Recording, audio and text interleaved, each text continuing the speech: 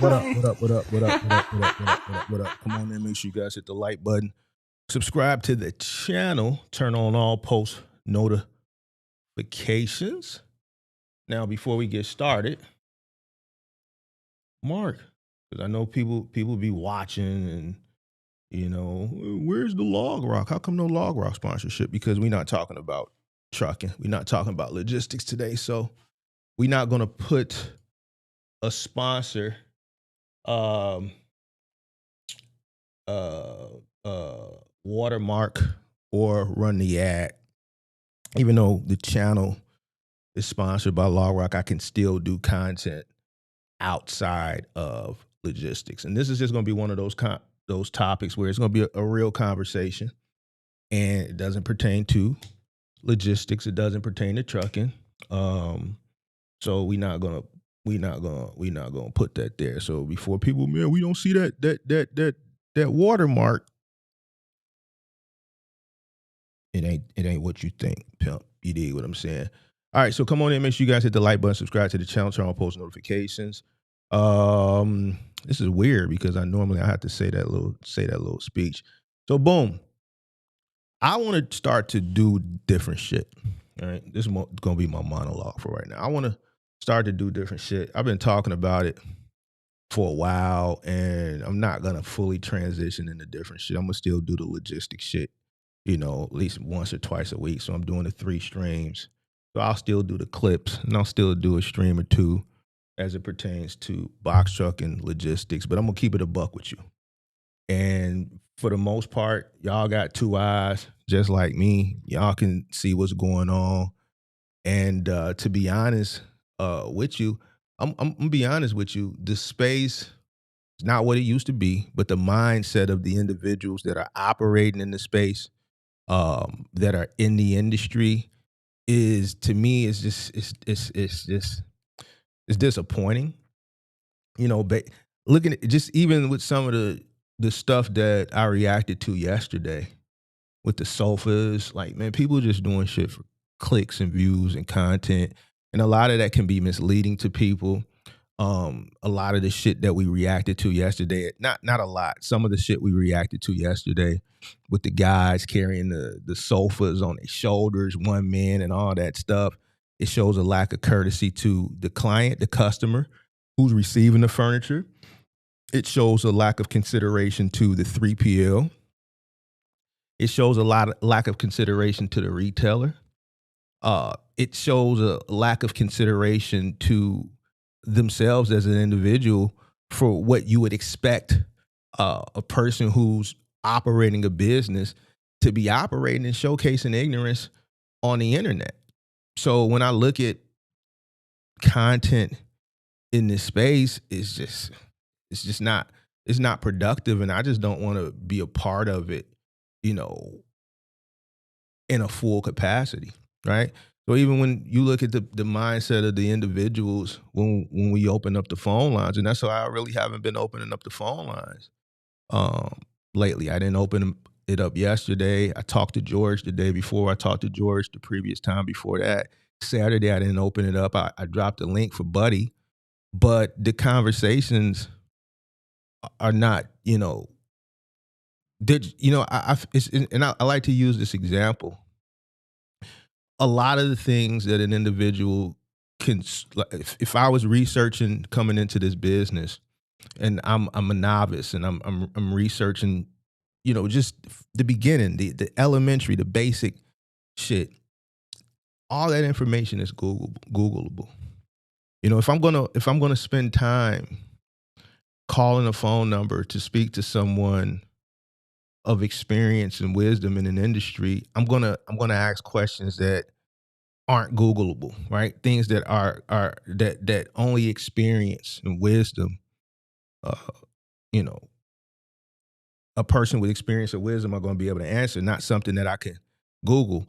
If I sit down with Elon Musk, and I always like to use this as an example, I'm not going to ask him, man, so what was it like starting PayPal? And when you sold PayPal, like, how did you feel? Like, I don't really care. I'm going to take the opportunity and ask questions that are going to be more beneficial for me in the long run.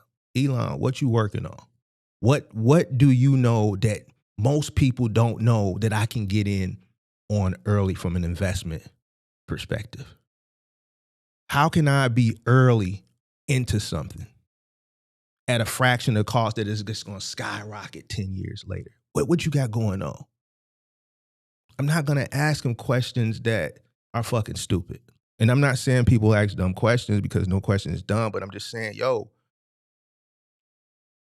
like Google is like in the palm of your hands. Everybody got a phone. Use Google. You know, I see just dumb shit on the internet, bro. It's just dumb shit. I think the box truck business from a, operational point, like with the cost and shit like that, in comparison to where it was 10 years ago, yes, it's way more difficult. But the fundamentals of running this business to me are just not that difficult. And I just don't understand why people refuse to do what's in their best interest. Like, understand cost, know what it costs them to run their business. So when I see myself having to have these same conversations over and over and over and again, and it's to the point where I've had these same conversations over and over and over again, that it has become what I'm known for in the space as far as my content, accountability, cost, and things like that, to the point now when people call up, they already know I'm going in that direction, where now they're just making up fictitious cost per mile to just get the answers they want. Like, I'm not smart enough to know that these fictitious numbers that you're throwing out there don't even make sense. Like the guy that said, oh yeah, my cost per mile is $250. Or like the other guy that said, yeah, my cost per mile, he's in a box truck, my cost per mile is 90 cents. So now you got one with an exorbitant cost per mile, which is just way high for a box truck. And then you got one who's just cost per mile is just way low. That I know that neither one of them makes sense. I know you're just telling me that to just scurry the conversation along to get to the answer that you want. You want me to appease what you already have in your mind. You want me to validate. You're calling me to validate the ignorance that you have in your mind. Well, man, this is what I think, so let me call it. Mark say, then this is the right thing. I'm on the right track. Then I know it's good. But then when I say something totally different, you get upset. You're not calling. You're not listening for information and wisdom. You really just want somebody to appease and to validate what it is you got in your mind.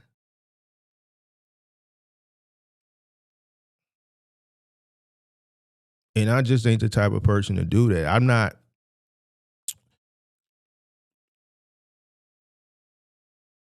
monetizing the box truck content, right? Like coaching and mentorships and shit like that. So it's not, I don't have to stick here in this space that I see from a mental state is going in the wrong direction, right? So what I'm going to do is I'm going to start to keep doing some of that, but I also want to talk about things and talk to people who have a better mindset, who can, who are in positions from a mental point to make change, right? Some people just ain't there yet, and that's what I learned. Some people just ain't there yet. So what I want to do is I want to talk about community today. And I was encouraged to do this today. And also when I was encouraged, the individual that encouraged me to have this conversation today, he said, your favorite people are going to be there. And they're here. Whenever I talk about something that's better for our community, they're here. And how do you know they're here? Because as soon as the thumbnail goes up, the topic is off of trucking and it pertains to something that's community based, and they know I'm finna cook, they let me know they're here by doing, it's usually somewhere between 4 and 6 dislikes, and they're all at the same time because they're in a Discord watching. And we know who it is, and they're here. So hello to the white people over in Sage's Discord. Thank you for coming. We knew you were going to be here because this is going to be a conversation to adjust the mindset of our community. And you don't like that. And I'm going to tell you why they don't like that. Because anything that's positive based to push a positive message for our community, they don't want that. They like the buffoonery. They like the niggotry. They want that shit to stay right there. So just like I said the last time, the consistency and the pattern, it doesn't change. So when I knew business, Walgreens, community, mindset, we knew our favorite people was going to come join in. We knew they was going to come join in, and it's fine. So I want to talk about a couple things today, but we're not going to talk about it in a way where you're probably expecting, right? We want to look at things from a business perspective. I want to look at this Walgreens situation that's going on, and then I want to react to another content creator, and as it pertains to, I think it was, I watched the beginning of the video and I wanted to stop because I want to keep my authentic reaction and get my talking points off, in real time. I want them to be authentic, right? As far, I think it's pertaining to the mindset of low income in the urban community, right? All right, so I want to tackle this Walgreens thing because it's a big thing here right now. But this is an issue that's plaguing the country in urban communities and Black and brown communities where a lot of corporate companies are leaving the community. Some people are calling it corporate abandonment. All right. But I think we need to look at what's going on, and we really need to look at it from a business perspective. Why are these companies leaving? Why are they leaving? Is it really corporate abandonment or is it a bigger issue? Right? All right. So first thing, let's start with the Walgreens thing, and then we'll start with the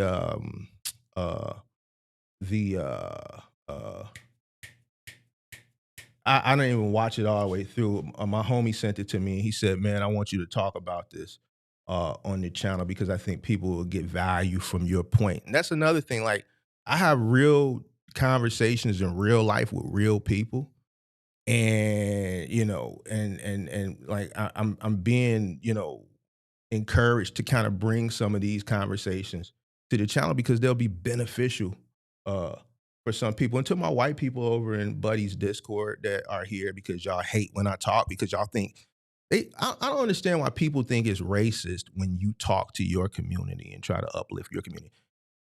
It's not a conversation that includes you. So you can watch, but it doesn't include you. And it's not my fault that you don't really understand what's going on. All right. So let's start with the Walgreens situation and react to it. Make sure you come on in, hit the like button, subscribe to the channel, turn on post notifications. Let's see, we got not really expecting a big audience either because things like this where you have to think and use your head and we're talking about real problems in the community, people don't care about that shit. All people care about is bang, bang, shoot them up, drugs, alcohol, da. Anytime it's something that's positive, that is beneficial, people don't care about that shit. As long as you reacting to niggotry and dumb shit, then people love that shit, right? You dig what I'm saying? But we got this poll. What hurts communities more? The crime, lack of jobs, bad leadership, or mindset? All right, so boom. Let's react. Let's get into it. On the south side, people showed up to push back against a Walgreens closing. The doors are set to close next month. Walgreens says it's due to safety issues, but it will leave thousands without nearby access to life-saving medication. Tia Ewing has more. Everybody say Walgreens do right by us. Walgreens do right by us. Community members, leaders, and families rallied, saying the loss of this Walgreens at 86th and Cottage Grove won't just close a store, it will take away a critical lifeline. We're not here to beg. Now, corporate abandonment is something that's going on all across the country. It's not just limited to here. There's companies leaving a lot of major cities. Crime has gone up. You know, some places like Los Angeles or California, you know, like retail theft is almost legalized, where you can run in the store, and as long as you don't steal uh, over a certain amount, then it's like what we consider here now, which was recently passed like a year or two, a cashless bail, where you know if you, even if you get caught, like you don't go to jail. It's like they'll put you in handcuffs, you know, write the report. Like jail is like the back of the squad car, so you'll be locked up in the back of the squad car while they write the report, and then they'll just release you right there on the scene. So you're not even going to jail for like some shit like this no more. All right. Walgreens So when criminals know that, they know it's like a slap on the wrist. It encourages them to do the shit. to stay. We're saying that their decision is the wrong decision. And in my opinion, it should be considered a first-degree corporate crime. Because the amount of people that will be hurt by this, the amount of elders that will not have access to health care is evil.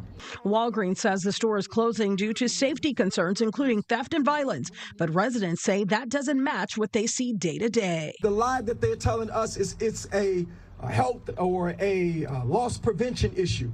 When 12th and State Street had loss prevention, they redesigned. Again, this neighborhood is not broke. The nearest pharmacy will soon. So I know this particular Walgreens, and you know, there's a lot I could say about this particular Walgreens, and maybe I'll go into it. But I grew up in Chicago. All right. So I've watched neighborhoods change in real time. All right. I've watched them change in real time.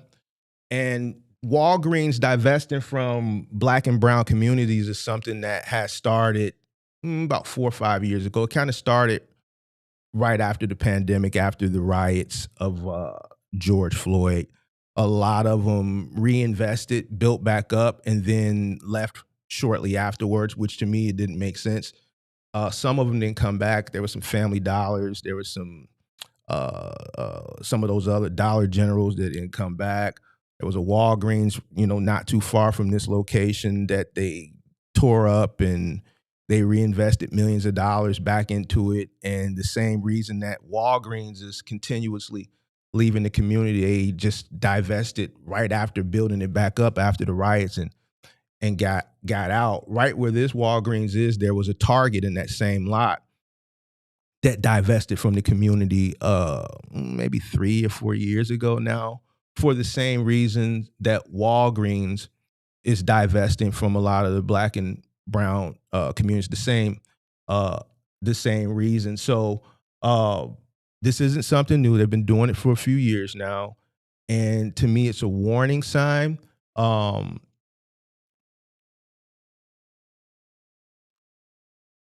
The uncomfortable question that I think nobody wants to ask is,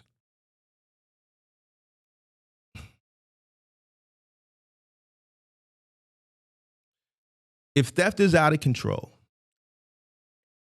if workers don't feel safe, and I'm speaking from an individual, not like a lot of these content creators, right? When you watch like the Cash Jordans and the Nick Shirleys and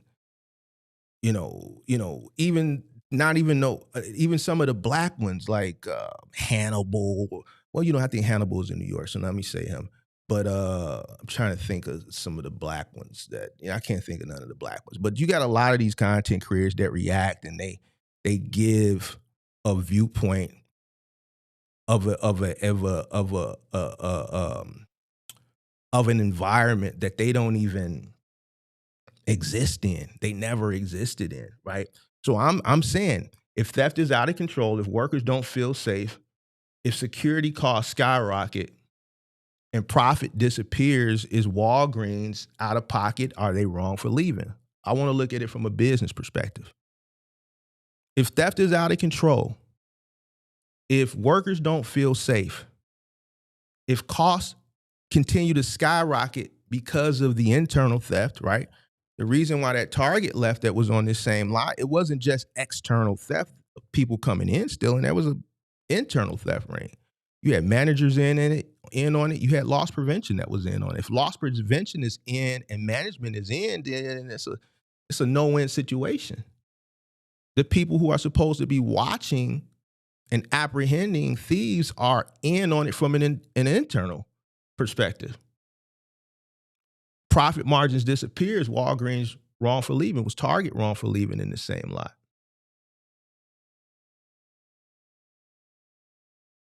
So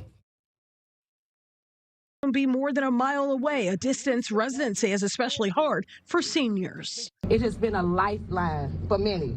It has been a place where seniors walk, sometimes slowly, sometimes with assistance, but with dignity to pick up their medications that keep them alive. Not across town, not 2 bus rides away, right here in their community. For families. And I 100% agree. That's the emotional side. This is the compassion side, right? Senior citizens who live in the community, right?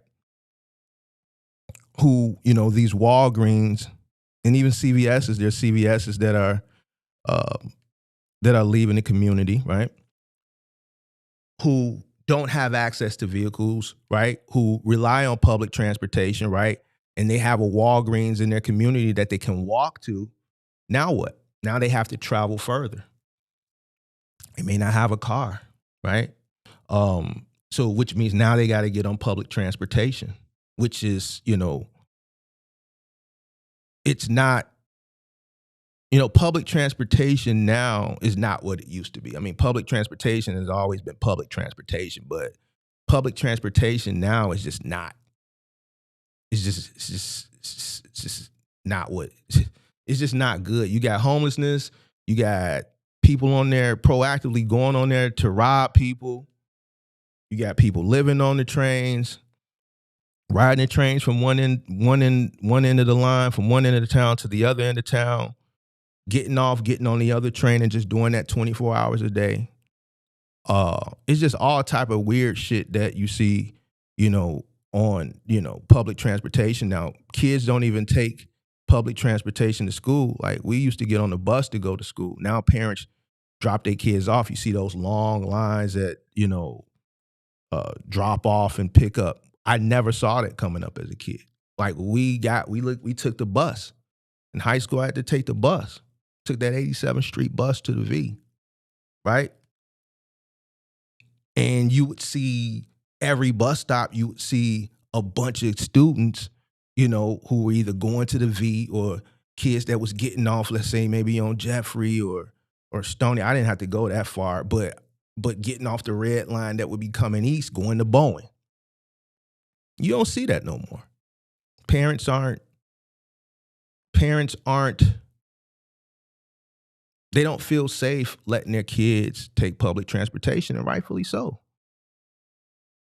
So now imagine, I just lost a homie 2 weeks ago, found out why he got killed. He was literally just driving and drove in the crossfire. Got hit twice in the head. Funeral was last Thursday. I went to his funeral. He was just literally driving on his way home, I believe, and he drove into crossfire. They found bullet shells on both sides of the streets from 2 different guns. So it was 2 people shooting. And he literally was driving and just drove into the crossfire, and he got struck in the head twice, right? So it's not even safe for senior citizens really to walk in the neighborhood or outside of the neighborhood, travel outside of the neighborhood.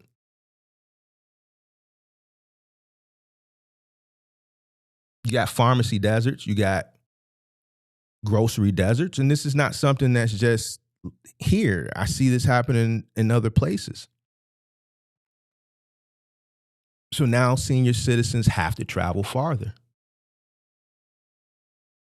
Once upon a time, a senior citizen could walk to the neighborhood grocery store. They could walk to the neighborhood pharmacy. Now they have to travel farther. There's a lack of transportation. These buses ain't running like they used to.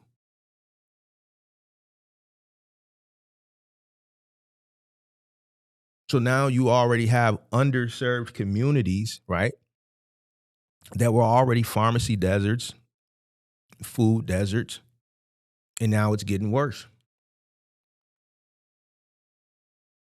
And when businesses go away, jobs disappear.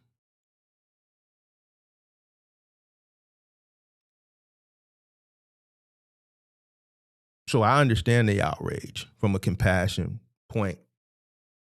Some of these Walgreens are lifelines for senior citizens.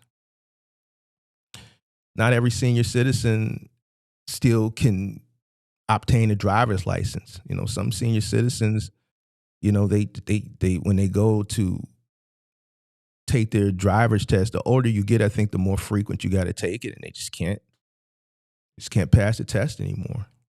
Some of them have health problems where they just can't drive.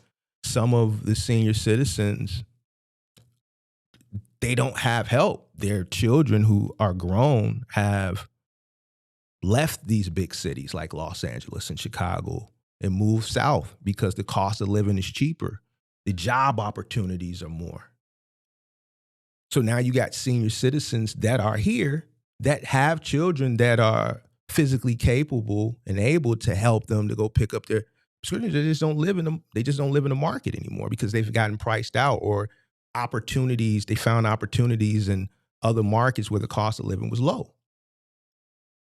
I got a homie who, my best friend, he no longer lives here. He's the only child. His mother's still, and from time to time, I have to go over and help her. I remember when the dog got off the gate like a year ago. He called me.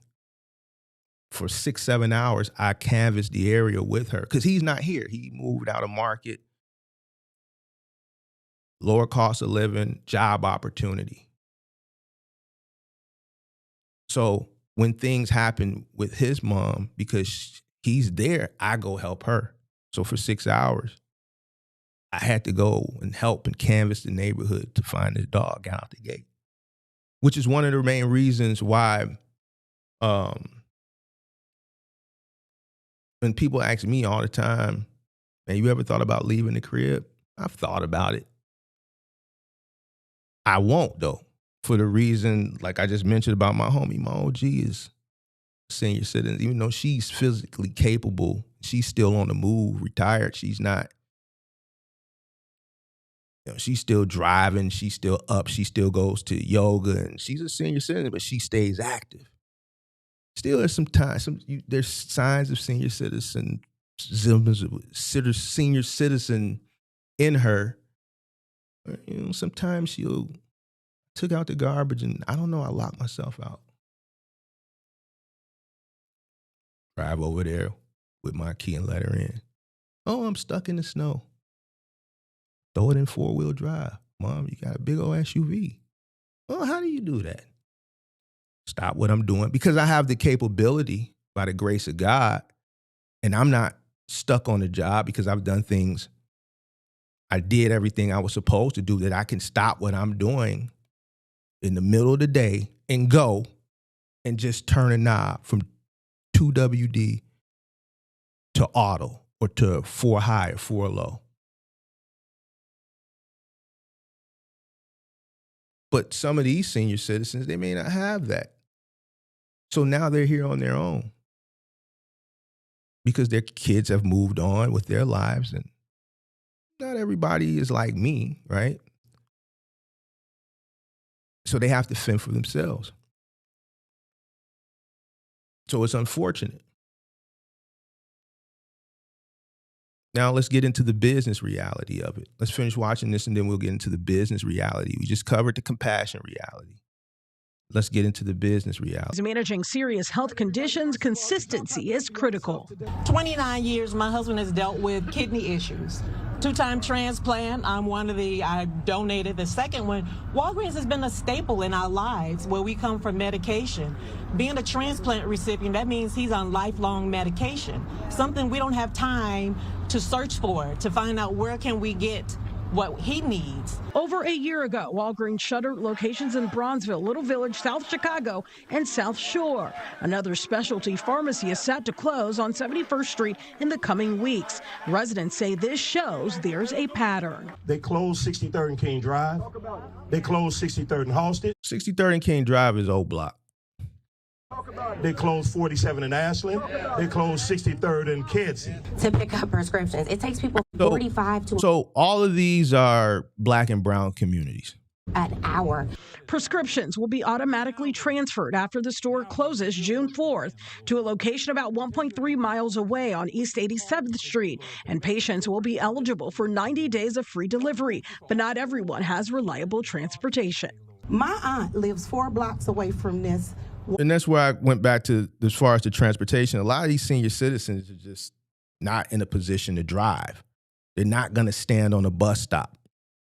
You know, they don't understand. You got to understand with senior citizens, and this is the compassion side and the understanding side of what happens when you take a local pharmacy or a local grocery store. A lot of these senior citizens, well, then you could be like, okay, well, Mark, you got Uber.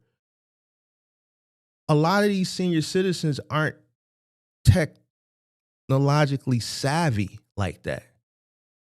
My mother's a retired school teacher, and she's still sharp.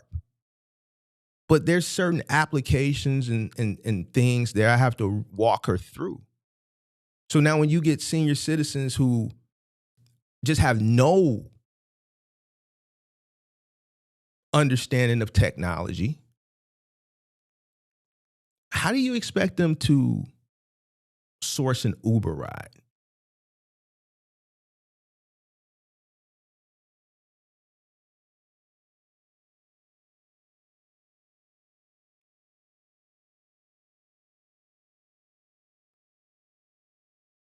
When I send my mother to plays, she likes to go to plays, so I'll send her to plays and things like that. I order the Uber. She doesn't know how to do that. And she's bright, so I could expect an 80-year-old woman or a 90-year-old woman who is living in a community like this, who just doesn't understand technology. The only thing they use their phone for is to make calls. They don't text. They don't do none of that. They don't know what the App Store is. They don't know what the Google Play Store is. If their grandkids or their kids don't come put these applications on the phone for them, they're not going to know how to do it. They may not be comfortable, whereas the younger generations are comfortable getting in a car with a stranger. They come from a different generation. They have a different mindset. They have a different outlook.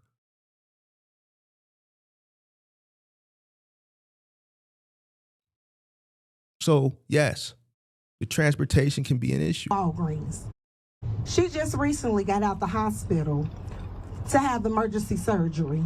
She doesn't have a vehicle. She doesn't have transportation. She doesn't have a way to get to the Walgreens on Stony Island unless I take off of work. So this particular Walgreens that they're in front of, which is 87th and Cottage, the nearest one would be 87th and Stony, and to be honest with you, it's not that far.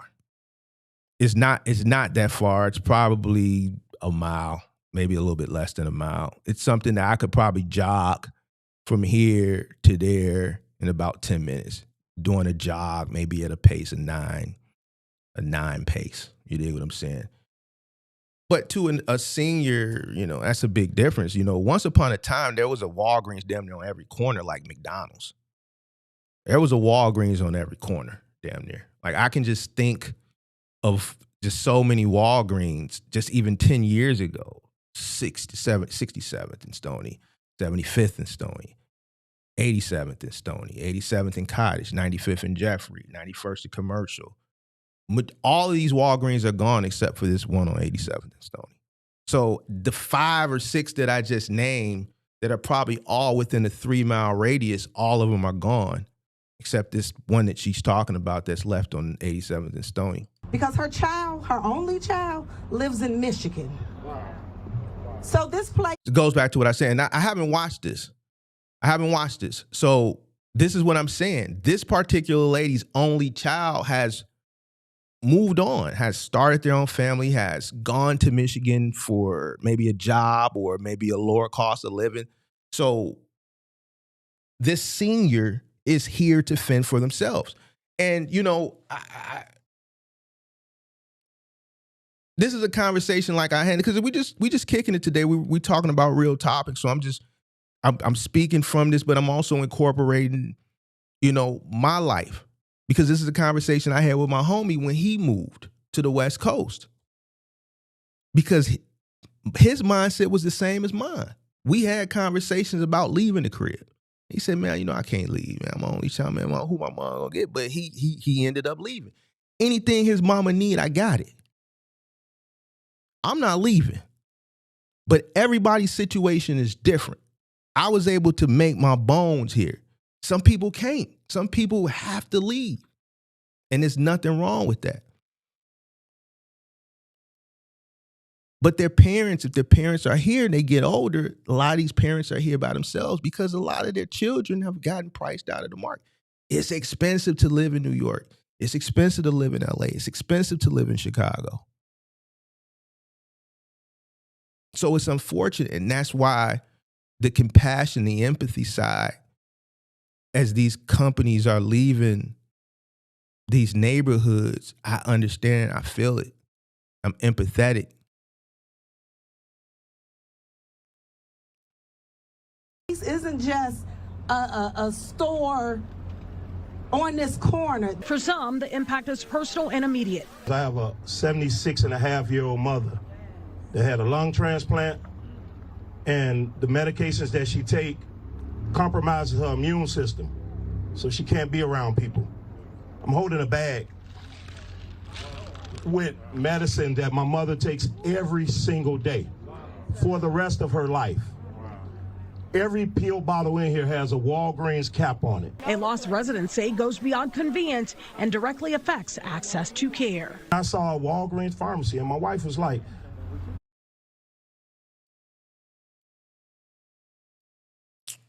that's a small Walgreens. I said, no, that's just a pharmacy. That's all we're asking for. The closure is set to happen June 4th. Walgreens says employees won't lose their jobs. They have been offered positions at other locations. All right, so let's talk about it from a business aspect, right? Let's look at it from a business aspect. So why are these Walgreens closing? The main reason is shrinkage. And that's a corporate term for theft. And if you live in the inner city, in a large market, my middle Americans, you ain't gonna know what I'm talking about. You've seen changes over the course of the past 10, 15, 20, however many years. Once upon a time, you could walk into a Walmart, you could walk into a Target, you could walk into a Walgreens, and you could go into the health and beauty aisle, and you could just pick what you wanted off the shelf. About 10 years ago, maybe 15 years ago, that started to change. Maybe about 10 years ago. In certain aisles, you start to see them redesign the shelving, and they put these plastic like guard things up, these guard door rail things, right? With a button. And if you needed something like in the health and beauty aisle, start in the health and beauty aisle. Shampoo, soap,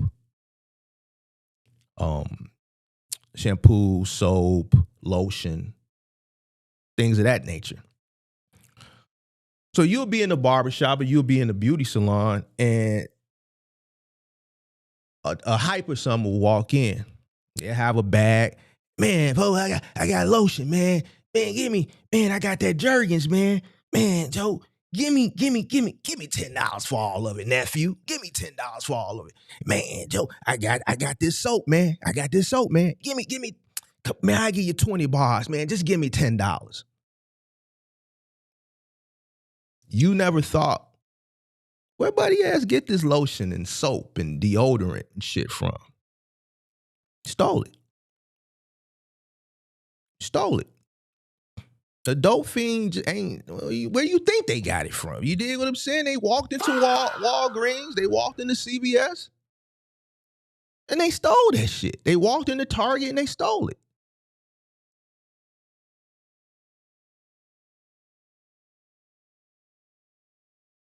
And the sweeter the lick got, the rougher times got. the more dope fiends that's starting to turn out on the street, the higher the theft went. The higher the theft cases went. A store or business is only going to accept shrinkage for so long before they pivot and make changes. Corporate companies like Walgreens and Target, and I worked for Target many, many, many moons ago. Walgreens, Walmart,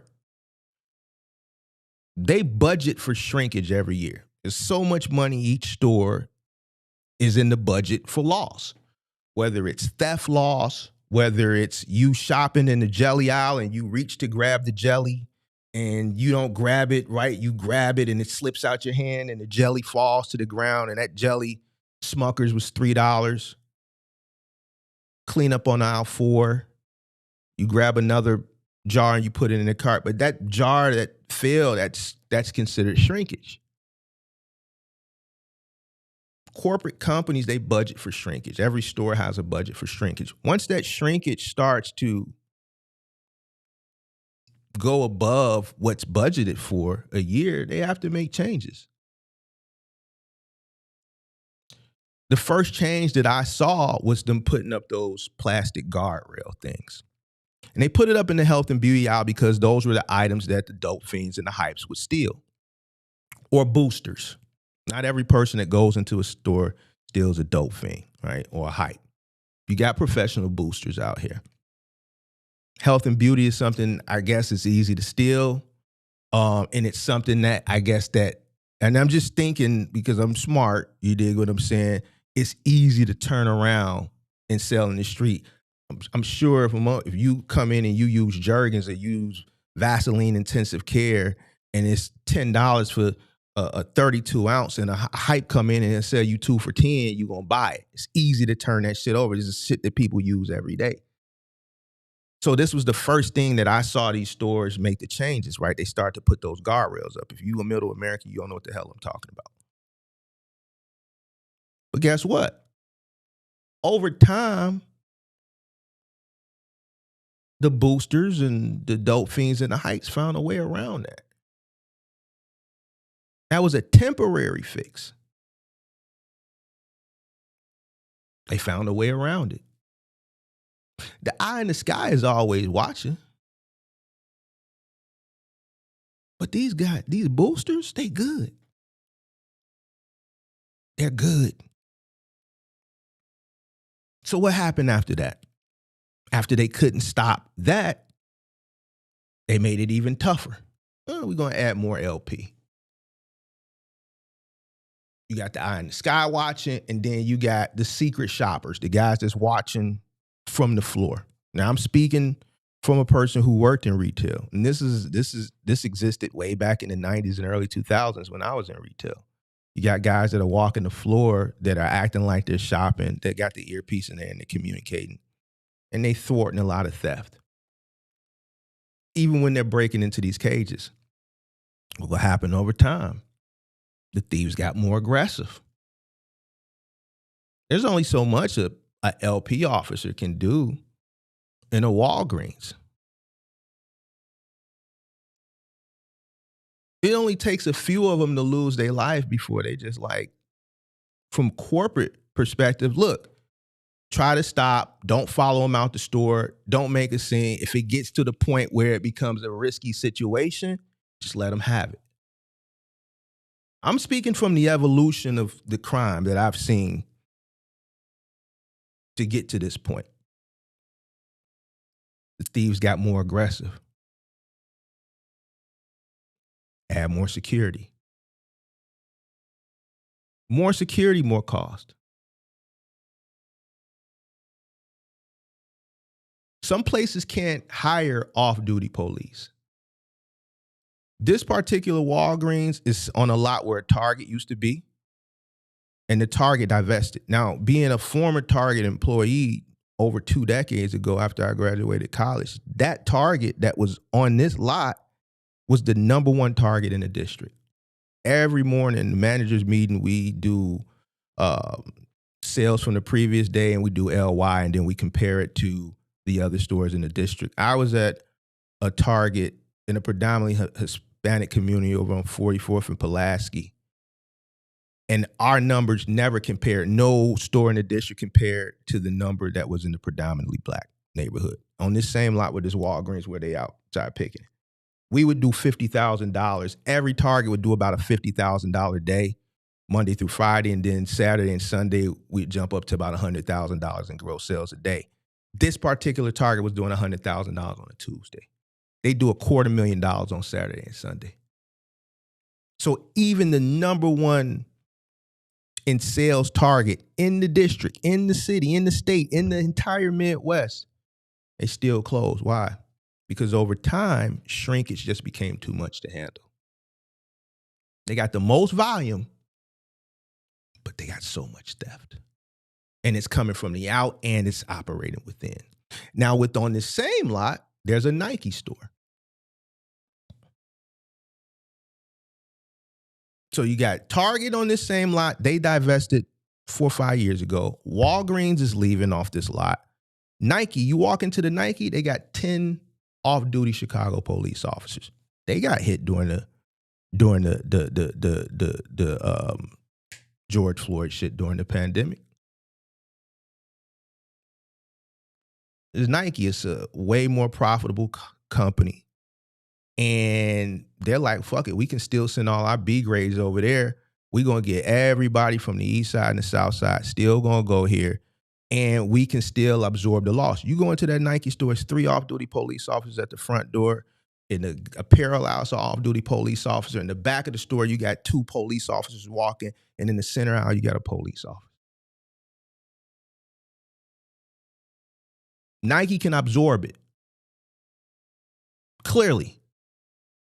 They went from 1 off-duty officer to, I swear to God, about 6, somewhere between 6 and 10 off-duty officers in there. Not security, not some loss prevention firm, not Allied Universal. These are off-duty Chicago police. You come in there, you act a goddamn fool, they're going to blow your head off. Not every company is willing to absorb that. How come Nike can absorb it and Walgreens can't? Because Nike isn't on every corner like Walgreens. The next Nike is downtown Chicago. Then there's one out in Aurora. So they're not on every corner. So guess what? You already got to drive across town to go to a Nike. So they're getting people from the far west, south side, the south suburbs, the southwest suburbs, the east side, and the south side of Chicago go to 87th and Cottage Grove. Now we can compare the Walgreens to Spirit. What should have Spirit done? I said the other day, they should have started to divest a while ago. They should have changed their business model. They should have went from being an ultra low cost carrier to more of an economic carrier, right? They should have started to divest in less profitable routes and focus more on profitable routes. And we know Spirit, their claim to fame as far as their routes, the pricing, the things that I know them for, and most people know them for, is those vacation destinations, the Vegas vacation party destinations, Vegas, Miami. They had flights going back and forth from Vegas to Miami on the hour, every hour, for the cheap. Divest in the less profitable routes, take those routes away, focus more on the more profitable routes. It's kind of what Walgreens is doing. Walgreens oversaturated the market, and rightfully so, because it's profitable. It's okay to have a pharmacy damn near every half a mile.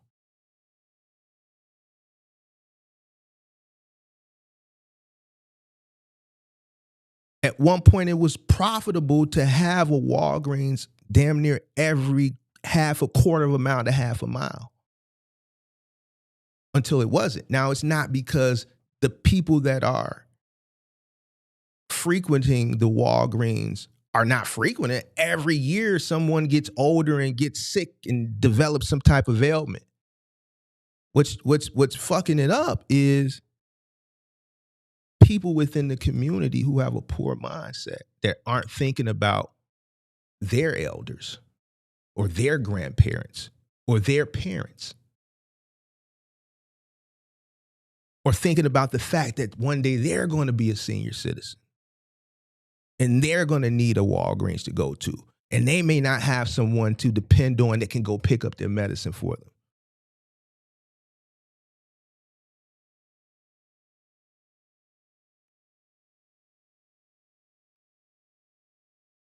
When people go into these stores and they steal, and we've seen how they went to prevent it, from adding those barriers to adding more security to now it just don't even make sense for nothing. Security can't stop them anymore.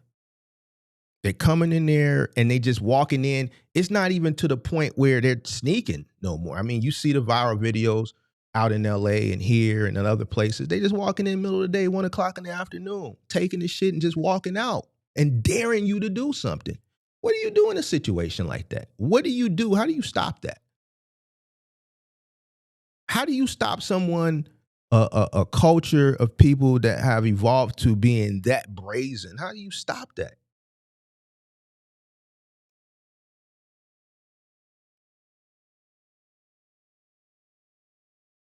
Or when they do close, because a lot of Walgreens were 24 hours, they're not 24 hours anymore.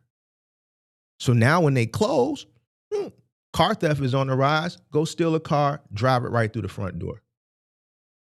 See that every day here. See it in LA.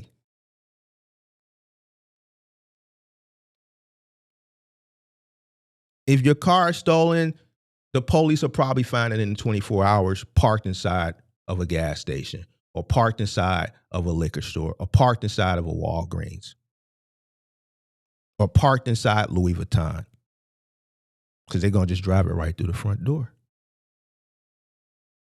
That's why when you drive past some spots in Middle Americas, y'all don't know what I'm talking about, so don't worry about it. You see these big concrete barricades, not those cone things that they used to do.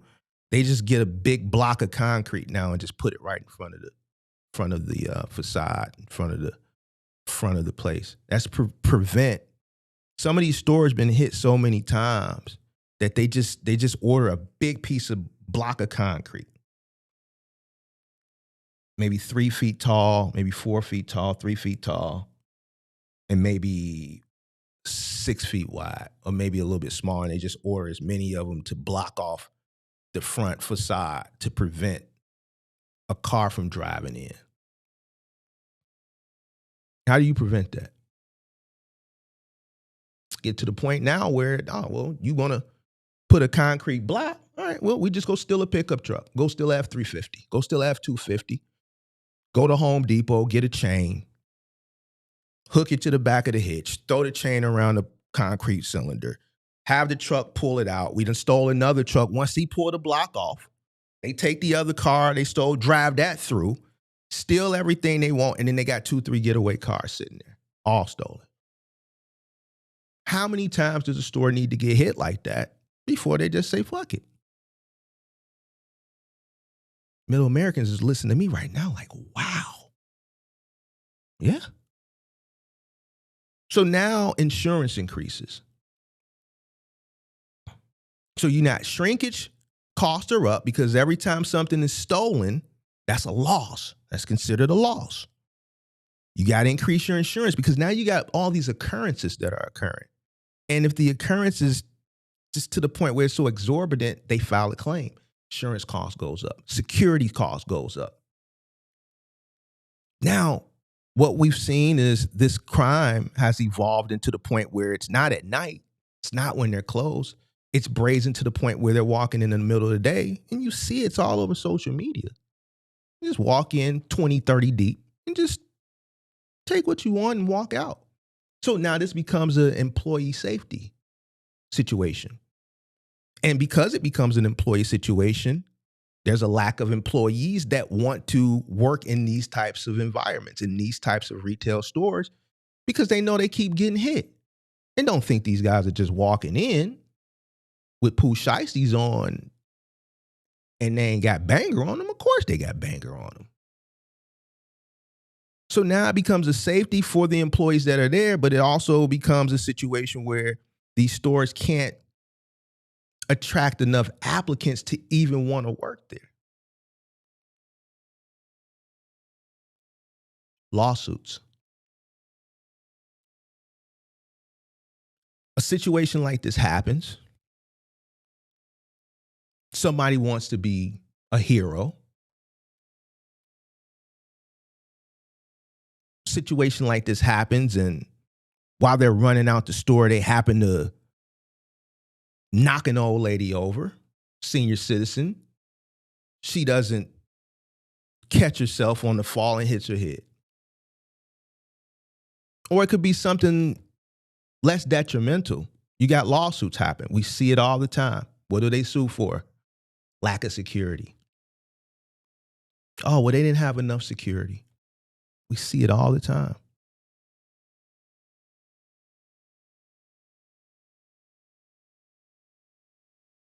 Security costs go up.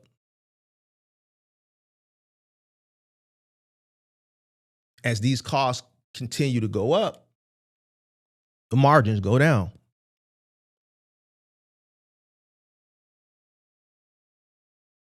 The retail theft has become organized to the point where how do you stop 30 people coming in the store at one time?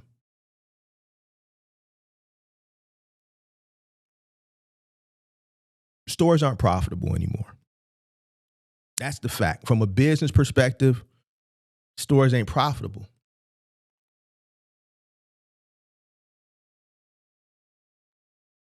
So from a human side, it's fucked up. From a business side, I understand.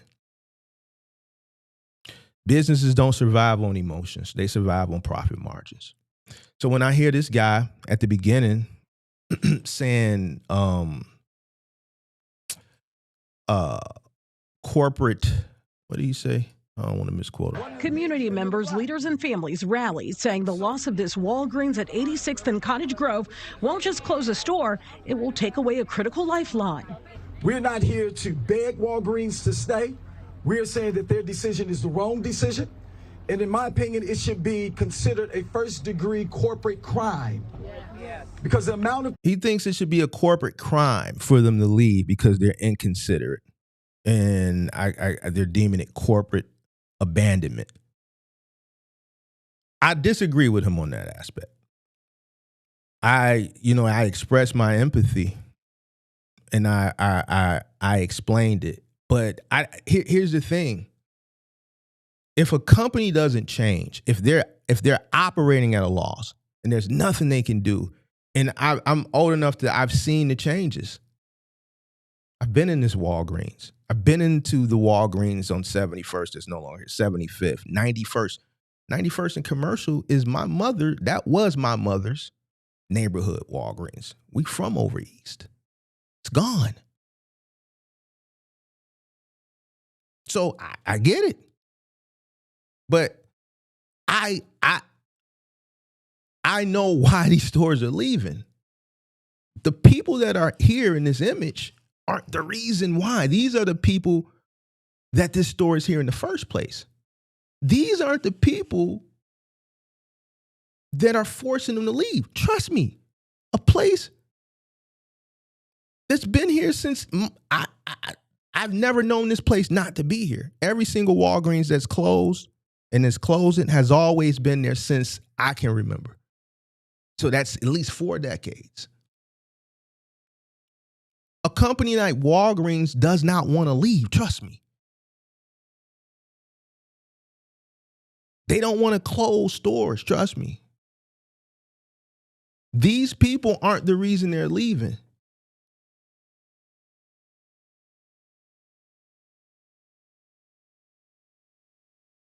If a company continues to operate at a loss, they're eventually going to end up like Spirit or Toys R Us or Borders or Barnes and Nobles or Sears or Montgomery Ward or Venture.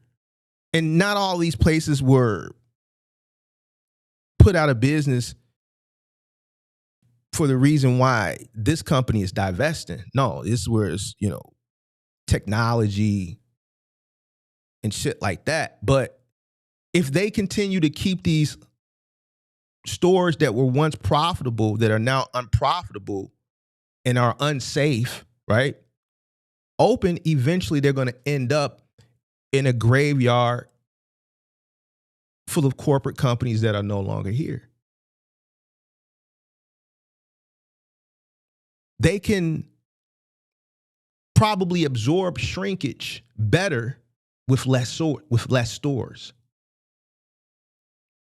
So they're playing what they're doing from a business perspective. I understand it. I also understand why it's happening.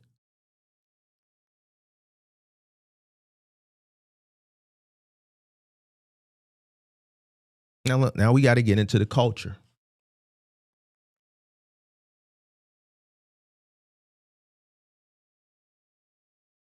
And this is where my favorite people, they hate it, because now I have to speak some positivity stuff as it pertains to the community. They don't like that. They don't like that. They want what's considered normalized dysfunction. This shit has been going on so long that if to some people who with a poor mindset, it's normalized. This is the way things have always been, and this is the way things are just going to continue to be. So why not indulge in it? And that's far from the truth. But right now, what we're seeing is normalized dysfunction.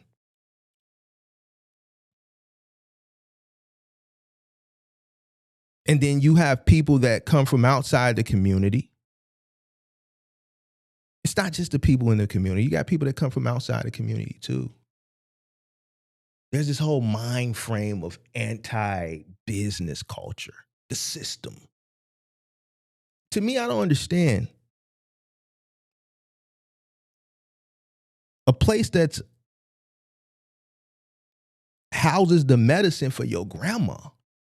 Why would you want to go in there and steal to run them out of the community? This is a place, these same YNs, these same Fonum, or whatever you call them in your market, LA, New York, Atlanta, some of these other markets you see it more prevalent in. To me, I don't understand why you want to go and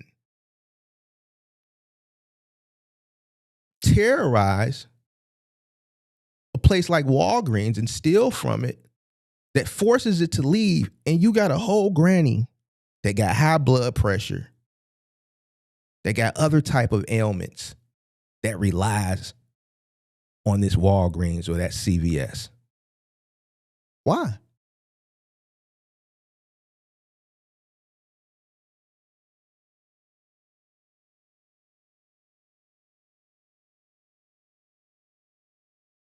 Short-term mindset.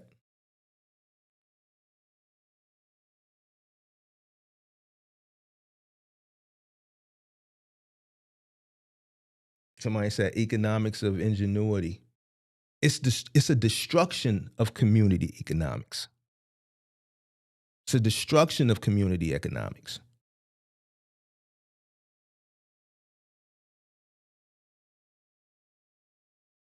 For people who think short term.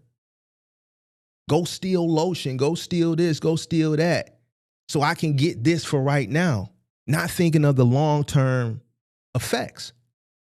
Now you got food deserts that we've already had in our communities. And now what's evolving is pharmacy deserts. All while the cost of living in places where this is primarily happening is continuously going up.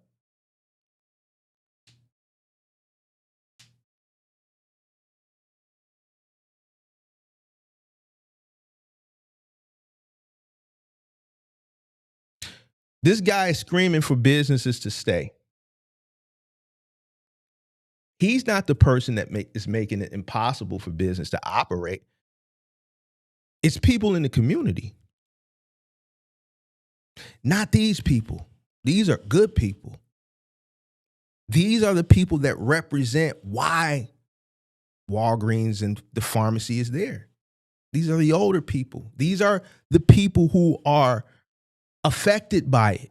But unfortunately, I hate to say this, but it's the truth. It's these people, our people, my people, because I'm from this, not too far from this area. Neighbors, grandkids, kids. It's the reason why it's leaving.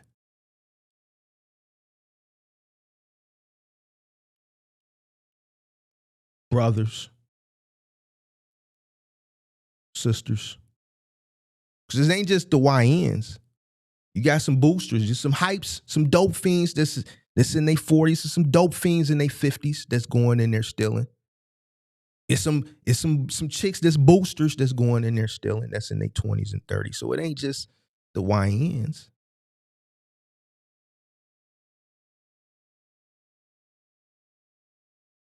It's the communities, people within the same community. So you can't scream for businesses to stay while simultaneously making it impossible for businesses to operate. Business is not there to we gotta be honest. So when he's saying, yo, it's corporate abandonment, like no business is going to continue to forget the shrinkage, the safety. This shit is viral. You can see it everywhere, how they go into these stores. So even if you don't live in a market like a LA, a Chicago, Atlanta, or New York, where this goes on every single day, you can go on Instagram and just scroll and see it. It's only a matter of time they're going to say the hell with it from a safety perspective. I just literally saw a video earlier of an LP guy in a Target fighting a gay man. The gay man beat the shit out of the LP guy. Beat the shit out of him. LP guy should have left the shit alone. Guess what? LP guy got a lawsuit on his hand now. He was at work. He got the shit beat out of him trying to prevent the gay guy from stealing whatever it was he was stealing. He fell to the ground. The dude punched him. He got injuries. This is a workers' comp claim now, insurance, so he can file a work. And it's all on video. It's viral. Gay bald head man beat the shit out of the LP guy in a Target. Just literally saw probably about 20, 30 minutes before I came online. How many of these situations where I remember just from being in retail back in the day, if you caught someone stealing, I remember LP catching people stealing, they'll just drop the items and run. Or they'll catch them and they'll run and they'll just drop the items. They weren't as aggressive as they are now. They're aggressive now, and everybody has a weapon. So forget the shrinkage. Just look at it from the insurance aspect. Look at it from the safety aspect.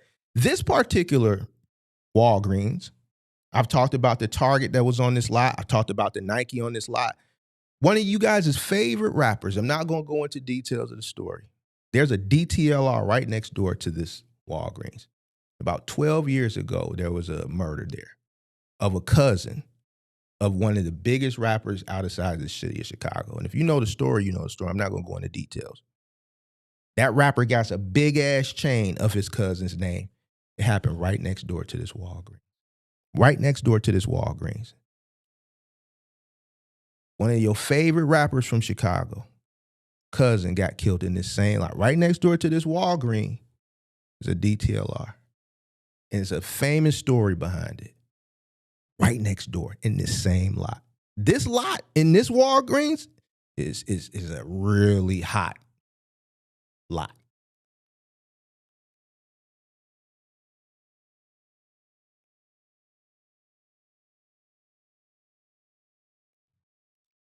This lot ain't nothing to play with. A few blocks north down Cottage, that area to the east of Cottage, from like 83rd to 79th, they consider themselves brain dead. They call themselves brain dead. They've been calling themselves that since the 2000s. They call themselves brain dead. About 4 or 5 blocks north, there was another famous story. You guys that don't from the city that watch Trap Law Ross, there was a big shootout right down the street from this Walgreens with another one of your favorite Chicago drill rappers at a funeral home.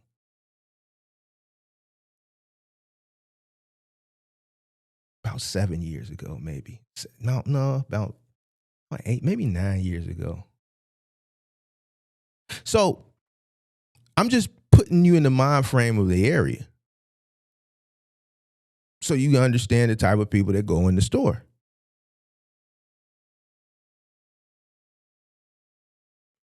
Forget the shrinkage. Think about the safety of the employees. Some person that's making minimum wage. Well, minimum wage is kind of good now, $21 an hour. Is $21 an hour worth it? Is $21 an hour to put people in these working conditions worth it? Because guess what? You got to have somebody that's come in, they just high off the dope, and they ain't thinking straight. They go in and they just go do something that you wouldn't expect a person to do that's just going in to steal. It's not worth it.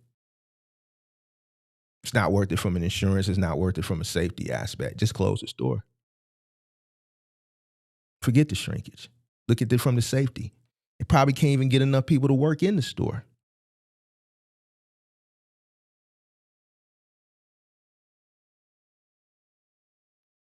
So I only have sympathy for people that do good, who are affected. But from a business aspect, you got to understand, this is a business channel. So this guy, I think his intentions are good, but I think he's preaching the wrong message. The message should be preached to the people that are in the community that are causing the places to leave. No business is going to continue to operate at a loss. No business that has ethics is going to put, and you have to think logically. What if the business continues to operate? And you know how we are. And unfortunately, phone them or somebody come in there and do something and steal, and an employee get injured. You know what we gonna be saying then? Well, man, y'all know how this neighborhood was. You knew that this was a hot location. They kept coming here stealing. They kept coming here doing that. Eventually, something like this was gonna happen. They should have been closed this store a long time ago. You know how I know that's what's said? Because it's been said before in different situations. They should have been shut this store down.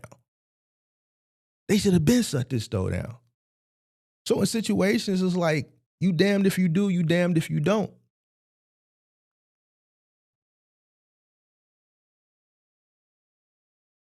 They should have shut this store down when they came in here last year and they did this and then the third. It was only a matter of time. You're right. And if this particular store, for instance, because a bunch of them are continuously closing, but let's say this particular store, for instance, God forbid something like that did happen down the line, the person that said that would be absolutely right because the writings is on the wall. So they're damned if they do, they damned if they don't. But no business is going to continue to operate. You got to be, I look at it like this. Yeah, I wouldn't want to put nobody in harms. As a business person, I wouldn't want to put nobody in harm's way. So now, grocery desert, pharmacy desert, jobs disappearing. So when people go in here and they do these crazy things that force companies out of community,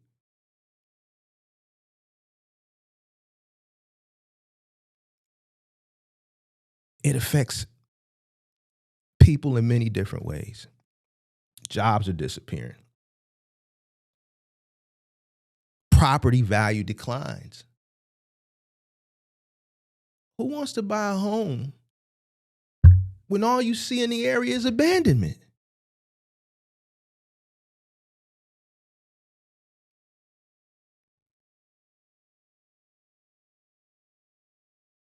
investment declines. Who wants to build a business or put a business in a community where they're going to have to deal with the same shit?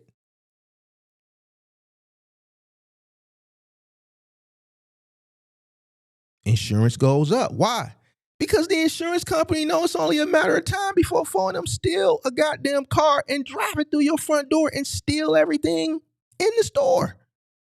So now we got to pay $100,000 for a whole new facade in the front. 150, 200, 300, 400, $500,000, depending on the size of the store and what was stole in fucking merchandise. $100,000 for the facade, $500,000 for merchandise.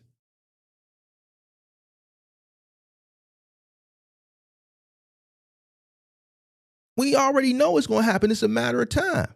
Wow, we got the data. Oh, you got an ATM in there? Oh, even more money. Oh, they definitely going to. Yeah, as soon as you close at 10 o'clock, about 2, 3 o'clock in the morning, they're going to drive a stolen car right through the front door. They're going to hook a chain up to that motherfucking ATM. They're going to drag that bitch out the store. They're going to throw it on the back of the goddamn pickup truck, and they gone. Higher insurance.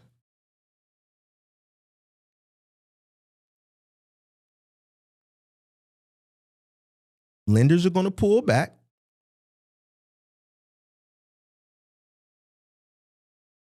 Less businesses.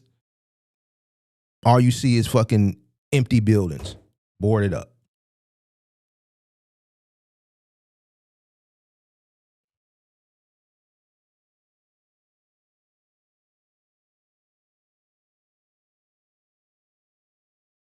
Actions have economic consequences.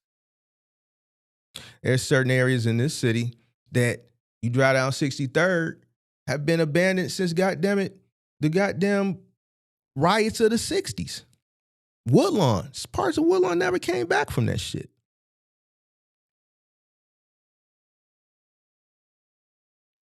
There's things that happened during George Floyd that never came back. There's things that happened from Rodney King that never came back. Some people are like, who the fuck is Rodney King? It just tells you how young you are, how old you are.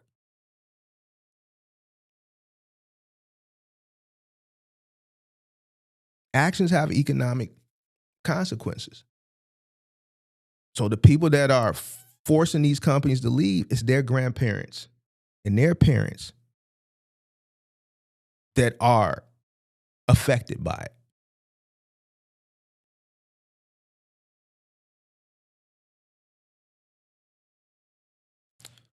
Let's take another look at another topic. People that will be hurt by this. Let's take a look at another topic. Now, here's something that someone sent to me yesterday, and I watched a little bit of it. And I stopped because I said, all right, I'm gonna talk about it. Now, where's my thing? This guy, I'm gonna react to him because I'm gonna react to. I think he's reacting to a few people as it pertains to the topic of low income mindset. Now, this guy, believe it or not, this guy used to be in the trucking space. He actually used to do content with CDL Shorty. They had like a little podcast. It didn't really never get off the ground.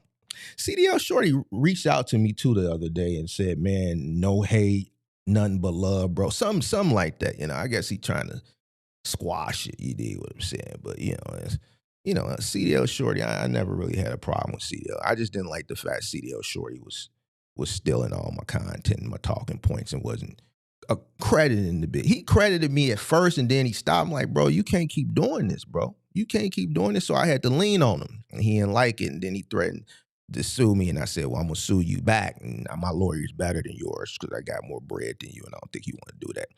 And then he blocked me. But CDL Shorty and Buddy, they used to do a show together, and I think Buddy, he's not in trucking no more. I don't know if he sold his company. I don't know if he dissolved his company. I don't know if it was a good exit, a bad exit. I don't know. I don't follow him. But him and CDL Shorty and one other dude, they used to do a podcast together, and now he does And I'm gonna keep it a buck with you. When it first popped up on my timeline, it's like a carbon cut copy of Anton Daniels. When I first seen it, I said, man, this is Anton Daniels' whole template. From the hat, Anton Daniels says bag chaser, his said go-getters. Anton had Patreon on the side, he had Patreon on the side. He took his whole template, welcome to the Millionaire Morning Show. He said, welcome to the No Filters Morning Show. His thumbnail template was the same. And I'm like, bro, this is a carbon cut copy of Anton Daniels. And I guess somebody sent it to Anton Daniels, and Anton Daniels reacted to it and kind of clowned him for it.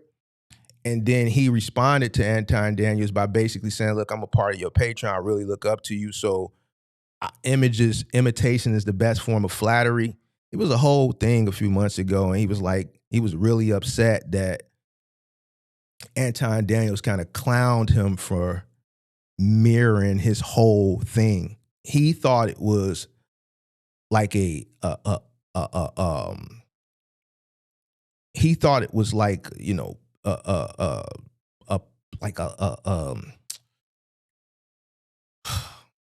salute to Anton by mirroring it. But Anton was like, bro, fine, like the blueprint is there, but like, bro, it don't have to be a carbon cut copy.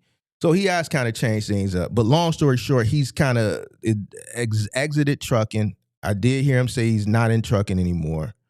And he's trying to build a platform similar to what Anton's doing. He's doing these topics and shit like that.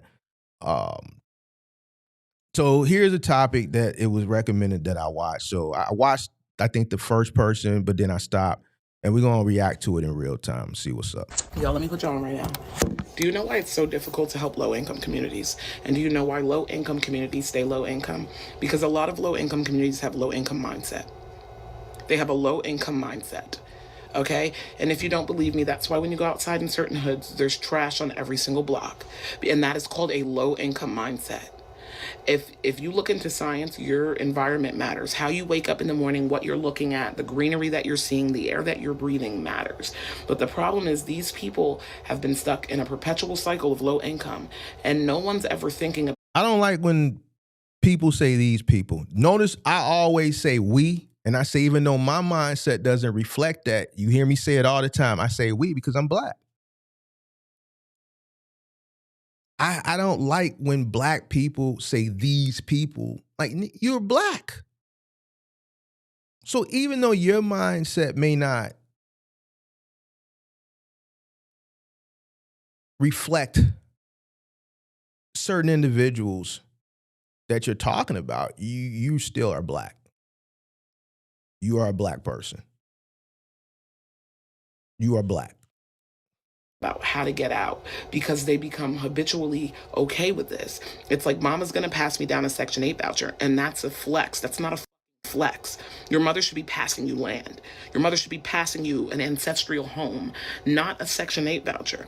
But in the hood, this is what's come acceptable. And if you say anything or if you hold people accountable or remind them that they have a low income mindset, they want to fight you, which is. I agree with her. I agree with her in that aspect. And I can say that because we do this as it pertains to the box truck and the trucking, the business. I had a conversation offline with someone that I know, a young lady that I know the other day. And, you know, she got upset with me for something I said.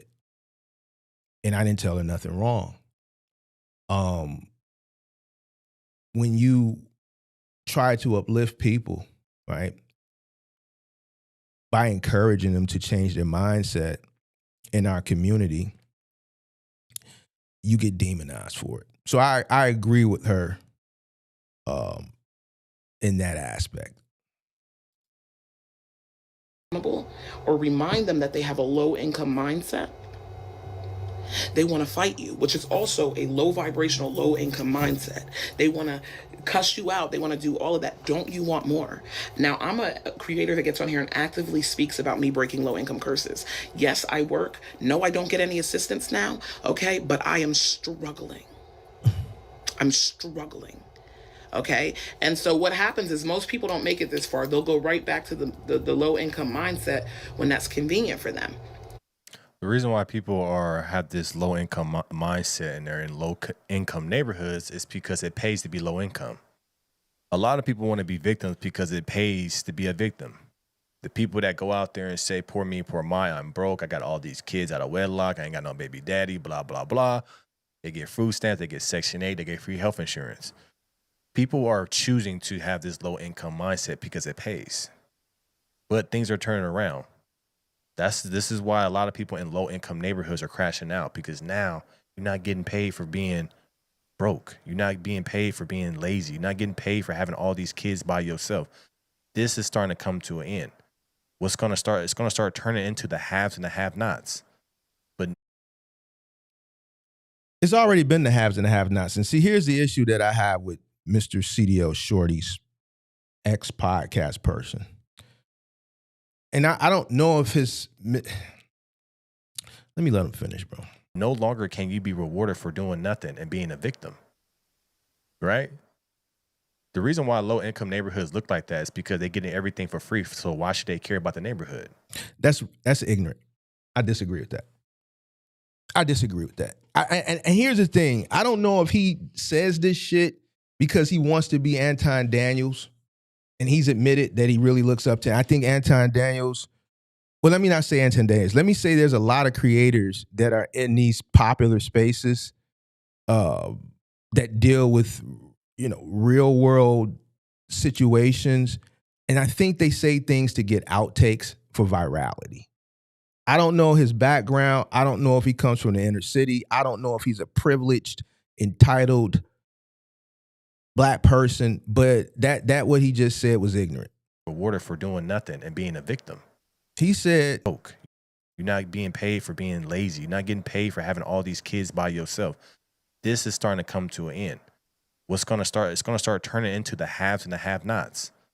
But no longer can you be rewarded for doing nothing and being a victim, right? The reason why low-income neighborhoods look like that is because they're getting everything for free. So no, this is why I disagree. The reason why they look like that is not because people are getting everything for free. It's because of an individual's mentality.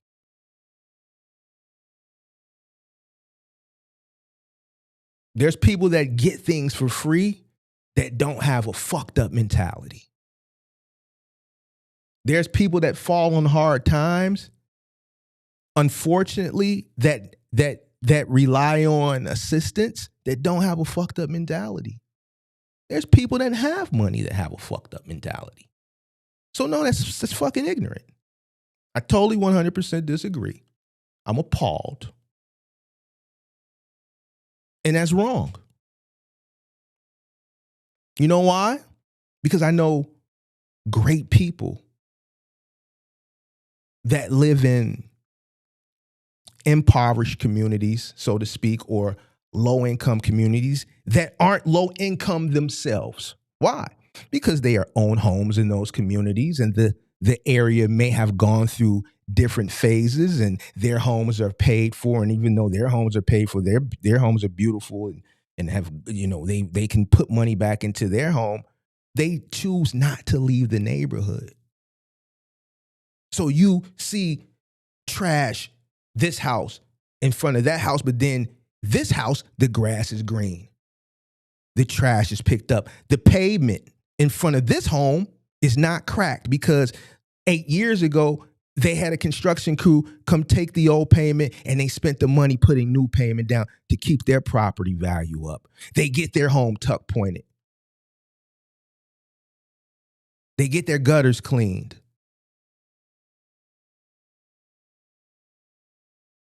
So that's wrong.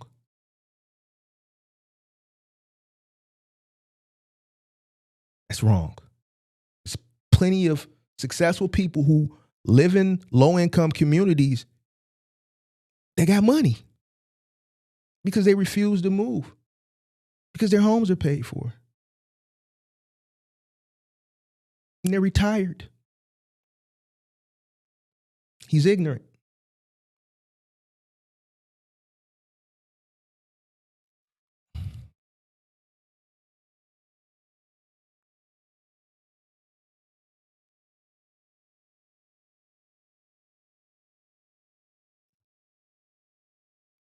There's people that live in affluent buildings that are on Section 8.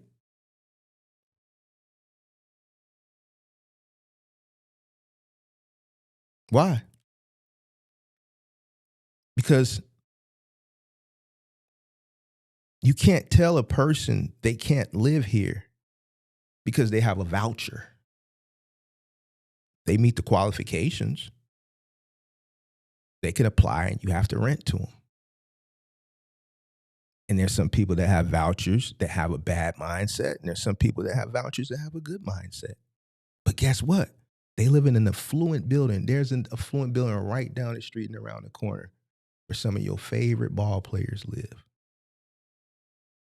And 20% of that building is Section 8. Because by law and because they wanted TIFs and certain tax breaks to build there, 20% of that building has to accept people with vouchers. Well, some of you Chicago Bulls and Chicago Bears live in the same building.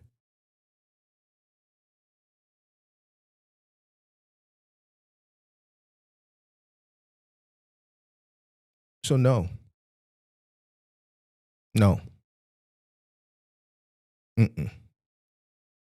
The community in certain areas look a certain way because individual mindsets.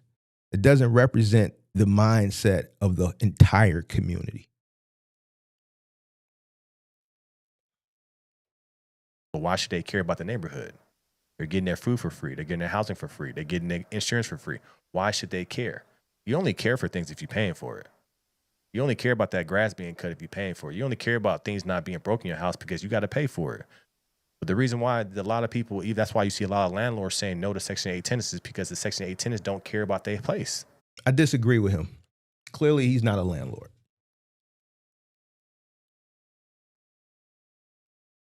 He's just talking. Section 8 tenants, regardless of, they get inspections. There's Section 8 tenants that are better than market rate tenants. Why? Because they don't want to lose their Section 8. Just like you get inspected as a landlord, they go through inspections as well.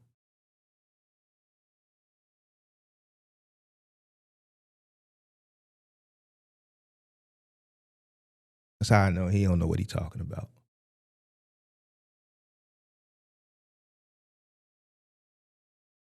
It's Section 8 tenants that are better and treat your shit better than a market rate tenant. Why? Because they don't want to lose their voucher.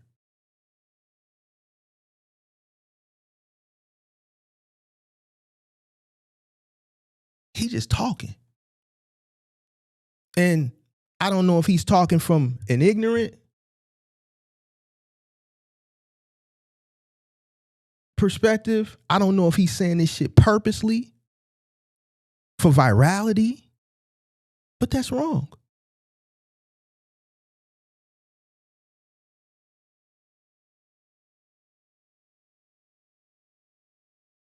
Not everybody on Section 8 is fucked up. There's people that are on Section 8 that work jobs. There's women that are on Section 8 that have good jobs. They may have not once had a good job and they relied 100% on Section 8 and majority of the rent, the voucher paid for, but then they got a job and then they kept it. And now they're paying majority of the rent and Section 8 pays a minimal amount. I know people that are on Section 8. I know some bad people that are on Section 8. I know some good people on Section 8. But the one thing that's consistent with the people that I know that are on Section 8, they don't put themselves in a situation where they can fuck up their Section 8.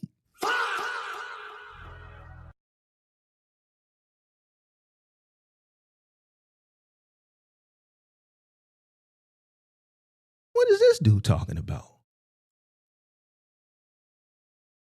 I know you don't own nothing. Section 8 tenant is way better than a market rate tenant in most cases. This dude just talking. So if they don't care, but why don't they care about their place? Because they're not paying for it. They're not responsible for any of the damages. They're not responsible for any things that happen that can come towards them, because they've been getting paid, and Section 8 is taking care of everything that they need. So you think Section 8 gonna continue to allow a person that tears shit up, and then listen to what he just said? They don't gotta pay for none of that. You think a person that's on Section 8 is letting a person that's just going tearing up landlord's property after property stay on Section 8?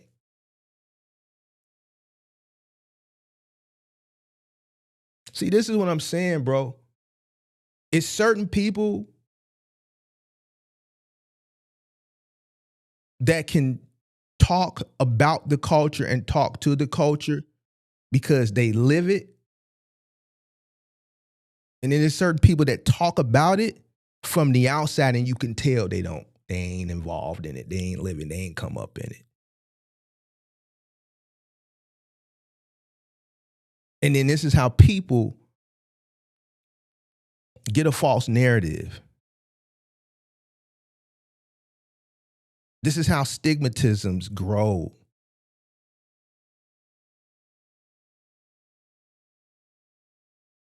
Listen to what he said. Anybody that owns property that Section 8's out, or anybody that's been on Section 8, can you just go and tear people's shit up? And the landlord keep calling the Section 8 office, coming and complaining, and Section 8 coming out, doing an inspection, and you got holes and shit on the wall. You done gouged the hardwood floor. You done beat the shit out of the refrigerator and ripped the refrigerator door off. And you think Section 8, oh, okay.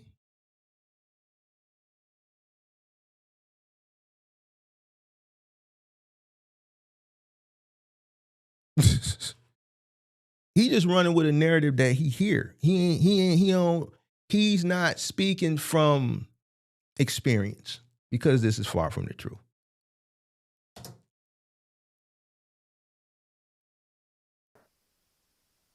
They're not responsible for any of the damages. They're not responsible for any things that happen that can come towards them, because they've been getting paid, and Section 8 is taking care of everything that they need. Low-income neighborhoods will finally be better when they have to worry about the neighborhoods themselves, when they have to pay for it. What you're going to start seeing is the pricing of things is going to price these people out. Because there's a lot of people being lazy on purpose. There's a lot of people being in the way on purpose. So here's the thing. Here's where I agree. Cost is going up and it's pricing people out. But the thing with the voucher, a person with a voucher is not limited to low income. This is where the ignorance comes in. So he's right on one aspect, but he's wrong on the other aspect. You can, if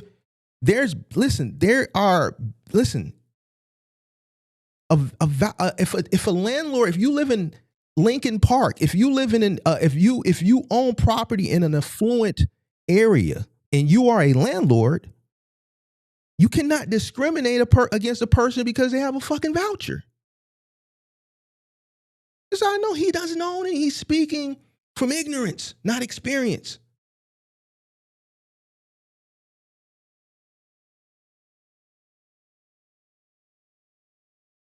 A lot of the affluent, fuck the 2 flats and the 3 flats and the 4 units and the 6 units. We can speak from a high-rise perspective. Affluent high-rises here, 20%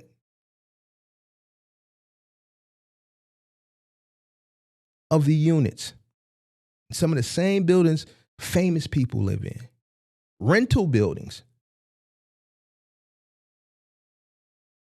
have to go to people with vouchers. One of the main reasons in that aspect is because of the breaks that they want.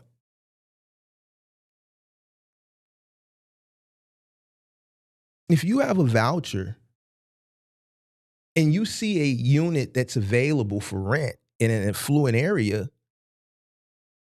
you can apply for it. Doesn't mean you're going to get it. But there's plenty of Section 8 tenants that live all over the place. Yes, people are getting priced out. But a person that has a voucher where the voucher is paying the majority is not getting priced out of anything because they have a voucher. They can go wherever they want. As long as what they're seeking, what they're looking for, that voucher covers it. If their voucher is for $2,000, obviously they're not looking at shit for $6,000 a month.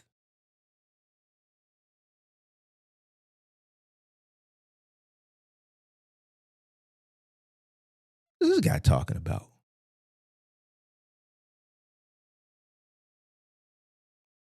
And that's the problem. That is the problem. So that's why the reason why you have low-income families, low-income neighborhoods, they're getting paid. They're benefiting off of that. But now it's switching up. Now we have President Trump with things changing with the SNAP benefits. But you got to go work, Section 8 benefits getting hit. Some places like here in LA, we see that HUD is taking away funding for Section 8 by the end of this year. So a lot of people are going to be struggling. A lot of people are going to be out there being who are being lazy and living off the government. They're going to be stuck. And I'm glad, because these are people that's been on these programs for 20-something years and did nothing with their life. I don't feel sorry for you. Here's the thing, bro. When he said it like that, bro, I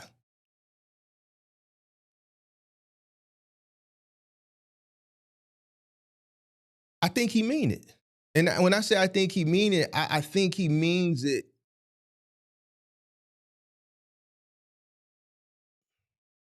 Hold on. HUD is taking away funding for Section 8 by the end of this year. So a lot of people are going to be struggling. A lot of people are going to be out there being who are being lazy and living off the government. They're going to be stuck. And I'm glad, because these are people that's been on these programs for 20-something years and did nothing with their life. I don't feel sorry for you. So an individual who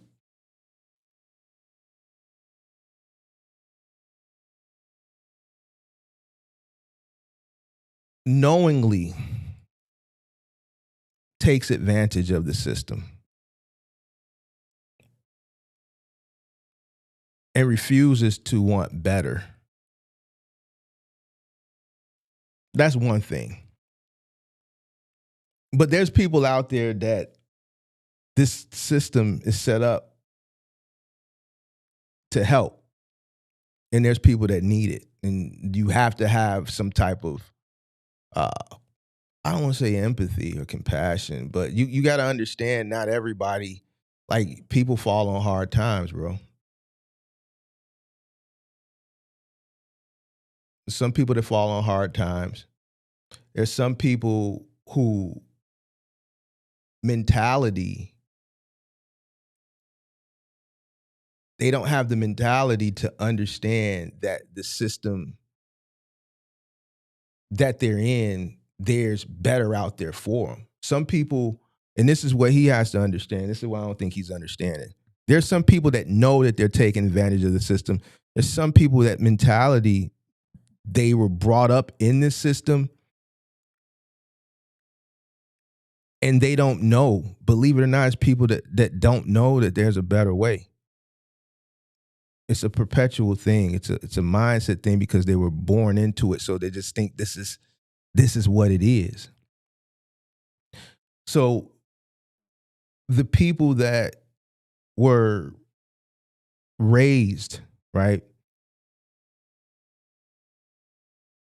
in this system, and they have the mentality of this is just life, this is the way it's supposed to be, you have to educate those individuals and you have to talk to those individuals and you have to show those individuals that no, there's a whole, like you could want more. This is not the end of the line if you don't want it to be.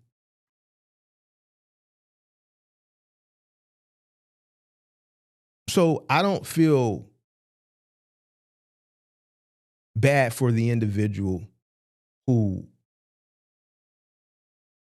knowingly is taking advantage of the system, that is willing and capable to do better. But I do have empathy for an individual who just really doesn't have the mentality to understand that there is better out there. Just like the lady said at the beginning, I've never seen this lady before.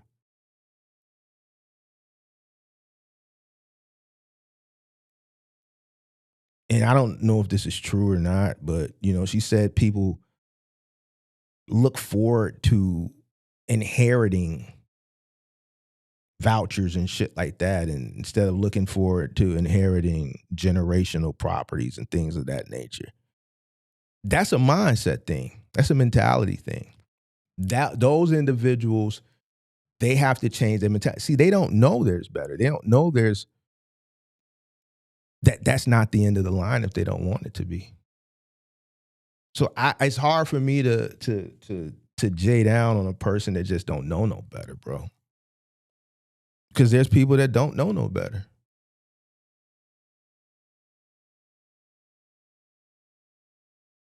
So I agree with him in one aspect, but then I disagree with him in the other. If you finally losing your rental assistance, because when you get rental assistance, it's supposed to be temporary. But that's the problem with low-income families. They turn something that's temporary into something that's a long-term. These things aren't supposed to be long-term. That's the reason why 2027 is going to be a bloodbath for a lot of these people. Because people don't understand HUD is canceling a lot of funding for these rental assistance places. Because they know how to survive on that, okay? And this is a phenomenon in the hood. And so you cannot hold black people accountable. Black people have inherently made it impossible for you to hold them accountable. If you hold a black person accountable, they want to fight you. They want to say that you're a brown noser. They want to say that you're... Nobody wants to do better. Nobody wants to do better. She's right on that. But those are ignorant people. But then it also goes on how you go about it. If you didn't grow up in the hood, if you didn't grow up in these communities, then you should keep your mouth shut. And that's why I think we've seen certain people, even in this space. I mean, you like we've seen like even with Kurt. He hit me up earlier about the next show, and he used to get a lot of backlash, and we've had those conversations on the show, and he used to ask, why do I get the pushback and you don't? I say, well, Kurt, I come from the community. I'm from here, the country, right? Two, I'm from the community. I'm from the hood. You dig? So the accountability coming from me is accepted because I come from it. I'm not from the outside speaking. I'm a representation of coming from here, right? And making something, right? I'm not, and when I do the accountability, a person can accept it because they like, well, you from where I'm from. You can't, people don't like when you don't come from that environment and you try to hold them accountable and you don't come from where they come from, right? So that's one thing. Now, in the grand scheme of things, accountability in our community is just something that's just frowned upon as well.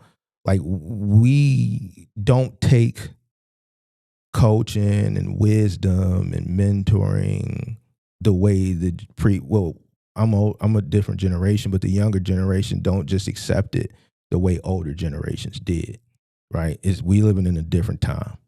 People don't want to hear shit. People just gotta,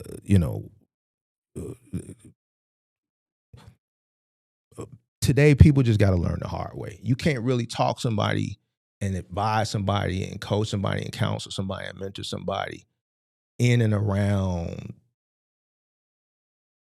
shit. They just gotta experience shit on their own. I believe that's just where we at. You know what I'm saying? So it's just where we at with it. And so that's why it's so inherently hard to advocate for the black community.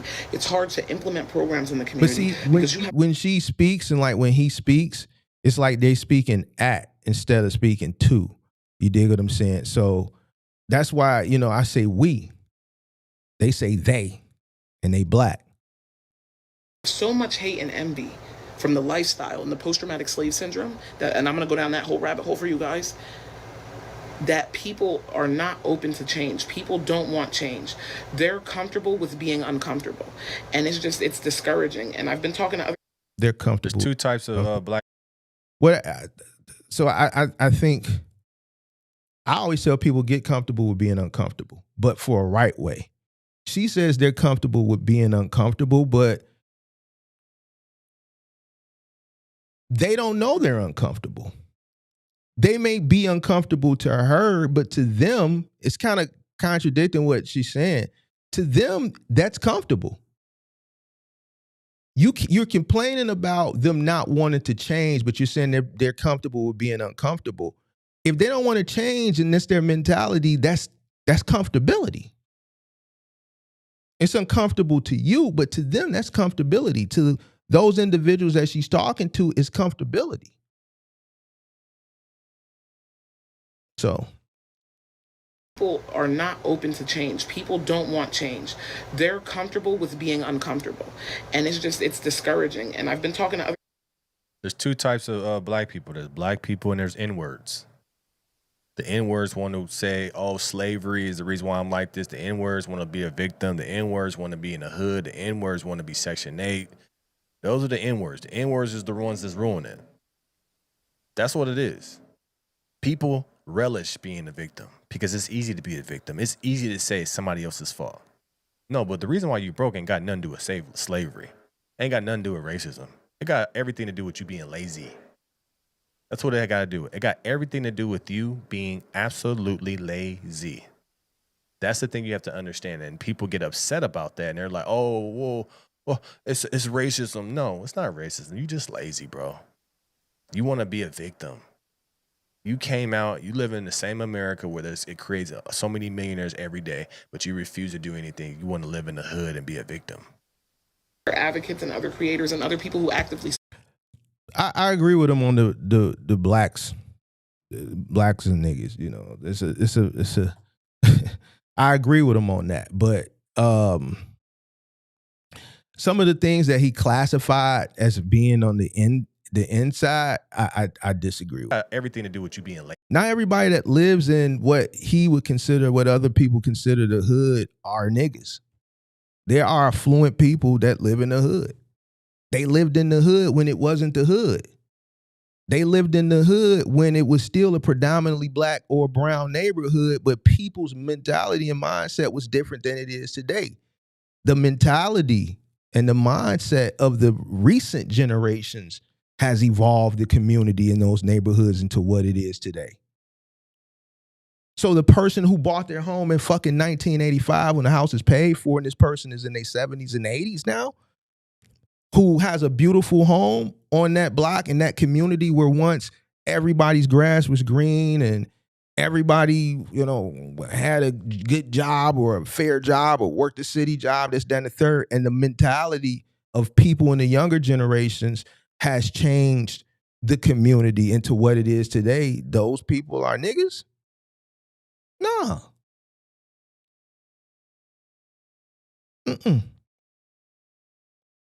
The hood, there are people in what's considered the hood that are good people. There are people in the hood that aren't poverty stricken.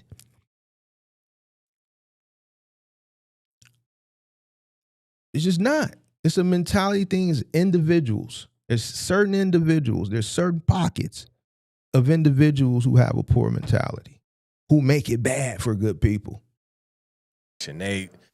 Those are the N-words. The N-words is the ones that's ruining it. That's what it is. People relish being a victim because it's easy to be a victim. It's easy to say it's somebody else's fault. No, but the reason why you broke ain't got nothing to do with slavery. Ain't got nothing to do with racism. It got everything to do with you being lazy. That's what it got to do. It got everything to do with you being absolutely lazy. That's the thing you have to understand. And people get upset about that. And they're like, oh, well, it's racism. No, it's not racism. You just lazy, bro. You want to be a victim. You came out, you live in the same America where it creates so many millionaires every day, but you refuse to do anything. You want to live in the hood and be a victim. Advocates and other creators and other people who actively speak up for lower income communities and you know, share their stories, and they're saying the same thing. You guys make people exhausted. Nobody wants to advocate anymore because you guys, not only you want a victim blame, oh, I'm da-da-da, cause this and that. There is no solutions to get out of it. When solutions are offered, You got the auntie at home or the mom or the cousins I know because I came from. Now I'm not going to respond in the aspect that she's speaking from as far as low income, but I'm going to parallel that to the whole box truck thing. Cost per mile. Understanding your cost. Excuses. I ain't got time. So taking what she's saying and putting into context over here from what we've seen in the conversations that I had with people who don't want to do what's in their best interest. Yeah, but let's see what her what she's gonna say as it pertains to low income mindset. A victim blame. Oh, I'm da-da-da, because this and that. There is no solutions to get out of it. When solutions are offered, you got the auntie at home or the mom or the cousins I know because I came from people like that. Oh, but you better keep that voucher. You don't have anybody pushing you to do better. And so you guys make it hard to help you because you guys don't want change. You don't want help. You want handouts. You don't want help. You want handouts. Exactly. They want free stuff. The N-words want it for free. I'm black, give me free housing. Oh, I want reparations. That's what they say. We need reparations. What you gonna do with the money? I'm gonna invest it. This dude funny, bro. But you broke. What you gonna invest it in? I don't know. Some crypto? No, you gonna invest it at Cadillac and Benz and Bentley. Y'all want? This dude funny, bro. He's funny, bro. I would love to have a conversation with him. Hey, CDL Shorty, get your homie. Tell him Big Mark want to have a conversation with him. CDL Shorty, if you watching, tell your homie Big Mark want to have a conversation with him. I want to have a conversation with him. Invest it, but you broke. What you gonna? You guys don't want change. You don't want help. You want handouts. You don't want help. You want handouts. Exactly. They want free stuff. The N-words want it for free. I'm black, give me free housing. Oh, I want reparations. That's what they say. We need reparations. What you gonna do with the money? I'm gonna invest it, but you broke. What you gonna invest it in? I don't know. Some crypto? No, you gonna invest it at Cadillac and Benz and Bentley. Y'all want handouts. That's what it is. A lot of these N-words want handouts. A lot of these broke people in low-income neighborhoods want handouts. It is no longer profitable to help you broke people. It's not profitable for the landlords. It's not profitable for the government. It's not profitable for your favorite politician because you guys are so ignorant. It is not profitable to help out broke people in low-income neighborhoods. It's no longer profitable. They never really cared about y'all. They just cared about what. I'm curious to know what background he comes from. There's some things that I agree with, but then there's things obviously that I'm disagree with. I'm highlighting both. But the way he talks, I'm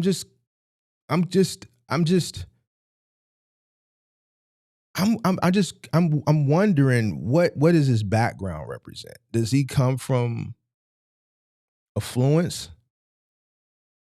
Does he come from poverty? Does he come from struggle? I don't know. If he comes from struggle, I'm appalled with how he's talking. Because I mean, it's just the way he's talking. There's some things that I agree with, but then there's some things that I disagree with.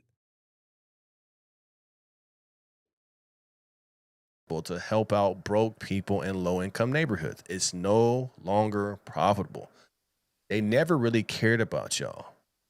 They just cared about what money they can get for y'all so they can take it from y'all. No longer profitable. They never really cared about y'all. They just cared about what money they can get for y'all so they can take it from y'all. It is not profitable to help out broke people in low-income neighborhoods. It's no longer profitable. They never really cared about y'all. It's not profitable for broke hoods want handouts. It is people in low-income neighborhoods want handouts. It is no longer profitable to help you broke people. It's not profitable for the landlords. It's not profitable for the government. It's not profitable for your favorite politician because you guys are so ignorant. It is not profitable to help out broke people in low-income neighborhoods. It's no longer profitable. They never really cared about y'all. They just cared about what money they can get for y'all so they can take it from y'all. But nobody ever cares about the low-income neighborhoods. But when we go back to the black family, they celebrate having a housing voucher more than celebrating of getting out the hood. They celebrate the gang. Now I'm confused. Because he said when you go to the black family, they celebrate having a housing voucher. But 5 minutes ago, you differentiated blacks and niggas. So the way he differentiated the two were the black people who, what I thought were, had a good mentality, a good mindset, and then the niggas was just the poor mentality people. But now he's saying that's the hold on, I don't want to. The black family cared about what money they can get for y'all so they can take it from y'all.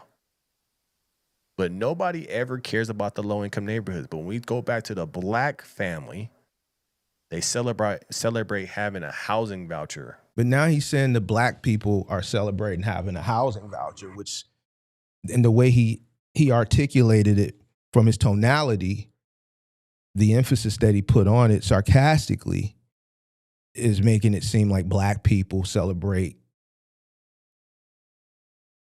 being impoverished. So now I'm confused.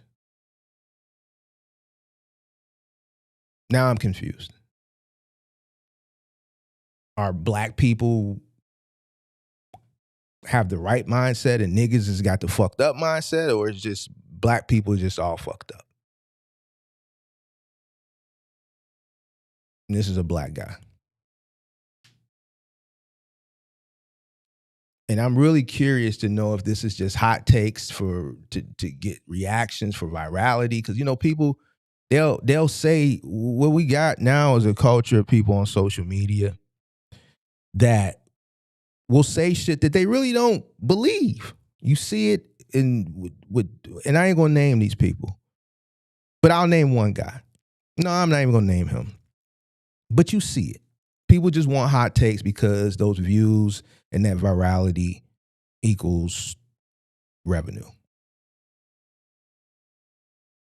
So I'm just curious to know if he really believes the shit that he's saying.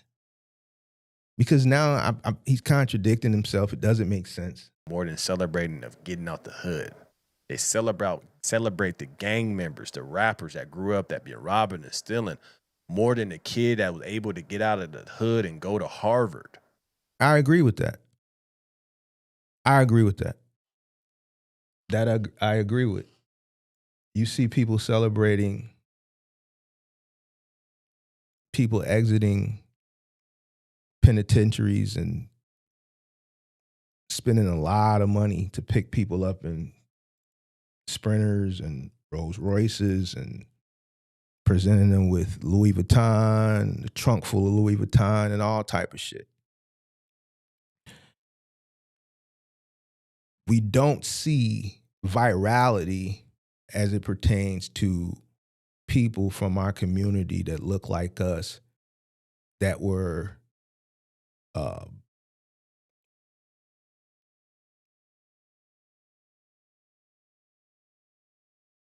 accepted into Harvard or accepted into Yale or accepted into MIT. We don't see the rallying. We don't see the virality behind something like that. So I agree with him on that.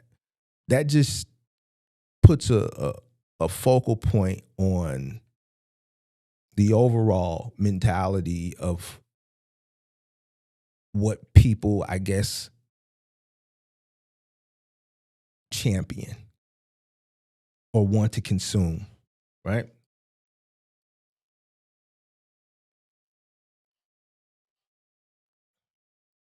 They put their money up when somebody get out of prison, but they don't put their money up when somebody just made it to college out the hood. That's the mentality of the low income, especially in the black neighborhoods. But I'm telling y'all this, man, Nobody cares about y'all. Nobody wants to help y'all. Nobody wants to put y'all on. There's no more free handouts. The money's dried up. Republicans are going to be the majority probably for the next 8 to 16 years. So what you need to understand, especially black people in low-income neighborhoods, get off your butt. Stop trying to get a handout. There's no more handouts. You got to. So is it black people or is it niggas? Because a minute ago he said it's black people and it's niggas. So now he's saying it's black people don't want to get off their butt. I'm confused, man. Go out there and get it, because if not, you will be homeless. You will be on the streets, and nobody will care, because there will be no more homeless funding just to take care. All that's drying up, and I'm so happy. Now I agree with him, and I say this shit all the time. If you don't get up here and go get it, bro, like it's fucked up. I'm telling you, it's fucked up. I was jogging this morning. I see homeless people just laying back in their car. They go find a park. They park in the park, and they living in their car. I've seen it pop up more and more in places that you wouldn't normally see homelessness. Homelessness here has always been contained to certain areas. You're starting to see it just sprout up in different places. So yeah, cost of living is going higher. Landlords are gouging. People are getting priced out. You got to get up here and get it. That's why I encourage people when they call in to take things serious. And I think people take a lot of this shit as a joke.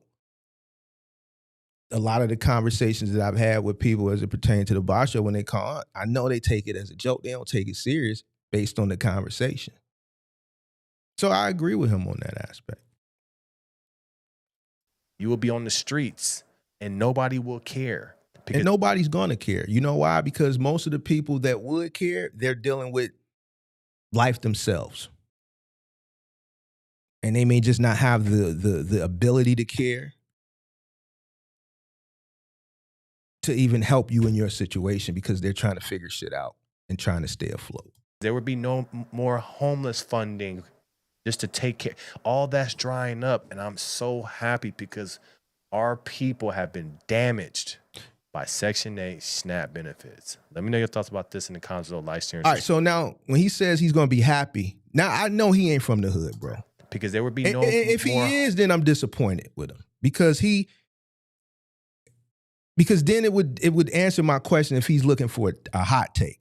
You will be on the streets, and nobody will care. Let me tell you why. Because there would be no more homeless funding just to take care. I don't like how he's homeless funding. I don't like how he said that shit.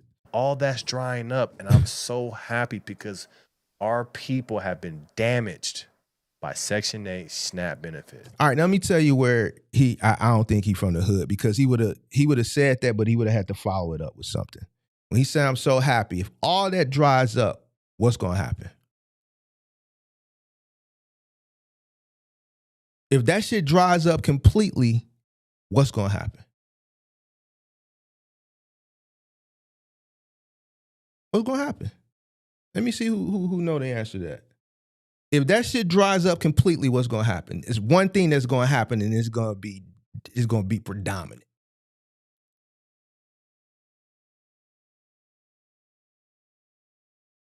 They coming for him, duh. No, they ain't got shit to do with him. What do you mean they coming for him, duh? It ain't got shit to do with him. We talking about if what he says happens, that he say he's so happy when it happens. Tristan got it. Crime gonna go up. And it's gonna be ugly. It's gonna be ugly. It's gonna be ugly. It's gonna be, you think it's bad now? If that shit goes away, like he's so happy for it, he say he live in LA, he ain't gonna be safe. So to be honest with you, whether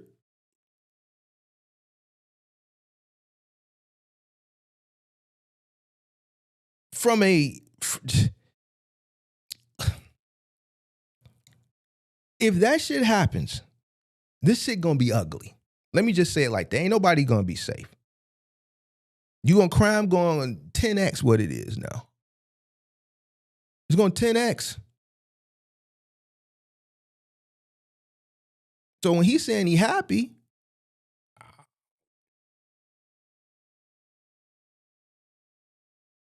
what is it to be happy about?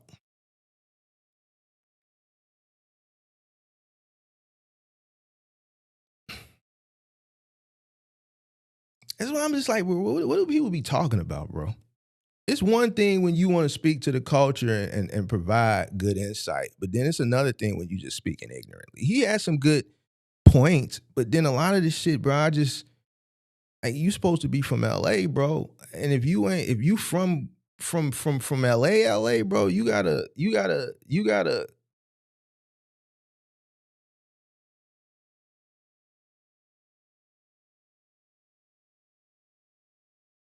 Hey, Mark, what you think?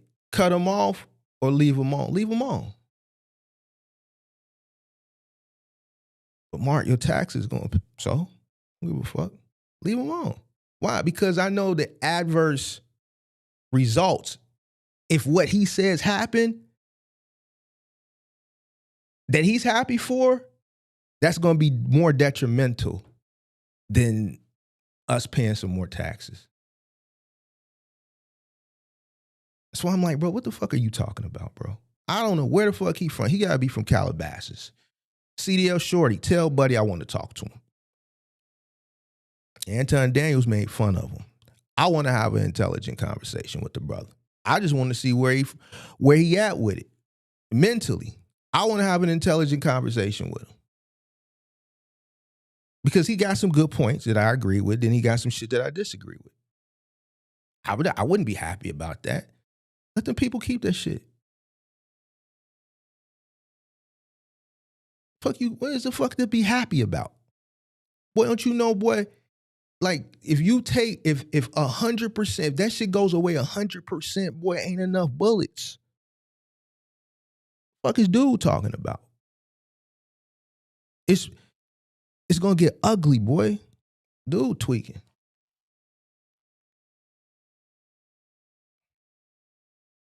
And then if things get taken 100% away, then what? Like we see jobs are going away, 40 going north, right? For a multitude of different reasons. You got technology displacing people from jobs, AI, technology, automation, right? Then what we covered in the first half of this show, where you got companies that are divesting from what he would consider the urban or the black or the brown or the impoverished community. So now there's less opportunity because companies are divesting because of what currently is going on. So now if you remove 100% of resources from the same community, it's going to be worse than what it is. Whether you live in that community or you don't, why would you want that? So it's good to be a person of intelligence and speak the truth, right? But then you also have to think logically too. You have to be empathetic to the people that are in the community who don't operate with that mindset. You have to be empathetic of the people that live in that community, right? Who don't operate in that mindset. You also have to be knowledgeable and logical enough to understand that you just can't be out here saying crazy things that don't make sense and not understand the repercussions of some of the things that he's saying he would be happy about. There's gonna be repercussions if that happens. And it's not gonna be beneficial. It's not gonna be positive. It's gonna make things worse than what they are now.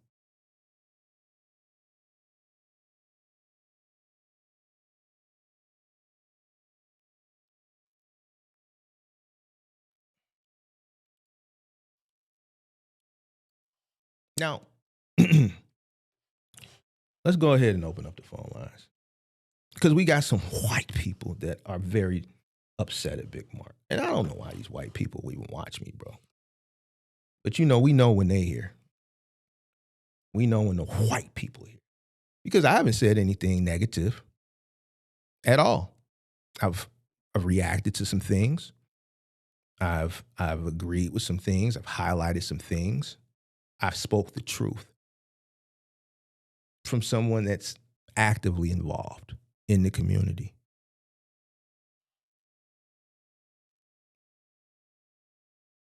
So based on the patterns that I noticed when I talk to the culture and I talk to my people, before I even open my mouth, they expressed their disdain on the fact that Mark was going to speak positively to the brothers.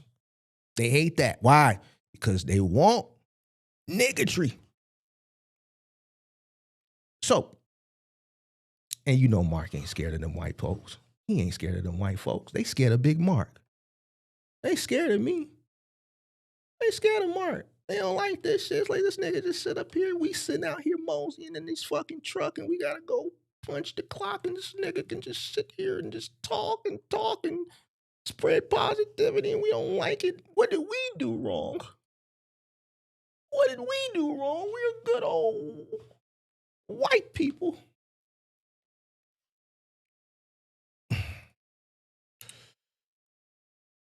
And he says things, we can't say the things that he says because we gotta go to work and we don't want our job to find out that we wanna be vocal.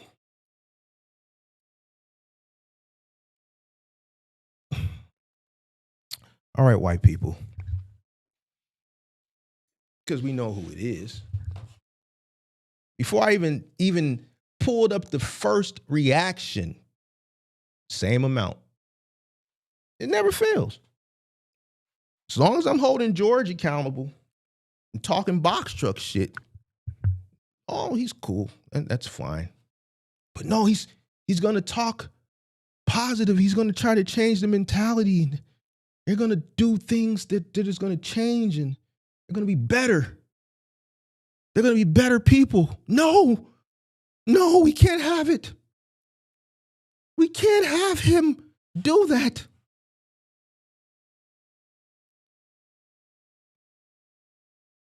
It's racist. It's racist that you're talking to only your people and we can't be included in the conversation. We don't like the fact that you're going to tell them things that's going to be beneficial. We don't like that. We don't like the fact that you can sit here and talk and can be honest and not be silenced when we have to be silenced by the system because we have to go punch the clock and our job looks at our social media and they're going to be like, well, we don't like what you're talking about. So we're going to have to cut ties with you. We wish you the best of luck. He can say what he wants.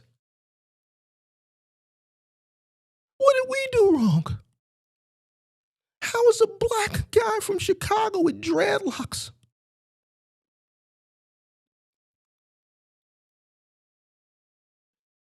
how?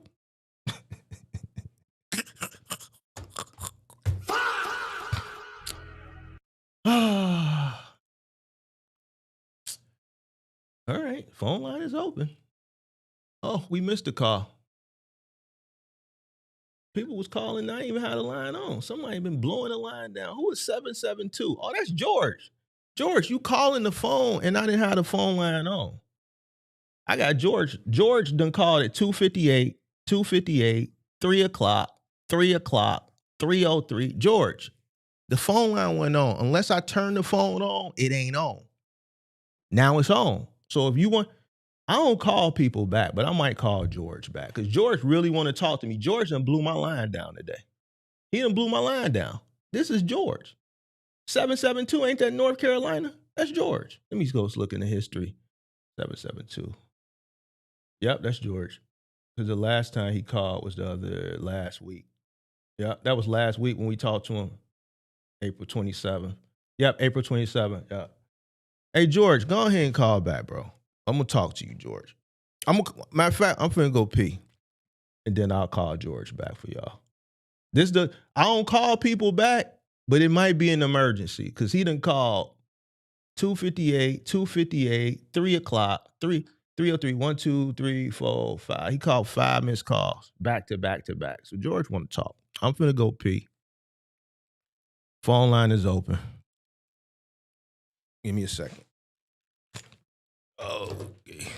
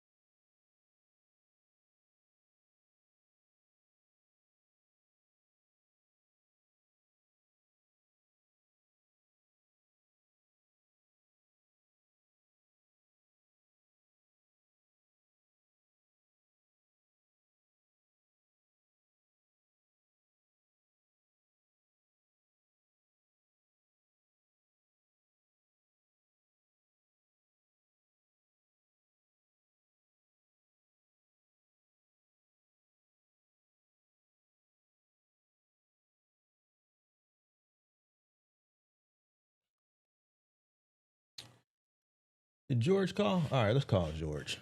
Let's call him back. Let's call George. How do you do this? Let me see.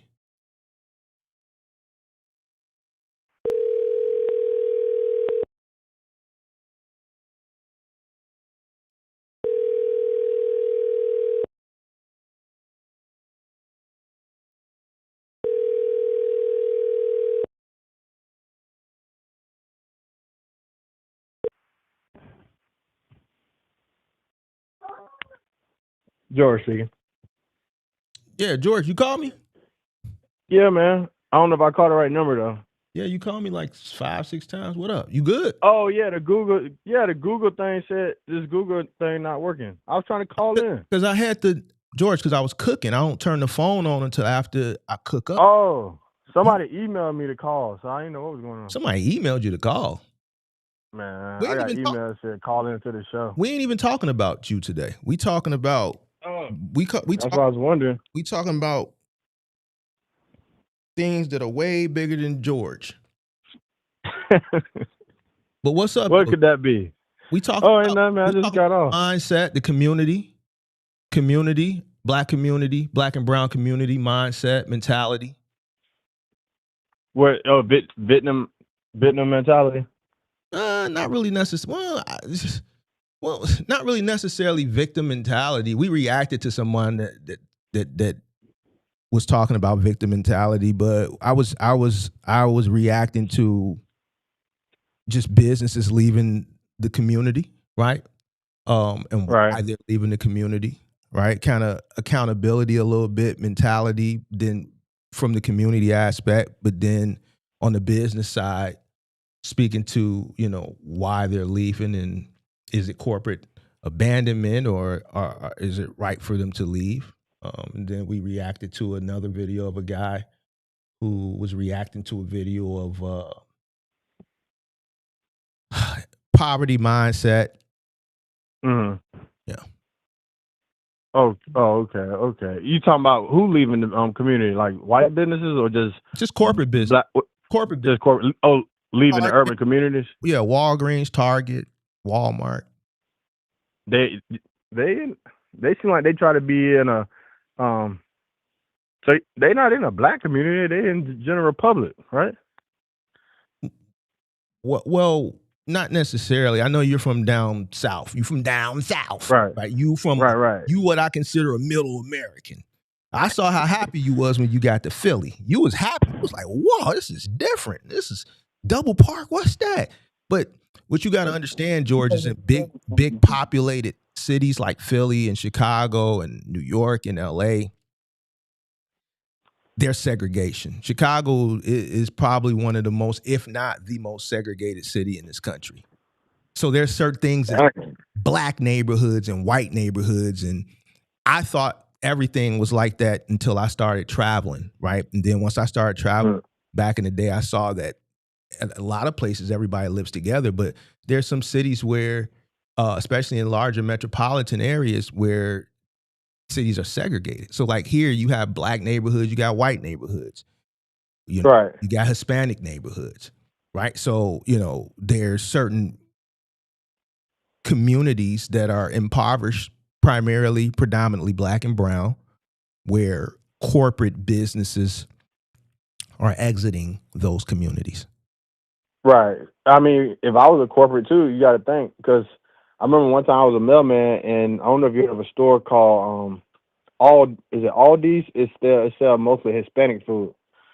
Aldi's. Aldi sell And they were Hispanic food.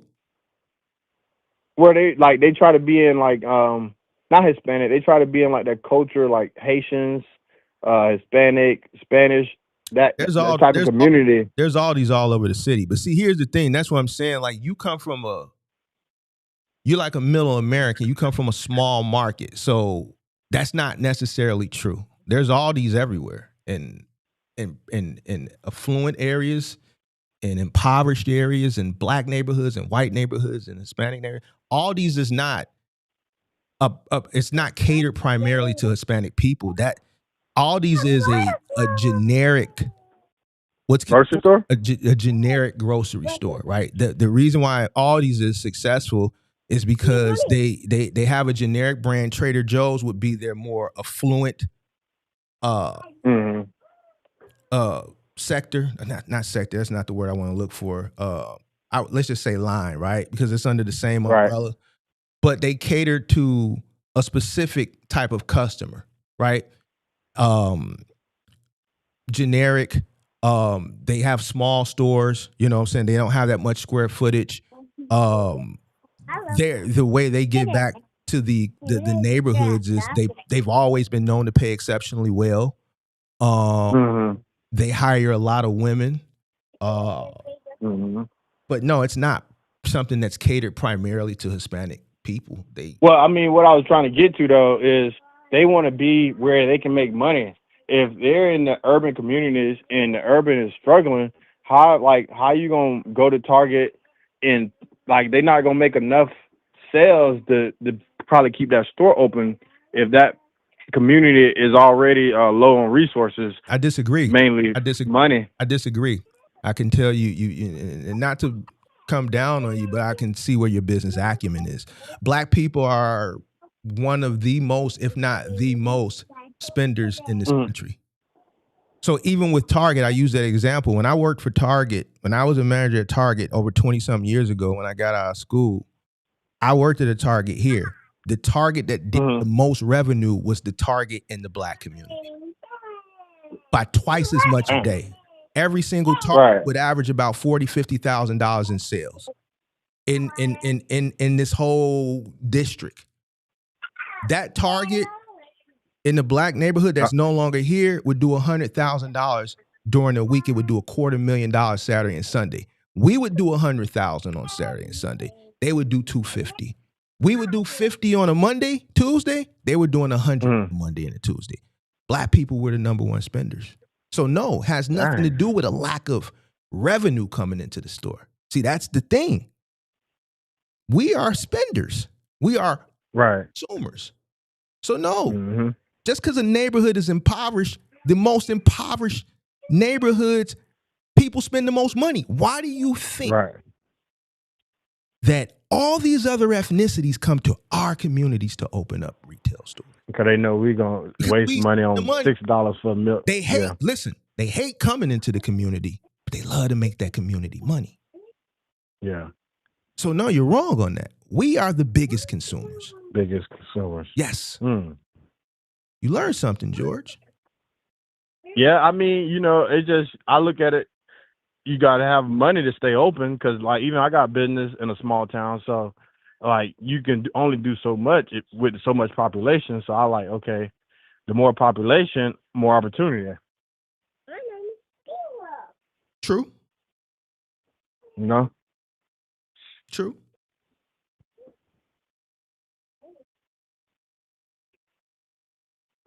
Hello? Yeah, I'm listening. You call. Oh, okay. What you want to talk about? I'm here. The line is. Oh no.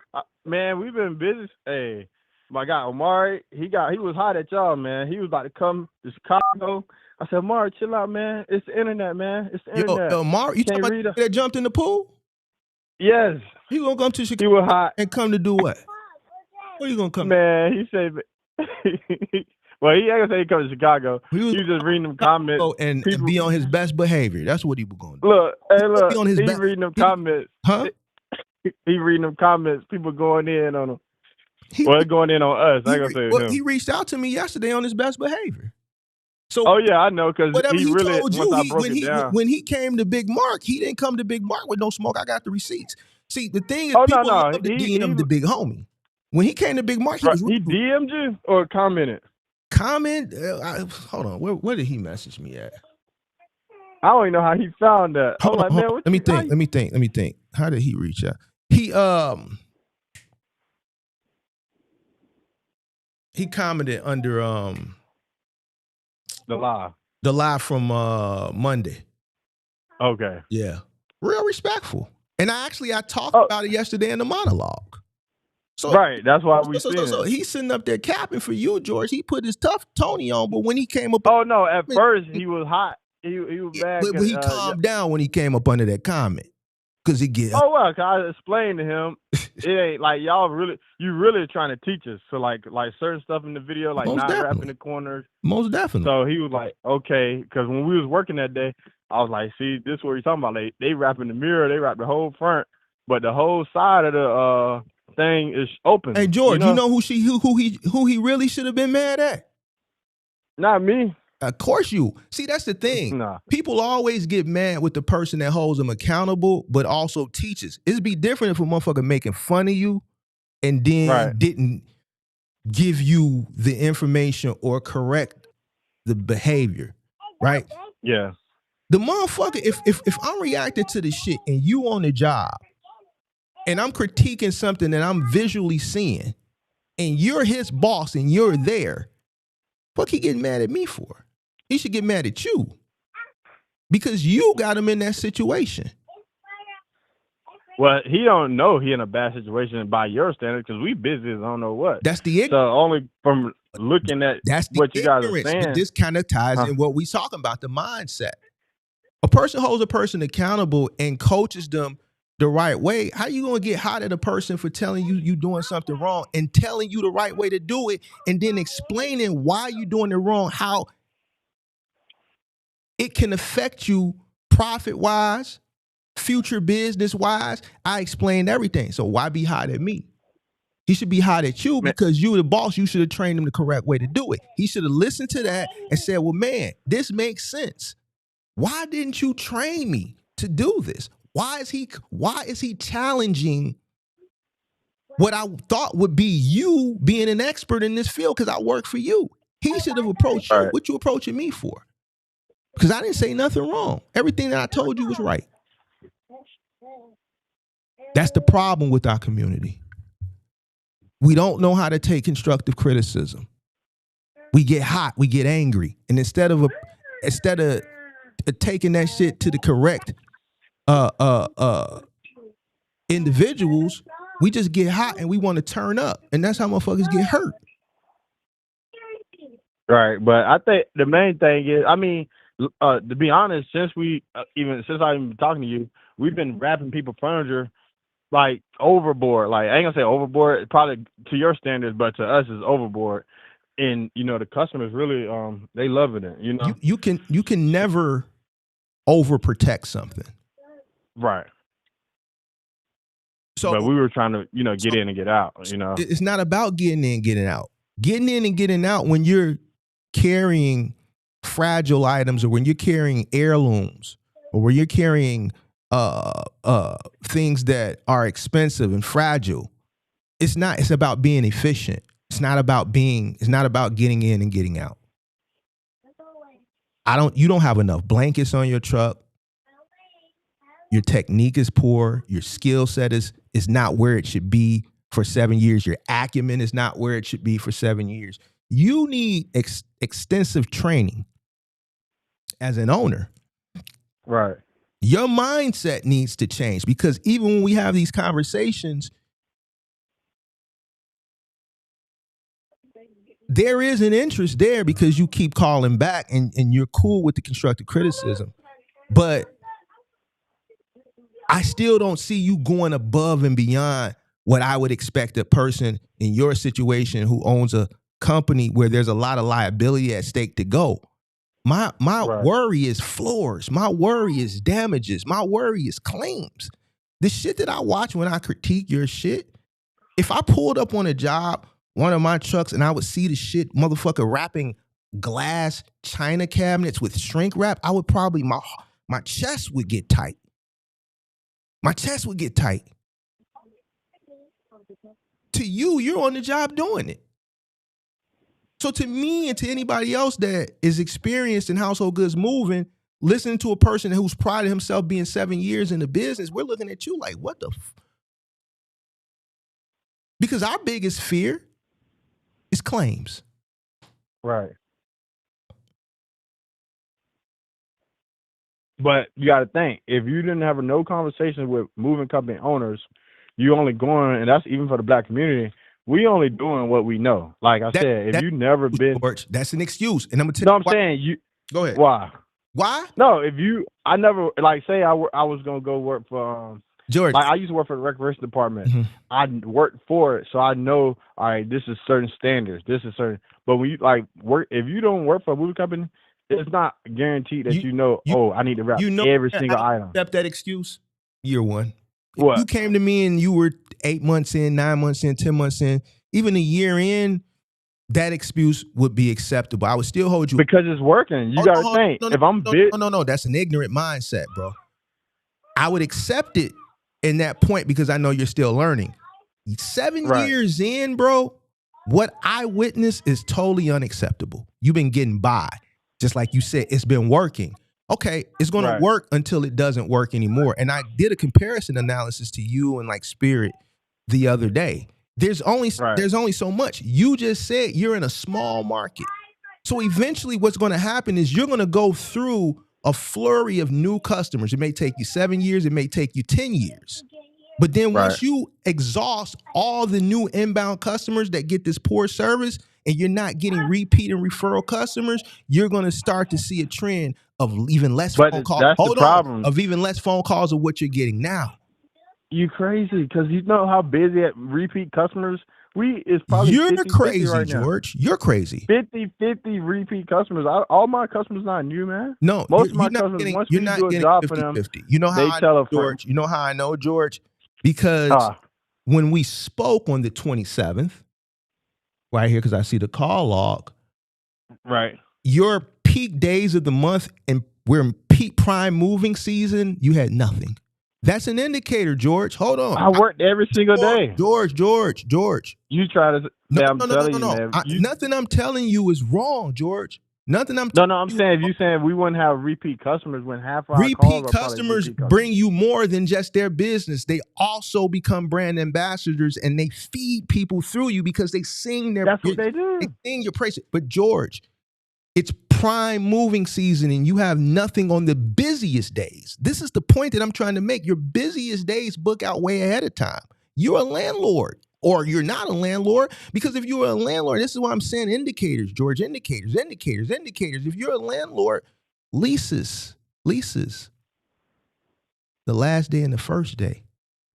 Right. Okay. So when you tell me something from an experience, I mean, most people move the end of the month. Go ahead, George. I'm just gonna let you talk. Because you keep saying, we wasn't booked the day I talked to you. You keep saying if don't nobody tell me how I'm supposed to know it's movers. No, because you're saying wrong information. You're telling people that we don't have repeat customers when I'm telling you repeat 50%. Customers, bro. Let's go back onto the whole man, Mark. If nobody tells me, how am I supposed to know? That's ignorance. Right. If you set out to be a business owner, it's your responsibility to know. You have to go seek the information. You have to go seek the knowledge. What you just said was a poor excuse. It was a poor excuse. Excuse me. It was a poor excuse as a man. It was a poor excuse as a business owner. Because in year 7, you're giving me excuses on something that you should have learned year 1. Outside of that, there's a moral compass. year one, I told you we of pick up that, and George, deliver. there's a moral compass. So excuse your ignorance. The moral No, I'm saying deliveries and moving is totally different. No.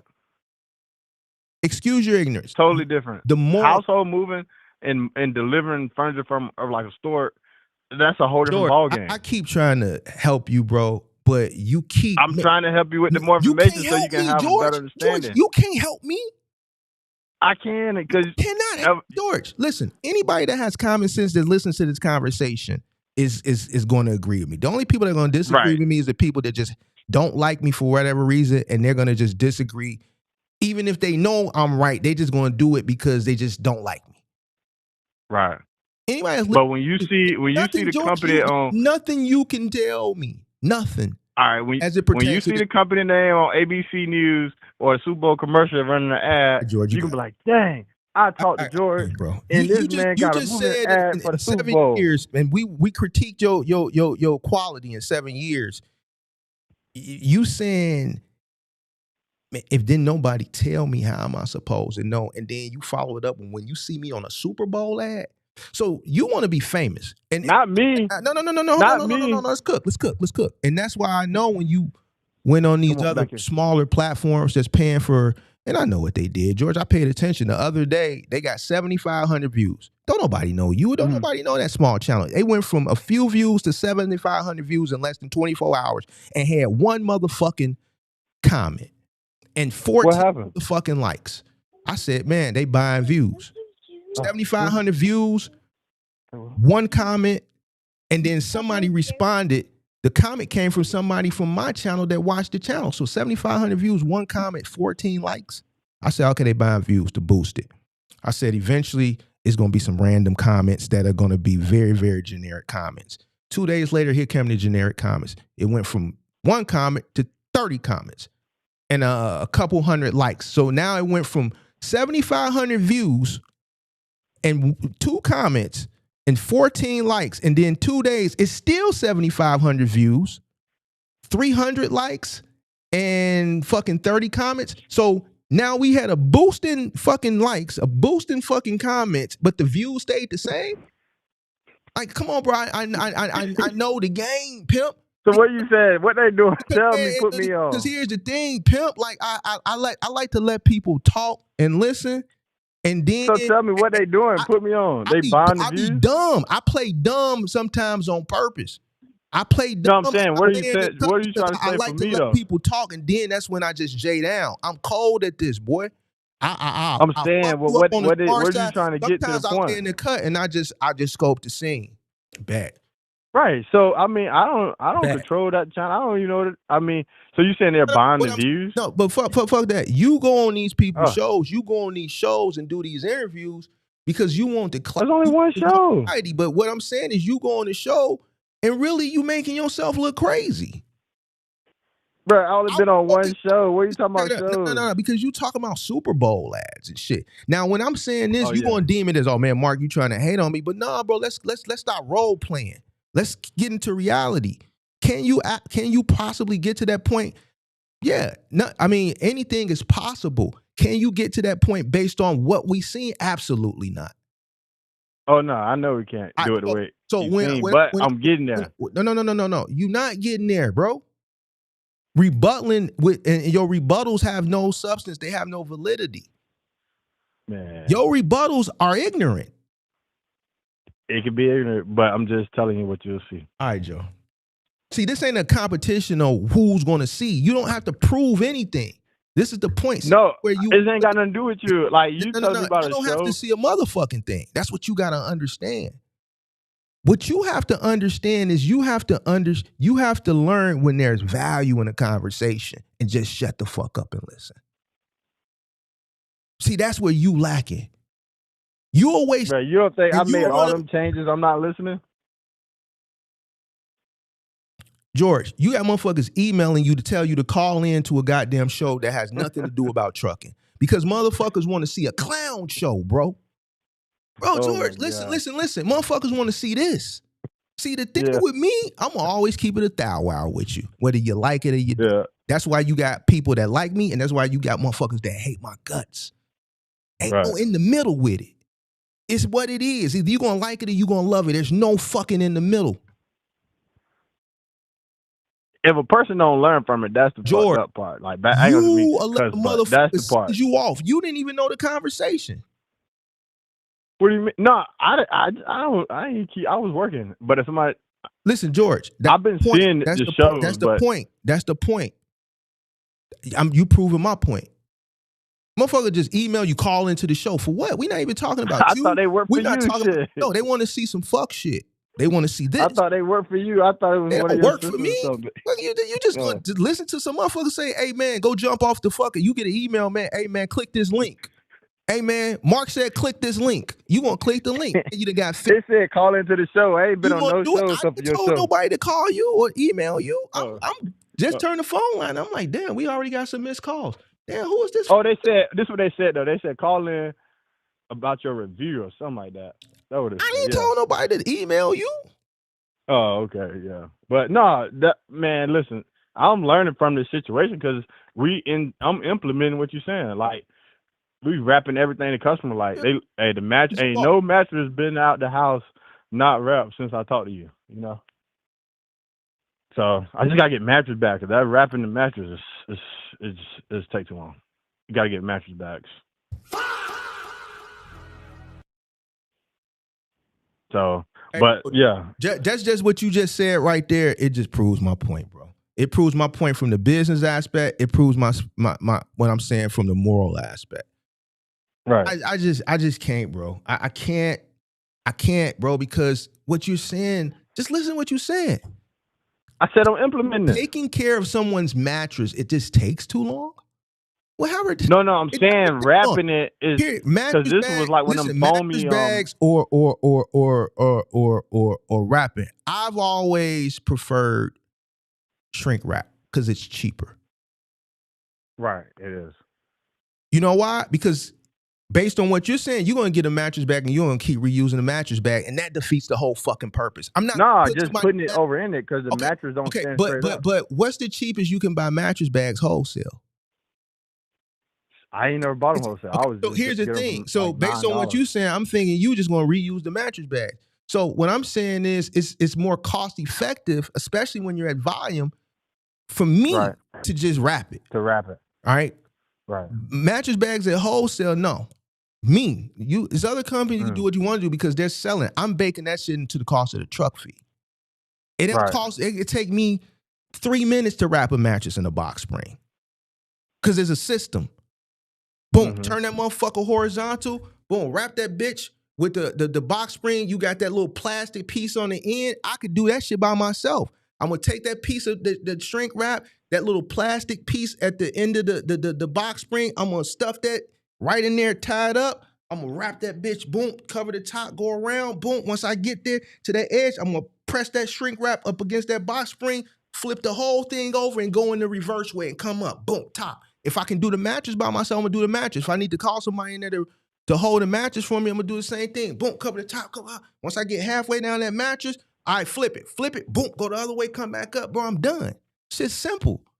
King size mattress may take you a little bit longer if it's one of them king size that's floppy and floopy, and then you gotta wrap it and lay it down, take the air out, open it up a little bit, press it down, take the air out, swish it closed, tape it, and wrap it real tight. You got to get that motherfucker real tight. But at the end of the day, if you follow the traditional standard of localized moving from a price perspective, charging the customer, you charging by the hour. You're still working efficient. You keep saying take time because you're charging customers exorbitantly, and you justify that by trying to get in and out. I'm going to charge the customer a lot of money, and I'm going to bring a bunch of guys so we can get this shit done quick so it makes it seem like I'm making way more money. But no, that's why when I talk to you on April 20th. It comes out to the same, though. No, it does not, It's George. the same amount of money. No, it does not, George. No, it does not. Right.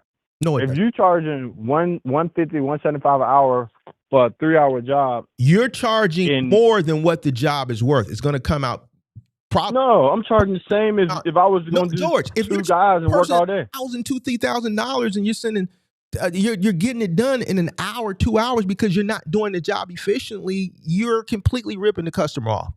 You're ripping the customer off. You're not wrapping anything. You're not padding anything. We watched the content, George. We watched it. Our 2 eyes and the hundreds and thousands of people have watched your content. It's not. Yeah, everything ain't gonna work for everybody. So we'll keep doing your thing. Listen, I said I'm not finna stress myself out trying to help people and want to see better. Keep doing what you're doing, pimp, and then I'm gonna tell you what's gonna happen. Eventually, you're gonna run into one of them ones. You're gonna run into one of them ones, like that job you did with all that glass and you didn't wrap it. You're gonna run into somebody and you're gonna misjudge them. You're gonna do some shit and some shit gonna happen. And it's gonna be one of them people where they a lawyer or their spouse is a lawyer or their dad is a lawyer, their mom is a lawyer, and they gonna be very, very particular. You gonna consider them a Karen. Because based on the content we heard how you talked about that customer on that job where you was on, he hating. You on a job where a customer's paying, you calling him a hater because he asked you to wrap this shit. So when you run into that particular customer, you're gonna deem them a hater. You're going to deem them a Karen because they're going to go after you. And they're going to have every right to. Well, it's one word because you didn't do what you were supposed to do. And they're going to have more leverage on you. They're going to have more resources than you. And they're going to make your life a living hell for something that could have been prevented for less than $1. That can happen either way, though. You can do perfect and you can run into that person. See, that's how ignorant you are, right there. Because what I said, no. Because people try to get over. No. What I just said was I explained a risk and a liability, how to prevent, how to reduce risk by just caring for a customer's belongings. You would rather not wrap a fucking glass china cabinet. Put it on the truck. Well, we're going to have to lay it down on the truck, which is fucking stupid. It breaks and hold on. How are you going to put it in the truck? Hold on. Listen to me. Because I'm just. You said it's stupid. How you going to put it in the truck? I'm having a conversation with you and your ignorance is just spewing. No, I'm saying you said we laid it down. But here's the thing. There's some things that may not seem like a big deal to you. It's a big deal to that person. I've moved heirlooms. I've moved things that are just irreplaceable because it's not on the market anymore. And some things people just won't let go when you come across the right person. And it could have been prevented for less than $1. And your response was, but man, I can't even remember the response because it was ignorant. No, I'm saying that can happen even when you do stuff perfect. That's just part of life. It can't happen. All right, George, you got it.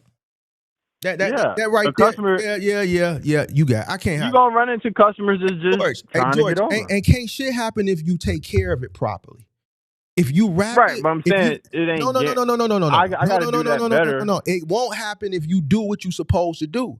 If you take a quilted moving pad and you wrap a glass china cabinet the correct way, the probability of that happening decreases substantially. What are you talking about, bro? You just want to look for an excuse. You just like the people was talking about in the shit as it pertains to low income, except in business. You have you are a person who makes excuses. The reason why you make excuses for not doing things the proper way. You don't want to do things the proper way. You rather take shortcuts and shit like that. And make excuses on why you shouldn't go about doing things the right way. That's bad, bro. That shit is not good. I don't like that for you, George. That shit don't look good on you, pimp. No. I'm saying you gonna run it. We did a job, and you just have some customers want to get over. I'm not saying the way I'm doing it, I won't run into that because there's gonna be a higher probability. But for the most part, the key word that people need to learn from everything you just said, discernment. If I got any kind of inquiries or thought that this customer is going to be very picky about their stuff, I won't take the job, or... There just showed your ignorance. That showed your ignorance from a business perspective, from a business sense, and it also showed your ignorance... From a business sense, it's smart because you got to know what you're dealing with. What you said. George, listen to what you just said. You're in the household goods fucking moving. You're dealing with people's personal shit. Of course they gonna fucking be particular. They bought this shit. This shit might be heirlooms. This shit might be handed down. Fuck you talking about if they gonna be We particular? gotta think if we doing 100 moves. George, I know I'm straight, bro. I can't do it, Mo. I can't. Nah, I'm straight, bro. Listen to what you saying. If a person gonna be particular for they fucking shit, fuck is you? No, I'm saying over particular. Evidently, you gonna have care. a right to be over particular. As a person who owns a moving company, you should understand that customers are gonna be particular for their fucking shit. Fuck are you talking about, bro? They probably don't George, come. I'm They straight, probably bro. don't call I us. can't have this conversation, man. Shit is ignorant, bro. I can't do it no more. I can't keep having these ignorant conversations, bro. You sound like a motherfucking fool. You come into a motherfucker come into your house and move your shit, and they just mishandling the shit. You gonna feel a type of way about it. We're not gonna mishandle your George, stuff. if a motherfucker come into your home and they just mishandling your shit and they not caring for your shit, is you or is you not gonna care about it? Is you not gonna feel a way about it? No, we not gonna mishandle George, your stuff. if a motherfucker come into your house and they not handling your shit with care, are you gonna feel a way about it? Yes. Okay. But only if they handle it without caring. If you have something that's prized that they don't know, that's an heirloom, that has sentimental value, that has emotional values, would you or would you not have some level of concern about that particular item? Yes or no? Yes or no? Yes or no, George? You know what? No. Answer the question, George. I get it. No, answer the question, George. Answer the question is so difficult. I'm lost. The question is so difficult. Answer the question, yes, George. That's the thing. Go ahead, say it again. I'm straight, bro. I can't do this. I can't, bro. Yeah, see, in high school, I can't. Look, I can't do it, bro. In high school, I had a 2.5 GPA had a to 3.0. GPA. Once you start making it difficult, it go past any person who try to start a business, even listen to this. My God. You're doing business. Whenever you make it difficult, I can't, bro. You making it difficult. I keep it simple. George, and that's a conversation, bro. You got to keep it simple, man. You overcomplicating the movement industry. Overcomplicating. Movement is not. I'm overcomplicating. Yeah. I ask you a simple question. If there's an heirloom, if there's something of sentimental or emotional value for whatever reason, is there going to be a level of concern about that particular item if you had people that were going to relocate it? Yes or no? It's a simple question. We're going to take care of that item. So hold on. I'm asking you from a customer perspective. From a customer perspective. If you got this grandfather clock that was passed down for fucking 3-4 generations, are you gonna exercise and mention and have some level of concern about that particular item in comparison to something else? Yes or no, George? Yes or no? Yes or no? Yes or no, George? Oh yeah, we gonna care. Okay, no, I'm asking you. You can't even comprehend, bro. I keep saying I'm asking you from a customer. If you are a customer and you had this item that was an heirloom, do you know what an heirloom is? What's an heirloom, George? I told you I had 2.5 GPA, man. You going over you? Okay, so here's the thing. So now here's the conversation. You got an excuse for that. You got an excuse. I know what heirloom is, man. What's something an heirloom? Something that's what's an heirloom? Something that's valuable. I know you just looked it up. I know. I know, man. It's something of real value. The family might not can't replace it, so they don't want you to break it. Your initial answer was your authentic answer, Mark. I told you. It's very important item. All right, so now you just looked it up, right? Admit to the fact you looked it up. I know what it is. You looked it up. So now you got if you got an heirloom in your home and movers were moving you, you would express caution and care. You would have a level of concern about that particular item in comparison to others. Yes or no? Yes. Okay. So when you say, if a customer, and you're in a household goods moving industry where you're moving people's household goods, man, if a person is particular about that, I don't want to do the customer. What the fuck are you talking about, bro? So, all right, hold on. So it's okay for you to have a level of concern. It's okay for you to have that, but not the customer. As a business owner, especially in this industry, you're supposed to understand that, and you're supposed to train your guys for that. Listen, there's going to be customers that are going to be very particular, maybe for the whole move, maybe for particular items, and you have to train and explain to them why There's a reason why, George. It's not because they're a Karen. It's not because they're fucking hating, like you said. It's not because of all this dumb shit that you keep talking about. It's because it's something that they purchased and they have a right to care about it. It's something that might have been passed down from generation to generation to generation. And it's fucking replaceable, George. And it's your responsibility to be empathetic, to understand, and to train. I wouldn't expect the behavior and the rebuttal that you're giving me from a business owner to a business owner. I wouldn't expect that from a person who deems themselves as a business owner in household fucking goods moving. That shows that shit is some of the most the conversations, and this is why I say I can't talk about this business shit. Then you want to use the excuse that you not bright. Well, if you not bright, George, if you got a 2.8 and you keep championing the fact that you got a fucking 2.5 GPA, then that's a problem. That means you need to educate yourself. That means you shouldn't rebuttal a person who has a higher GPA and who's more intelligent and more smarter than you and keep rebutting like you know more than me. And then you turn around and then you champion the fact that you got a 2.5 fucking GPA. Shit is crazy to me, bro. All right, but I just want to say this. All right, George, I don't care, bro. I can't, bro, because it's ignorant. No, you saying one item. I'm saying, say you came to an estimate for me, and I was like, hey, Mark, I just got these hardwood floors. Please don't scratch it up. Then I'm showing you the couch. Hey, my great grandmother gave me this couch. You cannot damage it. Hey, Mark, this right here, this whole section right here, and like everything is just. It's going to be, I got to be on pins and needles when I'm moving your stuff.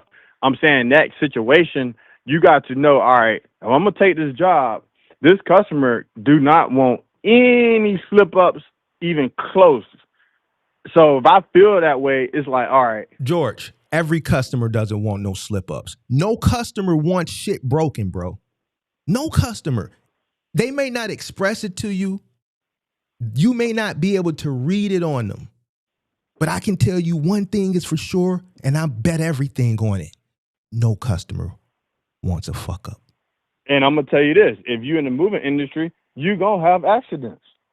If you got 20 guys working over the year, you're not every person. And we know that. The not even the debate. The lack of understanding coming from you is a lack of accountability, a lack of wanting to do better, a lack of wanting to learn, championing the fact that, well, Mark, if I never did moving, how am I supposed to know? Championing the fact that you had a 2.5 fucking GPA in high school. You're championing all the dumb, ignorant, dumb shit. And then making excuses for the shit that you should just be consuming the value for. Because a lot of people, they're not making you look bad right now. I'm making you look no, because not to make you got to think. Making it easy. Most people, you look bad because of how you're responding.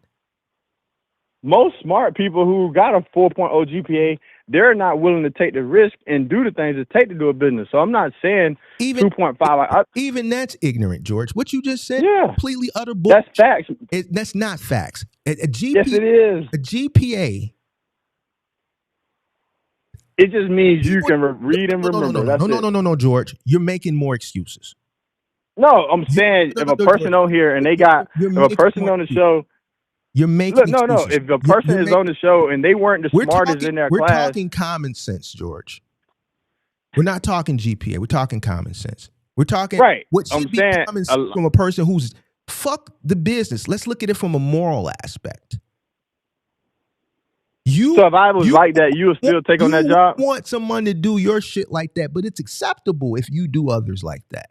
So let's. No, I'm saying, so if the customer told you that, you would still take on that job. George.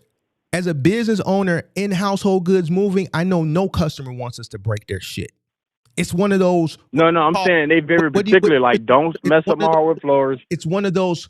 What's known don't need to be explained. And guess what? You're going to have some customers that aren't going to vocalize it. You're going to have some customers that you won't be able to read it on them, and they're worried like bat shit. And then you're going to have some customers that are just vocal, and they're going to highlight certain things. I had a customer, I tell the story all the time. He said, look, out of everything in this house, he said, the main thing that cannot be broken is this armoire. He said, this is Ralph Lauren. Ralph Lauren doesn't make furniture anymore. I don't know if I can't remember if he said they don't make furniture anymore or if they don't make that piece anymore. He said I bought it in 1992 for $20,000. It was a vintage Ralph Lauren armoire. It was heavy as shit. He said this is the main thing. This is the only thing I'm concerned. He said I don't want you to break nothing, but this particular item cannot. And that true enough. And I've said this story a couple of times on this channel. I said that shit worried me to death. I was nervous about that. But you know what, George? That's what comes along with this business. I was an adolescent in the industry then. If that would have been articulated to me in 2021 or 2022 in this industry, or 2020 or 2018, 2019, I'm on that truck, I would have just said, okay, no worries. Why? Because at that point, I had 9, 10, 11, 12, 13 years of experience of moving heavy pieces. It would have just been a walk in the park. That particular Polo armoire wouldn't have been no different than a Walter E. Smith or an Ashley Furniture or an IKEA. It would have just been another piece of furniture, right? That I had years of experience moving, right? But that particular customer expressed interest on or concern on how that particular piece, and then vocalized why it was irreplaceable. So am I to turn down a job because he wants us to care for something that is no longer on the market, that when he did purchase it in 1992, do you know how much $20,000 was to purchase one piece of furniture in 1992 was? Imagine spending $20,000 on a piece of furniture in 1992.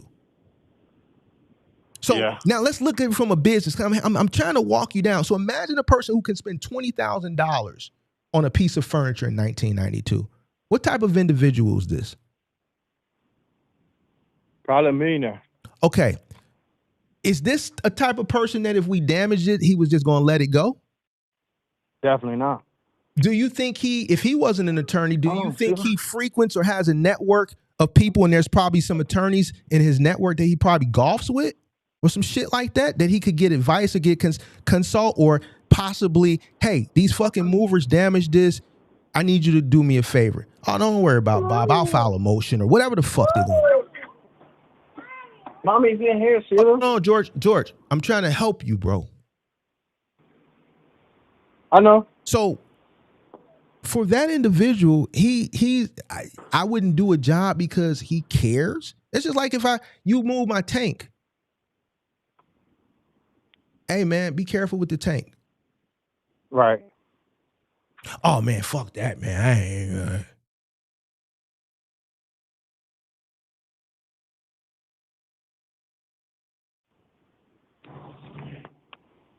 Every customer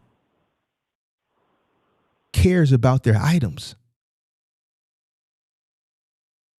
Every customer. They don't have to vocalize that shit to you.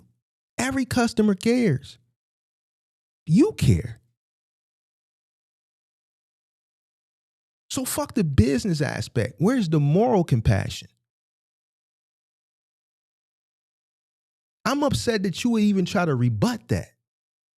That shows where you are mentally from a mindset perspective as a business owner.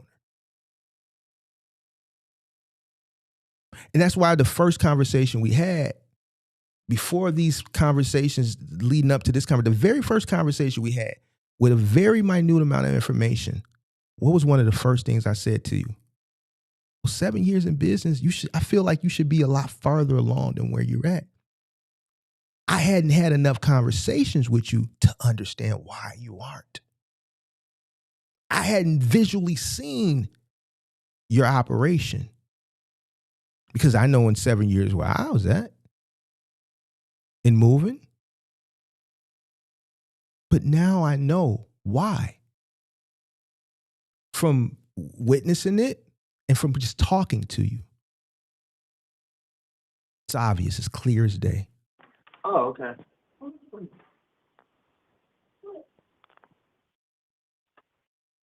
But do what you want to do, because guess what? It don't matter to me. I'm not finna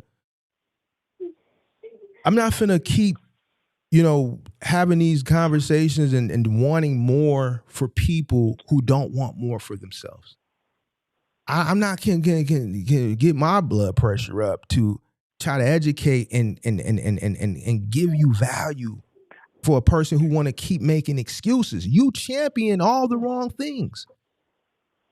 And then the things where you should consume the value and dive in and question, well, man, Mark, how I go about that? You make excuses for it. Kind of goes back into some of the shit that we talked about or reacted to earlier, where I do agree. This whole victim shit, you can do better. You don't want to do better. You don't want to do better for you or your company. You want to take the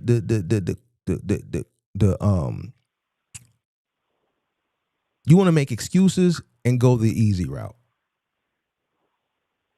And eventually the easy route is going to catch up with you. Eventually you're going to come across the wrong customer on the right day and they're going to turn your world upside down for something that could have been prevented for fucking less than $1. Okay. A pad and some plastic, less than $1. And they're going to make your life a living hell. But do what you want, pimp. We doing it now though. We wrapping everything.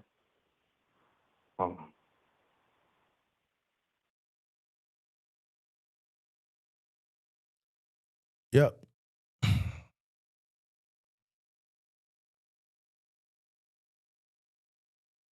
So I don't know, George. You know, just talking to you, I don't know, bro.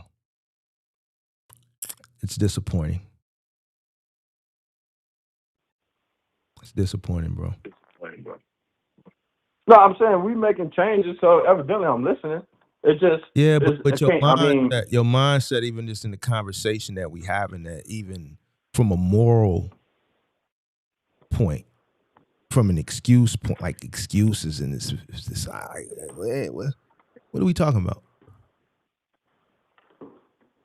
I haven't told you nothing wrong. Nothing.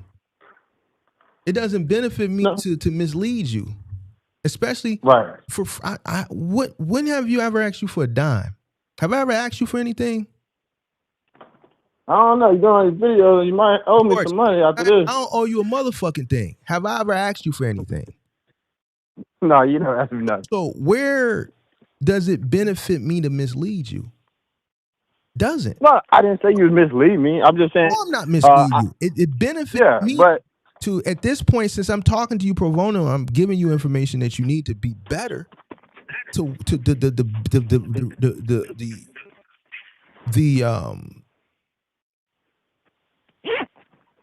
what I receive is you taking the information, applying it, and being better. And that's what I'm doing. I got videos coming out. I want you to review these videos coming out probably Friday, where we doing what you just said, wrapping every single thing, and taking our time and doing it right. We actually got a $100 tip the other day because of that. But we also had to park at the bottom of the hill that day too, and I gave them a flat rate. But luckily, what do you mean? But you had to park at the bottom. See, this goes back to this lazy shortcut, not wanting to work, and all this shit. George, what I'm saying, bro, like, nigga, I done been in the rain. I done been in the snow. I done had to go. No, what I'm saying is you give a person a flat rate, 40 flights, and you gotta walk the furniture. And that's why your model was fucked up, George. And I keep trying to tell you that. You charge a flat rate for something where you're walking, and I keep telling your ass to charge hourly. But you keep, and then even when I'm watching you can park the truck on the corner. You park it 2, 3, 4 houses down. You could have turned. You know, I ain't never been up there before, but the customer told me to park there. And what do I always say? The customer don't know shit about this industry. You can't. Yeah, I didn't know how. Who doesn't know? Much I could block you know the street what? up. The customer told me that a long time ago. You the professional. So yeah, I told you don't worry about the wall. Get it in. And I listened to the customer, and then that's what he said. Well, what about my wall? You said don't worry about the wall. Yeah, but you the professional. You could have said no. You didn't have to do it. That's fucked up. It is fucked up, but you know what? He was right. And at the end of the day, I always say the customer ain't right. A customer can't tell me who don't lift shit all day in and out, who hasn't done this shit on a professional level, what and what not to do. I tell the customer from the time that customer calls me on the phone, I tell them what day we're gonna move them. They gonna offer a day, but I'm gonna give them the window. And we're going to handle the move the way I want to do it because we're the professional. Okay. So you could have parked the truck more efficiently. There's a lot of things. I definitely thought about it, but I didn't know the rules up there, George, you a mover. If you watch the channel, right? But I've never been up to Chicago, Philly, New York. Guerrilla shit. We guerrilla shit. So here's the thing, George. In some cases, you got to guerrilla shit. I say it all the time. I learned that after talking to you. Because I should have parked on that corner. So at the end of the day, you got to do what you got to do, nigga. I done pulled the truck up on the sidewalk before. I ain't seen. I've never did. I seen a company here in New City one time. I was coming down the one way. They blocked the whole fucking one way street off horizontal. Motherfucker, everybody had to go around. Swear to God. They said, fuck it.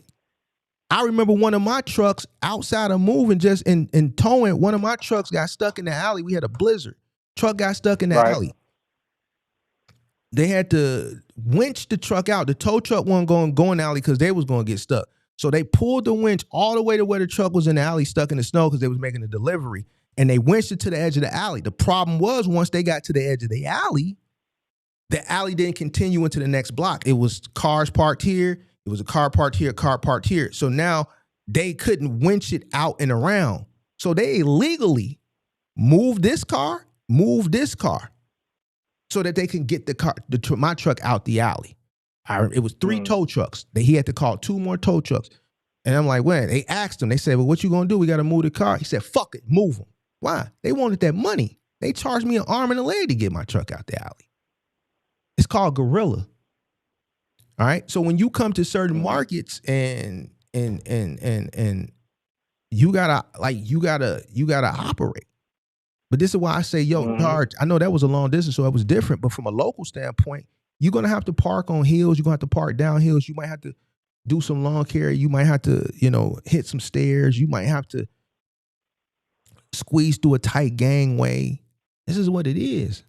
This is the nature of the business. No 2 jobs are the same. Not every job is going to be easy peasy. It's another thing. Just based on the conversation, you want to cherry pick shit. No, there's going to be some jobs a level of difficulty. And that's why you lack experience, because you refuse to tackle jobs where the level of difficulty is higher. That level of difficulty, join those jobs with a higher level of difficulty, is going to increase your acumen as it pertains to this industry. But you ducking your taco. And that's why you where you at.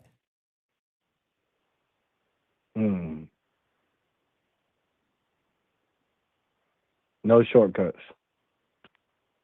Do it the right way. Shortcuts gonna get you fucked up, man. My mom always said, if you ain't gonna do it, don't do it. Right. If you ain't gonna do it the right way, don't do it at all. If you ain't gonna do it, don't do it. Right. I'm not gonna go get listen. If I'm not driving the S or the G, I'm not getting it. I'm not getting the Benz just to say I got a Benz. If I'm gonna get a Benz, I'm gonna get a Benz.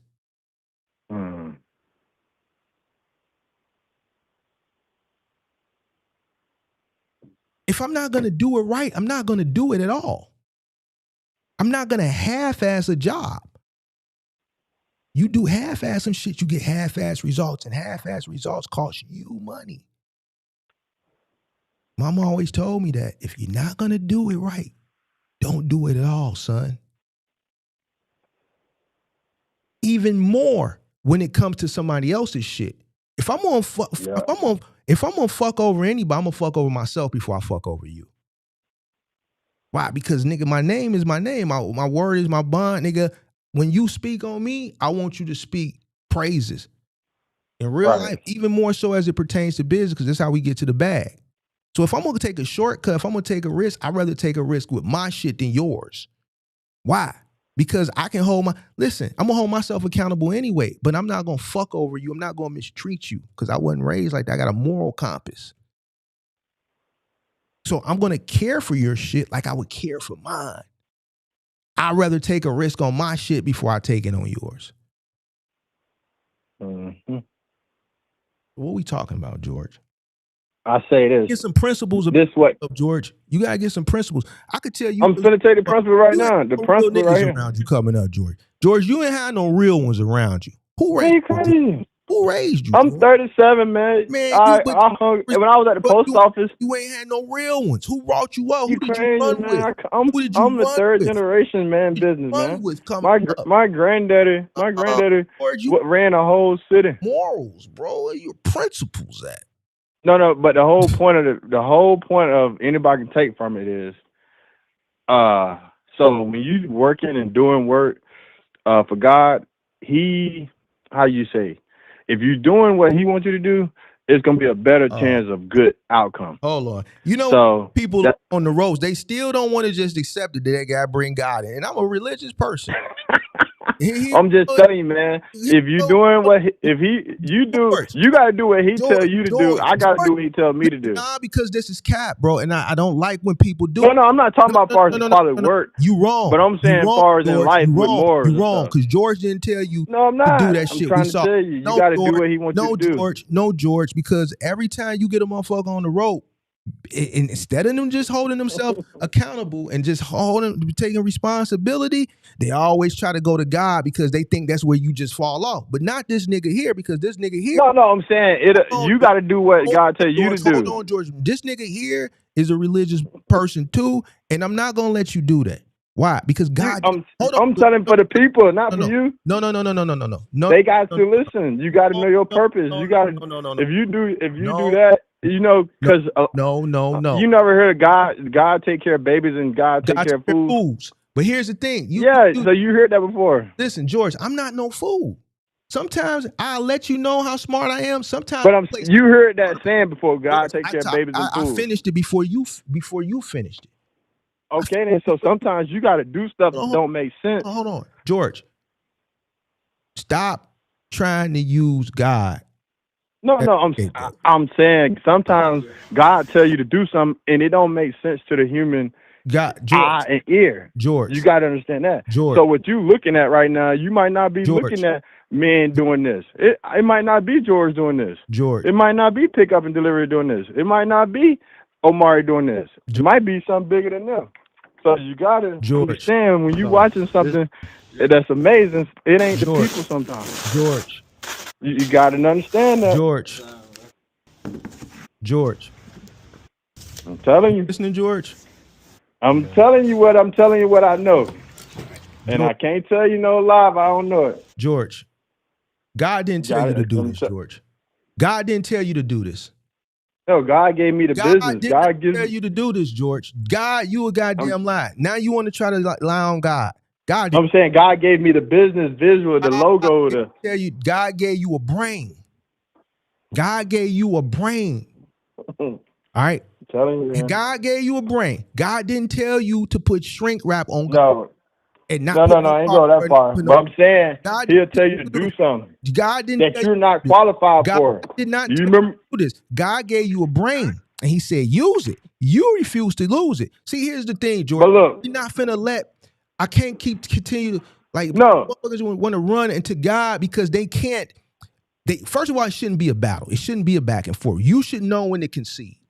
You should know when to concede, because even when you try to run the religion, you look crazy. God didn't tell you. Look, do you remember in the story? God didn't tell you to mistreat people. No, listen. Listen. No. No. God didn't tell you to mistreat people's belongings. I don't believe God would tell you to mistreat people's belongings.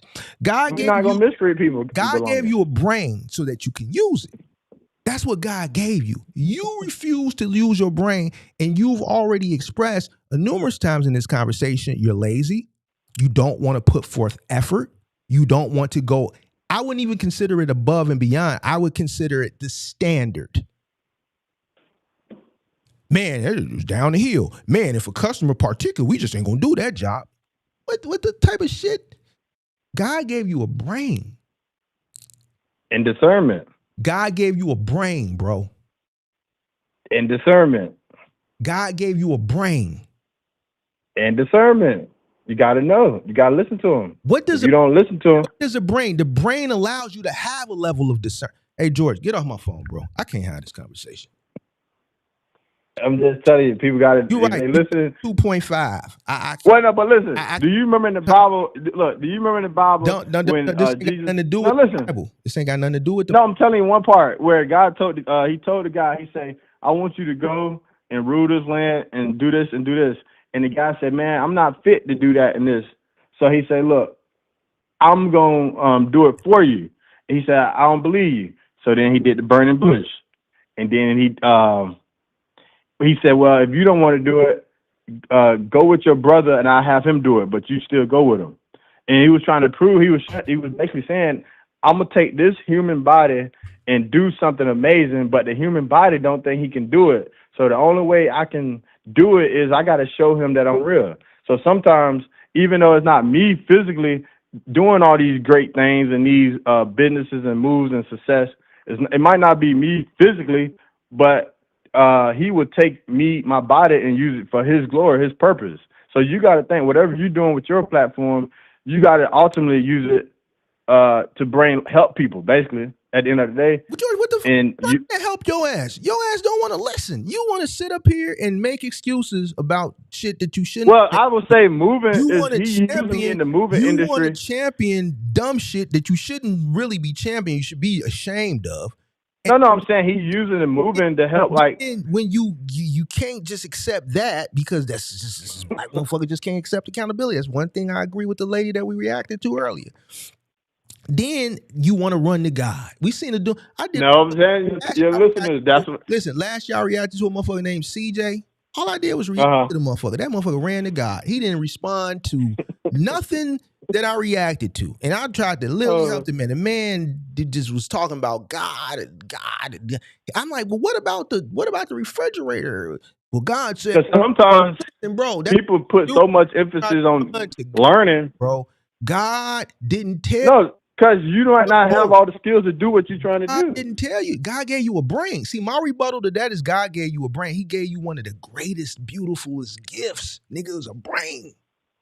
Fuck is you talking? Everybody's brain work different. Listen, everybody's brain don't work like Mark. The brain is a muscle, nigga. See, I'm not. But it don't work like everybody's brain don't got the same memory. You know why your brain weak, nigga? Because you don't exercise it, nigga. I'm not finna sit up here and let you continue to make excuses, nigga. Fuck is wrong with you? And that's the problem. I'm not finna do it. If you gonna have the conversation, no, I'm saying everybody not gonna be able to. No, the reason your brain could be strong, you gotta exercise that motherfucker. Fuck is you? So you think everybody who exercise is gonna be strong like Terrell Owens or something? Nigga, you ain't got no mental disability. You. From what I can hear, you don't have a mental disability. You put forth a lack of effort in things, including educating yourself, and it's obvious. Even right now, you're saying, well, man, everybody ain't got that. Nigga, I would never say no goofy ass shit like that. Fuck. Everybody don't think the same. You think one way because you know it. But everybody don't. I would never say no goofy shit like that in 2020. So why you think people calling your show? And educate myself and learn, nigga. Fuck wrong with you? You can do that. Everybody else can't do that. Hey, man, George, get off my motherfucking phone, bro. I can't even talk to you normally, bro. You gonna make me cuss. Because you think everybody learn how you learn. Like, it ain't about how I learn, nigga. It's about how I'm continuing to learn, nigga. Learning don't stop, nigga. Fuck is wrong? George, man, leave me the fuck alone, George. I can't, dog, because, bro, it's disappointing that you a fucking damn near 40-year-old man and this conversation is not even... Like, your rebuttals are ignorant, bro. Now you're making excuses of educating yourself. Well, man, everybody ain't gonna learn. Everybody don't know. I got 2.5 GPA. Nigga, well, go better yourself. Go learn. Go pick up a book and read. Go educate yourself on the industry and the business that you got into and that you want to continue to be in. You want to be ultimately successful in. What the fuck are you talking about? God don't got nothing to do with it. God, you want to use God? All right, well, bet I gotta respect. Well, did you ever see that movie? I don't care. You ever see that movie, Drumline? I don't care. I don't know. I don't care. Look, I'm saying Drumline. Nothing. Do you remember Nick Cannon's Drumline? How they wanted him to learn how to read the notes so that he can be the best drummer. You remember that? I can't, bro. Nick Cannon, and he couldn't learn how to read. He didn't know how to read the notes, but he was the best drummer on the drumline. And he just couldn't understand how to read the notes. But yeah, you make it too complicated, and you're trying to do everything on your own, it's gonna be hard. But what does wrapping a person's and caring for a person's belonging happen? What does that have to do with what we're talking about, George? That because ain't no because the business. No, listen. Because you saying you into the trap. I led you in the trap from a moral perspective. I said, would you want someone to care for your items? You said yes. So now my response is, well, why don't you care for another person? You're being paid to care for someone's belongings. Your response was, man, if the customer too particular, and I responded for that. Every customer is particular. They may not show it, they may not vocalize it, but no one wants you to come into their home and scratch their floor and damage their goods. Then you run the guy. Normally when you get a motherfucker on the hook, and I shouldn't have you on the hook because it shouldn't be a argument or a debate, right? This is one of them things where you got to know when to stop. And you don't know when to stop. So you keep making yourself, and that's why whoever messaged you because right now they're getting value from this from an entertainment perspective. They're getting some education. I think they're learning from it. No. But here's the thing, George. I don't want people to use you as a circus or a gesture or a form of entertainment for their amusement while they mosey on down the fucking road, bro. Well, if they heard the last 5 minutes, no, George, that's all they needed. No, George, it's not about that. It's not about that. It is about God. It is about George, that. It's not. No, George, you using God as an excuse, and you should be. And I'm disappointed in you for that. Why? Because God gave you the brain to make sound decisions. Then you tried to make excuse about that. Well, man, Mark, everybody. Well, no, exercise your brain. Educate yourself, brother. Educate yourself. That's exercise, bro. When you educate yourself, that's the exercise for your brain. Just like when you lift weights.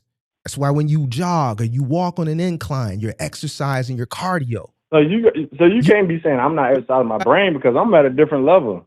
No, it's clear. It's clear. You've expressed that you don't exercise your brain.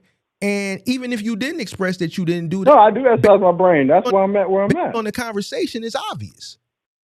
Right. You got to realize I'm running a company. You think I'm not exercising my brain. I read. No, George.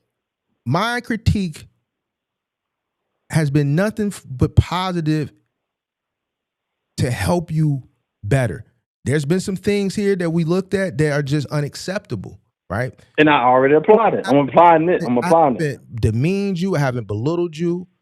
I've cracked some jokes, right? But this is what we do. This is how I do. This is what we do. Right. I'm not from the country like you. It's kind of rough here as far as, what you would call, I guess, Jonesing or whatever, right? Right. So, but everything has been positive as far as the critique. The problem is with you, George, and the only reason why I continue to have the conversation because I have discernment. I can read a book. I can know if you on bullshit or if you're not. Right. I'll play. So I'm the real deal. Then that's what your discernment. No, you on bullshit, and I just lead you into a trap like I did with Crazy. Right, but I'm not on bull crap. So you can say something. But here's the thing, and that's the only reason why I'm continuing. Even though you're giving me a fucking headache, the only reason I'm continuing to have a level of dialogue with you is because somewhere in your nugget, you want to do better, but that mentality that you have is fighting. It's like you got the one side is saying, nah, we gotta have a victimhood. We gotta not do things. We gotta half-ass everything. We gotta keep ripping these customers off. Nah, fuck putting them blankets and shit on. That shit take too long. But then the right thing on just some side, some in you just saying, you know what, he right. This is wrong. This is not right. It's not right. No, I ain't gonna say it's wrong because the customer would be pissed if we were doing them wrong. It is wrong, George. Here's the thing, George. No. Here's the thing. And it goes back to what I told you earlier. A customer doesn't know right for wrong as it pertains to a business that they have no involvement in from a business side, from a business perspective, from a consumer perspective. They may see you putting shrink wrap on a chest, a glass cabinet, and think that's protocol, and they think that's standard across the industry. And you see plastic, he's protecting it. customer doesn't know, no, they should put cardboard over the glass. Then they should follow up behind that with moving pads, and then they should follow that up with shrink wrap. Right, but they probably would have called Mark Moving Company instead of calling. Know that, but okay. So now you want to rebut levels. No, I'm saying customers who call us, they know what type of service. Now let me show how ignorant you are there. Well, if they want that level of service, they should call a more premium company. All right. Well, let's go back to you. Premium or not, the risk of this being damaged. Why would you want to risk that? Why half-ass this? It's not going to get damaged. You don't, bro.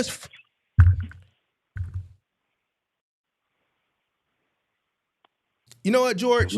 That's why and even though I got shit, I still group myself. I'm like the two people we reacted to. That's why we can't get ahead. This is why everybody. No. No, all right. This is why everybody I'm gonna 40 going north because of the shit you saying. We just want to take the shortcut. This is why we can't.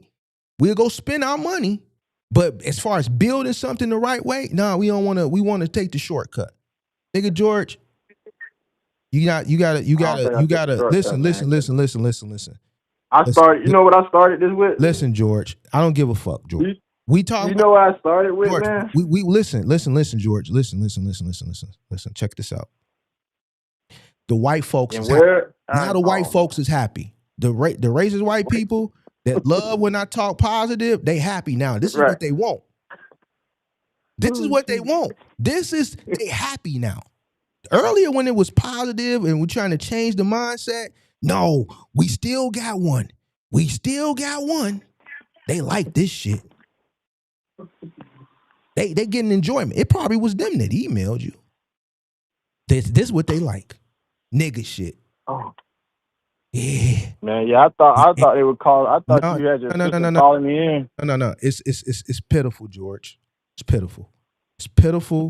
One from business and it's pitiful from a moral. I want you to react to this video on Friday. George. I'm dropping the video and we're doing everything Mark's way. George. And we're gonna see I'm gonna put the time stamp on it. George. When we started. George. When the job ended. How much the job paying? Pimp. I'm gonna drop all that in there. Pimp. Check it out, Pimp. Okay. I'm exhausted with this whole box. I'm gonna drop it though. Okay. I'm exhausted with it, bro. For this reason. I'm gonna do the start time. I don't really want to do the start time more. It's end time. It's not conducive, right? It's just not, bro. Hey, Mark, you don't think that'd be good though? George. I'm not into I'm not gonna base my channel around reacting to your shit, bro. I'm just not gonna do it. I want you to see that. And I'm gonna ask the customer where they happy. And I'm gonna ask the customer where they happy. All right, so we got a job in the morning. You want clout, whether it's good clout or bad clout. You just want it. And no, I'm saying I want you to that see wants the clout. The customer. See me. I want you to see. I just want to have good conversations. I want to have good, dope conversations. I want some pushback here and there so we can have some intellectual debates that are educational and healthy for the space, whether it be our community from a business perspective or our community from living. Most definitely. Our environment. I just want to I still come on here to have good, dope conversations, bro. But it has to be healthy. This right here, and sometimes you got to know when to concede. If I'm getting value from someone, it doesn't matter. Nigga, I'm going to concede and I'm going to consume. I'm going to concede and then I'm going to consume. See, it would definitely be easier if you was talking to me. I like when the white folks come in when they see these thumbnails and they know I'm finna cook up and they express their interest before I even start to let me know that they here. That lets me know I'm doing something right. I'm making them mad because they like this nigga doing better than me. I want you to have haters too, George. That don't look like you. I don't want you to have people feel like, nigga, you right where we want you to be. Right. See, this is why I take this shit serious and this is why I'm disappointed in you. Because you ain't seeing the bigger picture. Nigga, I love that shit, nigga. I love it. I love the fact when they let me know, nah, nigga, we don't like when you try to uplift. It makes me do it more. This is great. I don't want to have these types of conversations I want us to be able to converse in dialogue respectfully and know when one person has the value and then the other person concedes and consumes, and vice versa, like they do.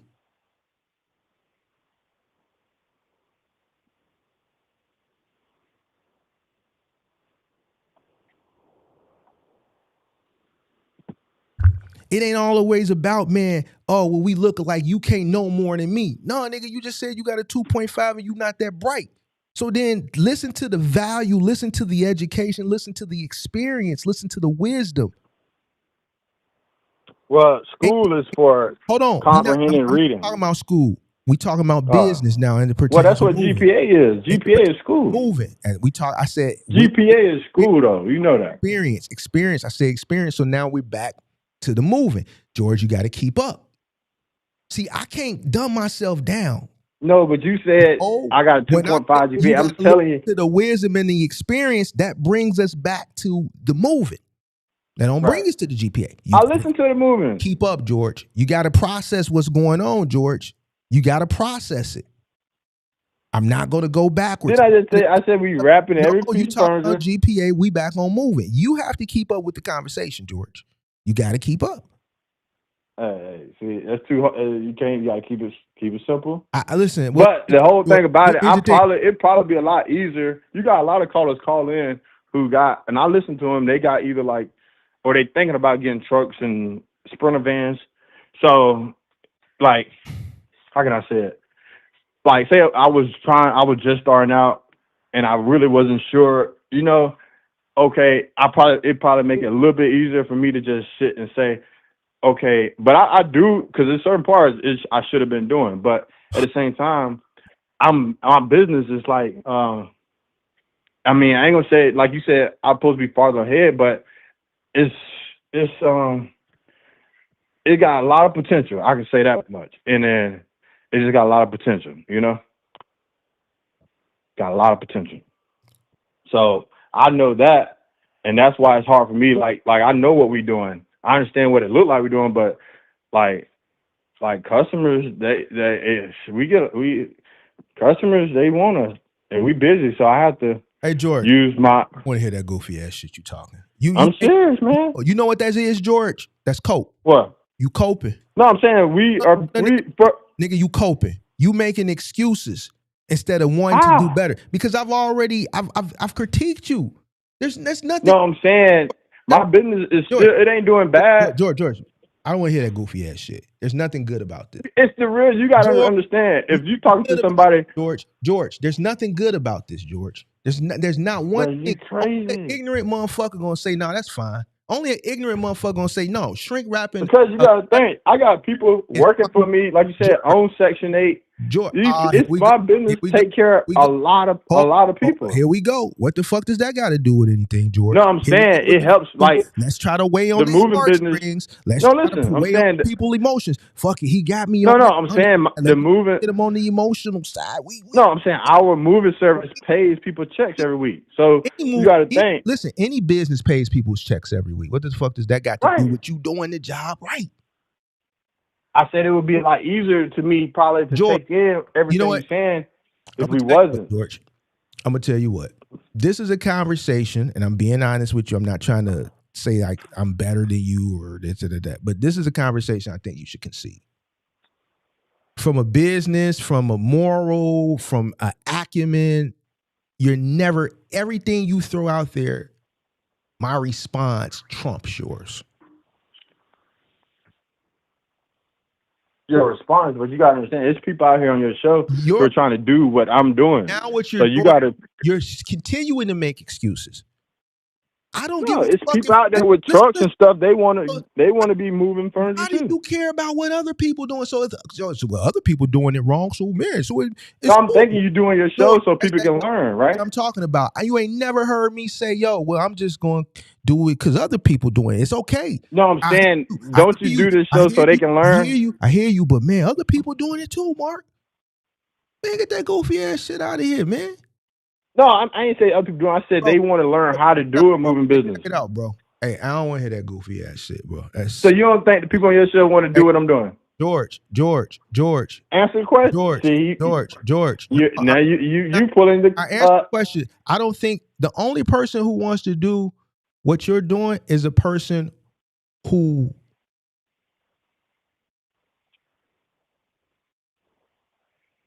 I want to articulate this correctly.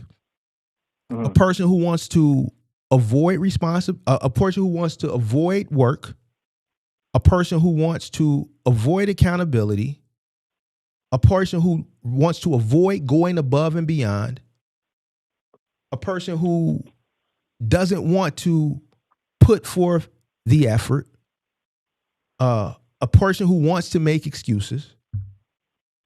Everything that I've challenged you on, the only person that will want to mimic what you're doing would be a person similar to you. No, there's people that watch you that are learning from all the mistakes that you're making that I'm highlighting and giving you the correct way of going about it. You have done nothing but make excuses. Well, if you listen, it's a video on YouTube, and it's a psychology video on YouTube. Be ashamed of. Look, type in on YouTube, mailman quit post office, George, and you'll see an interview about into that, talking about how I look at the situation. George, you did another interview? Yeah, I'm trying to tell you. I mean, this was probably 6-7 years ago. You want to be cool and famous, but cool, man. Much luck to you, George. No, they reach out to me. No, George. George, nobody knows you, George. You reaching out to these interviews. That's what I'm trying to tell you. When God got you, George, you took on an interview with a company, and I'm gonna keep it a buck with you. You made your business look crazy. Sure. I got bigger interviews with bigger companies on the internet. You got more than the two? How many more interviews you got?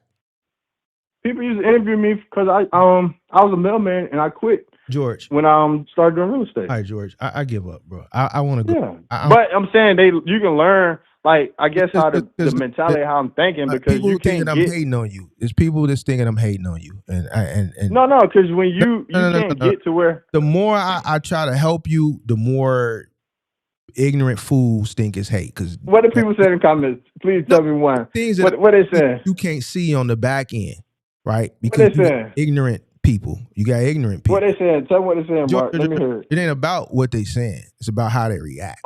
Right. So how they react. What's the reaction? It ain't many. It's only 2.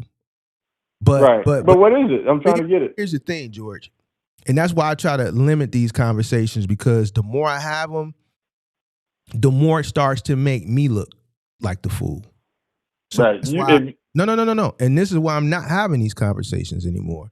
And I've realized that you just can't, when you go out your way to try to really help people, especially with us, you will always look like the person, the bad guy. I've realized that now, and that's why I'm choosing. Maybe to the people, but you got to realize. No. But here's the thing, and we just reacted to some content. It's a mindset thing. It's a mentality thing, and it's starting to absorb the majority. Unfortunately, right? So, me trying to help you and go above it, the longer it happens, the more I look crazy. And but you got to think, I did the $100. When you said do the 100 couch deliveries, I did that. You said read the Walter book, I did that. It's more to it. It's just the conversation in general.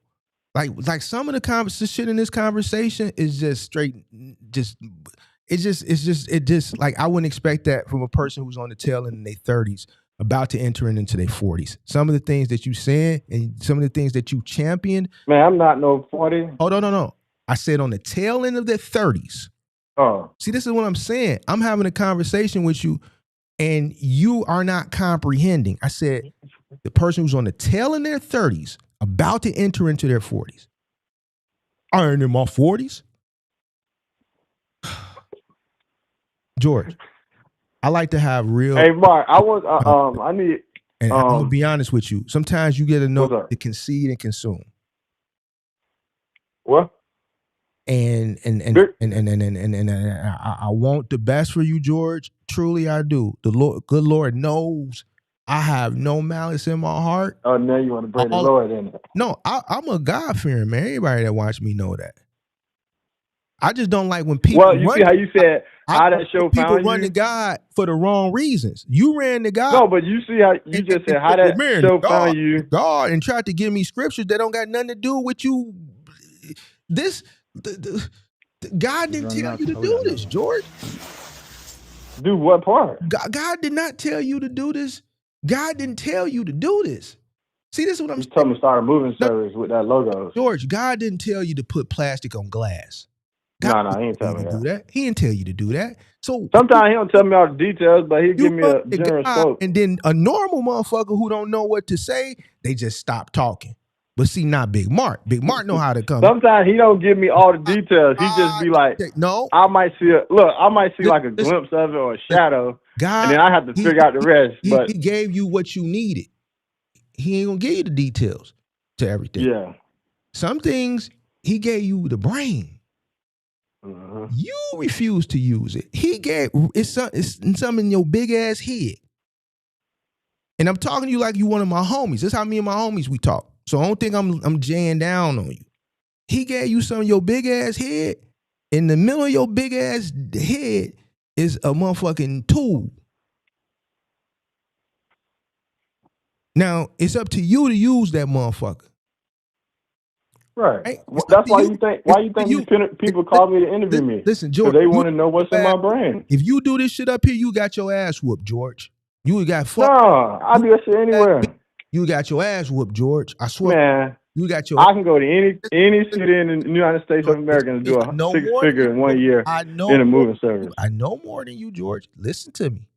Listen to me, George. I'm saying business is business. All at the end of the day. No, you got this shit, and then you got business.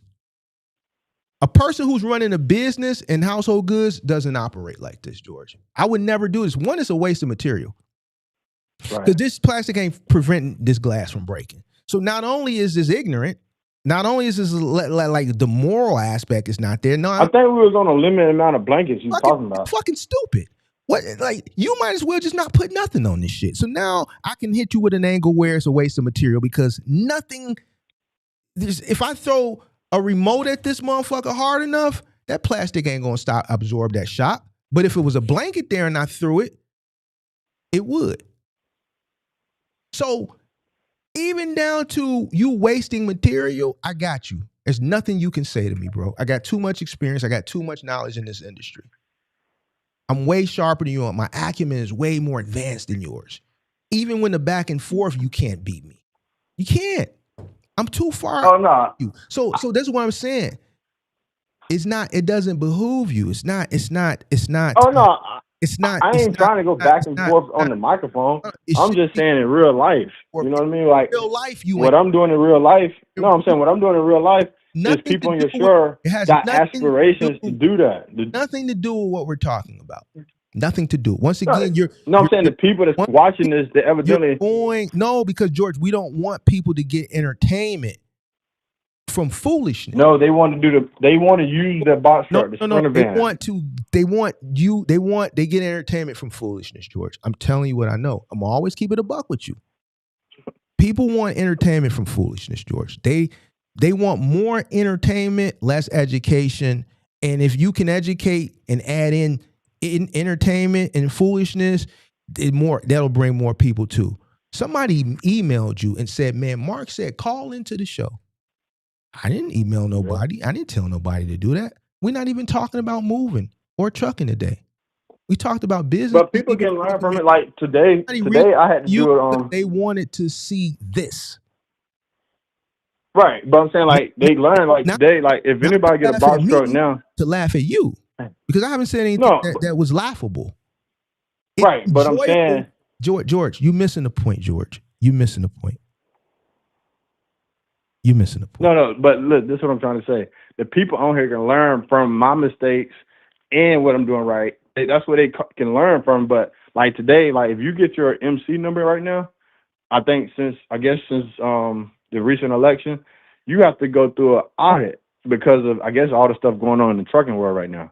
So like little stuff like that, people don't even know it's a mandatory when you first get your MC number now. It used to not just be, I think, a 2-year annual thing, but they're being a lot more strict since you got these illegal truckers on the road now. What does that? So it's like you talking about? And then that's something else. You leave off the topic and go into things that it has nothing to do with. Well, you guys see, I had to do it today, so it's like, oh, your attention span. So we have lack of comprehension. No, what I'm saying is I had to do it today, so I can tell people. Oh, it has nothing to do with what we're talking about, George. I'm not. Your show is about trucking. It has nothing to do with what the conversation is. But what I'm trying to get is people need to know this stuff. Like people like, just go get your CDLs, go get a truck and drive. George. No, it's not that simple. George, you're not in a position to educate anybody on anything as it pertains to this. Now, some people may deem that as hate, but I'm telling you, George, you're not in a position to educate anybody on anything. Man, you crazy. No, George. No, we have to be honest with ourselves, George. We have to be honest. We have to be responsible. You're not in a position. If you was in my shoes, hold you on, would think George. this. Hold on, George. Yet. Keyword is yet. Doesn't mean not one day. But it goes back to right here. When you tried to go God, I said God gave you this.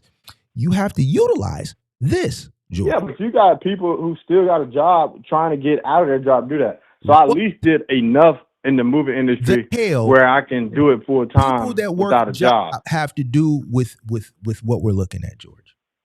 Because I'm doing at least enough work where I don't have to have a job. George, like most people. George, do you understand in your small market, once you go through enough customers, I forget what that term, there's a business term called for that, when you just exceed the amount of new inbound customers to the point where your inbound jobs just start to dwindle down.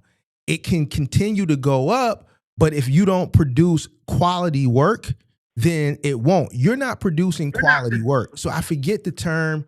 I know what it is, but I just can't think of it right now. But there's a term once you when you not saturate, I forget, where you can not climax. I forget what it is, but it's a if you are in this business and you're not producing good quality work, you'll continue to get new customers over a period of time. It might take you 5 years, it might take you 7 years, it might take you 10 years, but then you'll start to see that decline, right? And what has happened is you've saturated the market where in your particular business, where you're taking on so many customers new, but your business is not, you're not putting out quality to the point where people are talking about you, the word of mouth is spreading, and now you've gone through the majority of the people in that market and they refuse to go back to you, to the point where you start to see that decline. You hit that climax and you see that plateau. So I'm trying to get you to understand this. Why? Because I want you to do good. But you keep rebutting. Not only are you rebutting, you're championing ignorant shit, bro. And I just don't like that. This is what the new generation calls low vibrational. Man, somebody commented, I'm looking to get started and I know how not to do it. Thank you, George. See, it helps somebody. That's all I want. But I'm saying and it goes back to what I say. You champion the shit that you should be. I'm not going to say it's shame, but you should be disappointed in yourself, right? I would never champion no shit like that. I would never, George. That represents a person with low self-esteem and just, it's just not something that I see. It doesn't represent power. It doesn't represent strength, George. It's a weakness. Now, that's the third thing that you've championed that's weak. You champion the fact that you had a 2-point fact. You champion the fact that a motherfucker making fun of you because they go, we just do the opposite of what fuck George did. You champion. Oh my God, man. I gotta get off here. They talking about after the stream, let's go criticize his movie videos. I gotta get off your platform, man. This is too much. Oh man. I don't know. I see why you do this show, man, because this is entertainment for my day. I don't know what you're reading, but I'm reading the comments in your stream, man. And that's the thing.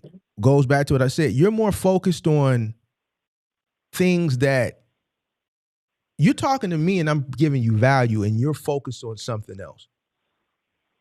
Lack of attention span that I just told you.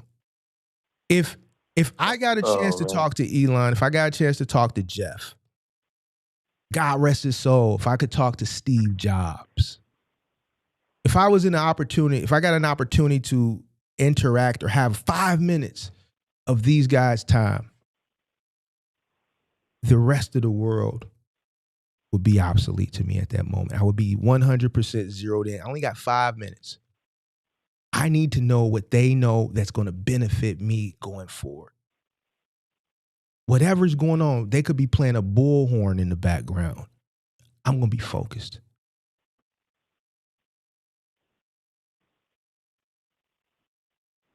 I'm going to be focused. Let me hear from the people then. Have them call in and see what they think. George, let me listen. I don't want to talk to nobody no more. Notice when I talk to you, I don't talk to anybody else. Because you consume a lot of time, which I'm okay with, because I think you deep down there's a genuineness to it. I learn from everybody. I learn from junkies. I learn from presidents. I learn from aunts. I learn from uncles. I learn from the mailman. I learn from homeless people.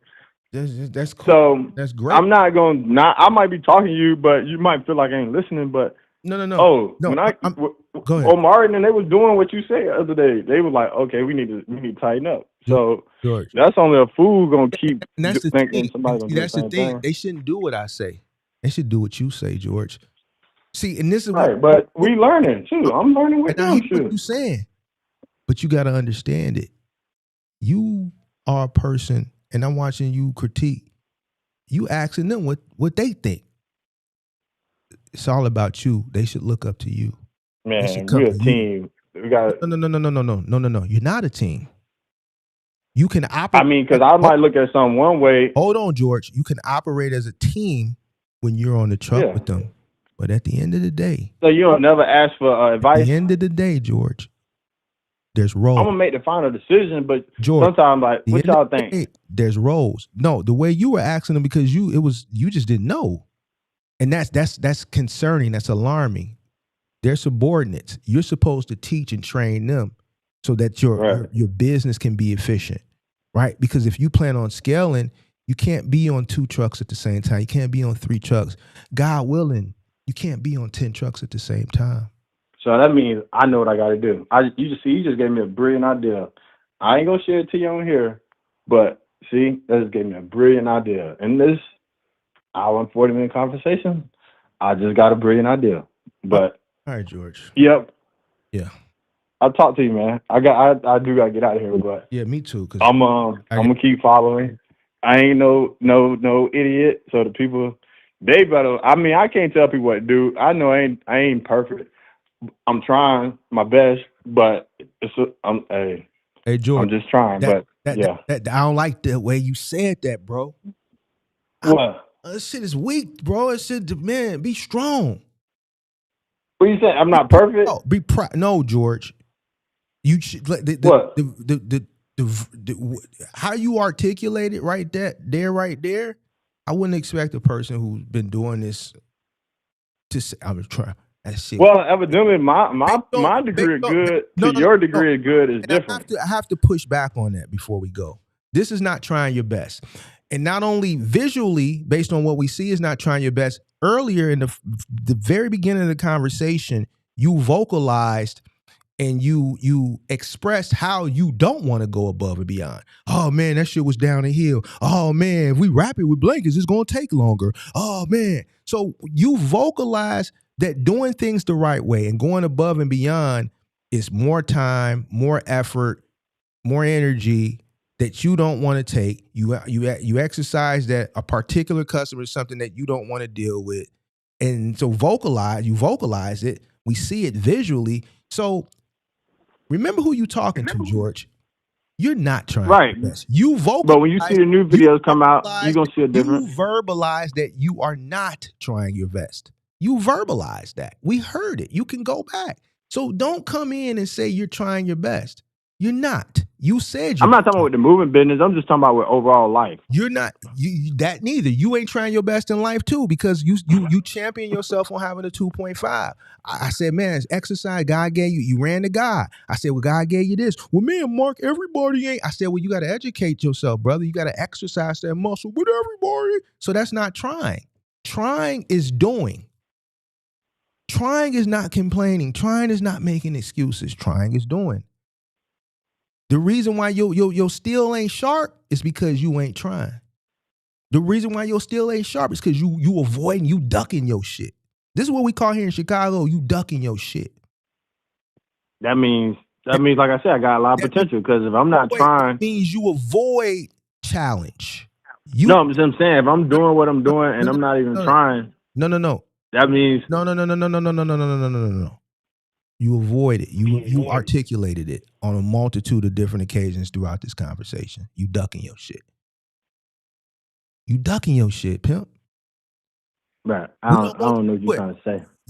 I know you don't know what I'm trying to say. And I just told you what I'm saying, though, is if I'm not trying and my business still doing as well as it's doing, that means I got a lot of potential. But the first time we talked, before I seen this shit, before we had a multitude of different conversations, that first call, the first few minutes, you said enough shit for me to be like, man, 7 years, I feel like you should be a lot further than where you are. Is that or that not what I said, the first conversation? Shit, most businesses go out of business the first 2 years, 5 years. Is that what I said, or is that what I not said, George? Yeah, that's what you said. But I'm saying most businesses go out of business. Stop. Look at how many percentage of business are in business 7 years. You looking at the negative, I'm looking at the positive. It's not a negative. We talking about. Yeah, you are, because most businesses don't even make it to 7 years. George. You get most people don't have a business 5 years. George. 4 years. How long did you have your business? How long you had your business? Tell people in the chat, type how many people had a business more than 5 years. See how many put it. Yes. All right. Notice I haven't responded in the past minute. Right, but you gotta think most businesses don't last 2 years. I already told you what your fate would be. I already told you. Everything from the first conversation, I said, yo, you should be farther along. I didn't know this. We know it now. I got the answers. You couldn't give me the answer, but we got the answers now. I said, you in a small market. I'm looking at your work. There's other indicators based on the multitude of conversations that we have. I always go back to that one. It was a reason why I said, what you got on this date? What you got on this? It's a reason why I didn't go straight to particular dates. I set everything up. Those indicators on where your schedule is empty at is an indicator to an experienced person in household goods moving. I don't care what you had last week or today. There's certain dates are indicators on where you are. A person who's been in business 7 years, your calendar, even in your market, there's certain dates that should fill up first. Anybody that's in household good moving is going to 100% agree with me. So where you are challenging, you're making yourself look more ignorant. And you just tell them call back instead of just listening. So there's going to get to a point where you're going to plateau, because there's a bunch of customers, money that you're leaving on the table. And the reason why you're leaving it on the table is because of the quality of work that you're doing and the price point that you're doing it at. I gave you a book to read. You claim you read it. There's a reason why I told you to read that book. Because I thought that book, and that was the first time we talked, I thought that book, I said, well, if you don't listen to the brother, man, because you know how black people, we don't like listening to people that look like us. We think we all equal. We don't think that another black person can provide value. It's just something with black motherfucker. But we gonna listen to the white man. The white man say it's okay. So I gave you a book to read. I said, you know what? Read this book. Now, you said you read it. Clearly, if you read it, you didn't comprehend, or you just didn't read the book.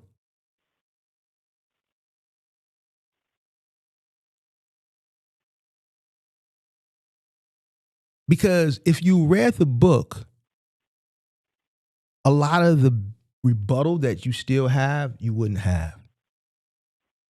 I get no value out of having an hour conversation with you, an hour and 47-minute conversation with you. It seems like once or twice a week now, that I don't ask you for anything to mislead you or lead you down the wrong path.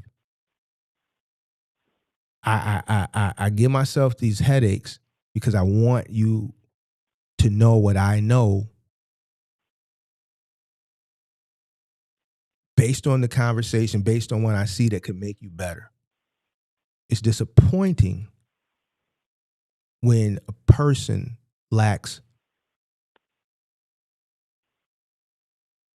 the understanding, the common sense, I guess, to just accept value. When I say, yo, this right here, this is the tool that God, you still there? Mm-hmm. This is the tool that God gave you to exercise. That information, it could come in many, many ways. This is one of those ways. So you fighting it. You fighting it. And this is why you can't sharpen this. You avoiding it, you fighting it. You accepting half-ass shit. You promote half-ass shit. Get half-ass results.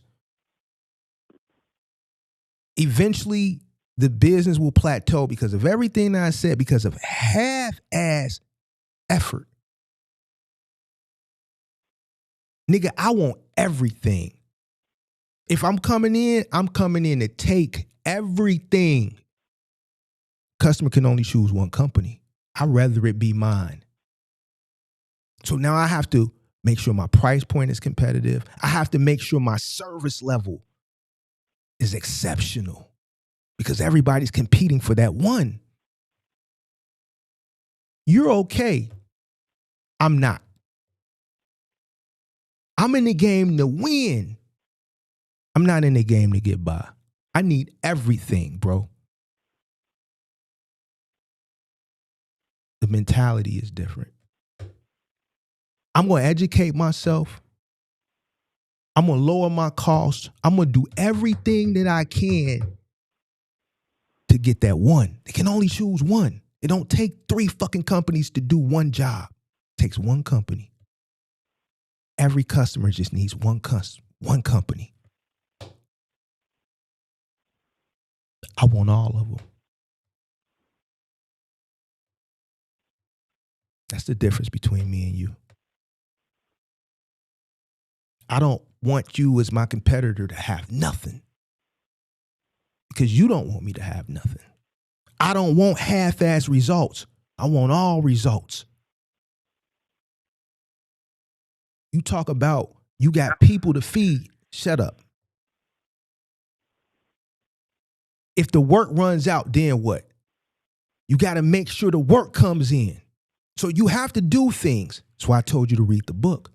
To ensure that work steady comes in. See, it's bigger than just you. So even when you said that, I let you cook because I knew I was going to come get you on the back end. If the work slows down, then what? You have no work to give.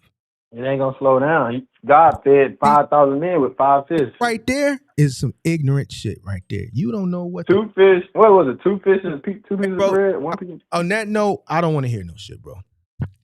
You. How many was it though, Mark? If you even know the truth. Out, man. Let me help you understand. 2 pieces of loaf of bread and 5 fish. You said 5,000 people. Let me help you to understand nothing. So you think he can't help poor little George get 5 little moving jobs? Is for certain, bro. You keep talking about God, then you should know, bro. Yo, nigga, you might not be here tomorrow. We could have some type of we could have some type of economic disaster. That's why you got to get everything. That's why you got to do everything to the best of your ability when you have the opportunity, because tomorrow is not promised. That's the but hold on. if he Shut can up. feed Shut up. 5,000 people with 2 pieces of fish, Be quiet. he can help you Be get a quiet. couple customers. Be quiet. Be quiet. Be quiet. Be quiet. I'm trying to help you out, man. You I'm trying can't to give you help some me, bro. game. You can't help me. I'm trying to George, give you based on the conversation we having, you can't. There's nothing you can do for me. I'm telling you. There's nothing you can do for me. Your mindset and my mindset is we're not even close. There's nothing you can do for me. And I hope one day that from a conversation, a dialogue, we can it's not me helping you, it's us talking and exchanging. But right now, where you are it's me more so predominantly helping you. You just have to listen, bro. Nothing tomorrow is promised. Nobody could have foreseen 2020. There were people that were prepared for 2020 unbeknownst to them because they went about doing things the right way. There were people that were unprepared for it. That could have been prepared for it, but when the opportunity presented itself, they didn't do what they were supposed to do. There were some people where opportunities were on the table, or more opportunities could have been presented to them, where they could have been in a better position when 2020 came, but they operated like you, half-ass. So when I speak, bro, I speak from knowledge, I speak from experience, but I also speak from wisdom. I've seen a lot of things, George. The good Lord blessed me. The good Lord has blessed me with 46 years. So I can speak on, I didn't see that coming, but if I would have went, when the fork in the road split, if I would have went that way, when this happened, I wouldn't have had the results that I have. Thank God I went the other way. Yeah. That's why I wouldn't have been able to have this conversation with you 15 years ago, George. Why? Because I didn't have the experience, nor did I have the wisdom that I have today. And I'm not speaking down on you. I'm speaking to you. And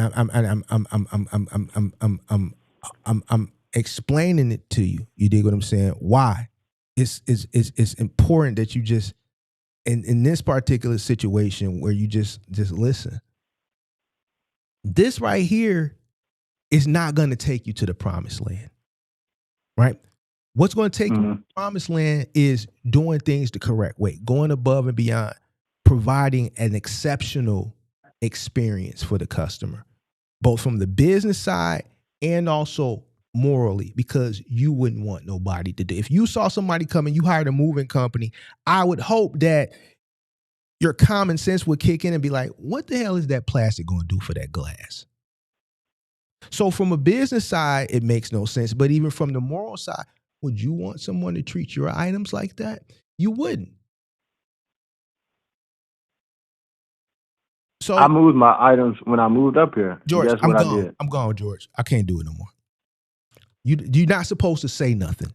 When I said that, I'm saying I moved my furniture. You said there's movers. I moved my furniture. I ain't George, I said something earlier in the conversation. I said I take a risk with my shit before I take a risk with yours. Right. That's what I just thought about. When I moved my stuff up here, I know I ain't have out on blankets. George, this ain't your shit. We don't give a fuck. But I'm just saying, George, we don't give a fuck if you want to treat your shit. You bought your shit. If you want to piss on your shit, mark your shit up, break your shit, it's your right. But as a business person, you have ethics to go about things the right way. And you want to go about things the right way because that brings in more business. More business. All right. And that's why we in business. All right, George. I'm going to holler at you, bro. All right, man. I'm staying in lock. I'm staying locked there. Everything you said, I got a video coming out. George. And it's going to show. Yeah, I don't care, George. Talk to you next week. It's going to show what you're saying. I'm implementing it. George. So people don't say he not listening. I'm listening. I might got a mouth and voice, but I'm listening. So whether I disagree or not, I'm still going to take away the good information and apply it. So that's all. But yeah. George, you'll be so much better when you can exercise self-control and just listen. You got to understand where you are. It's certain rooms I go into when I go to like different networking events or when I'm in certain places where nigga I'm a sponge because I don't provide value there. If I try to talk in certain rooms where I'm looking to consume, I'm gonna make a fool out of myself, and I know that. See, I got the common sense to know, yo, let me just listen because this is what I'm here for anyway. I'm not trying to be the smartest nigga in the room in a place where I know that I'm not cold at. In a place where I'm cold at, I don't try to be the smartest person in the room. If I know I'm knowledgeable on and let me say this, in this particular situation, I'm knowledgeable. You have to know when it's time to talk and you have to know when it's time to listen. That's also a good characteristic of a good business person. Knowing when to talk and knowing when to listen. Right? Look, I tell you this. I went to a real estate convention as a I think I was buying a couple houses at the time, but I went down to West Palm Beach, Florida. Went to a real estate convention. But when I went to the convention, I knew I was a guest. But I did everything in my power to look like I was going to be a speaker. So, like, my favorite truck at the time was like an F-150. So I rented like a new F-150.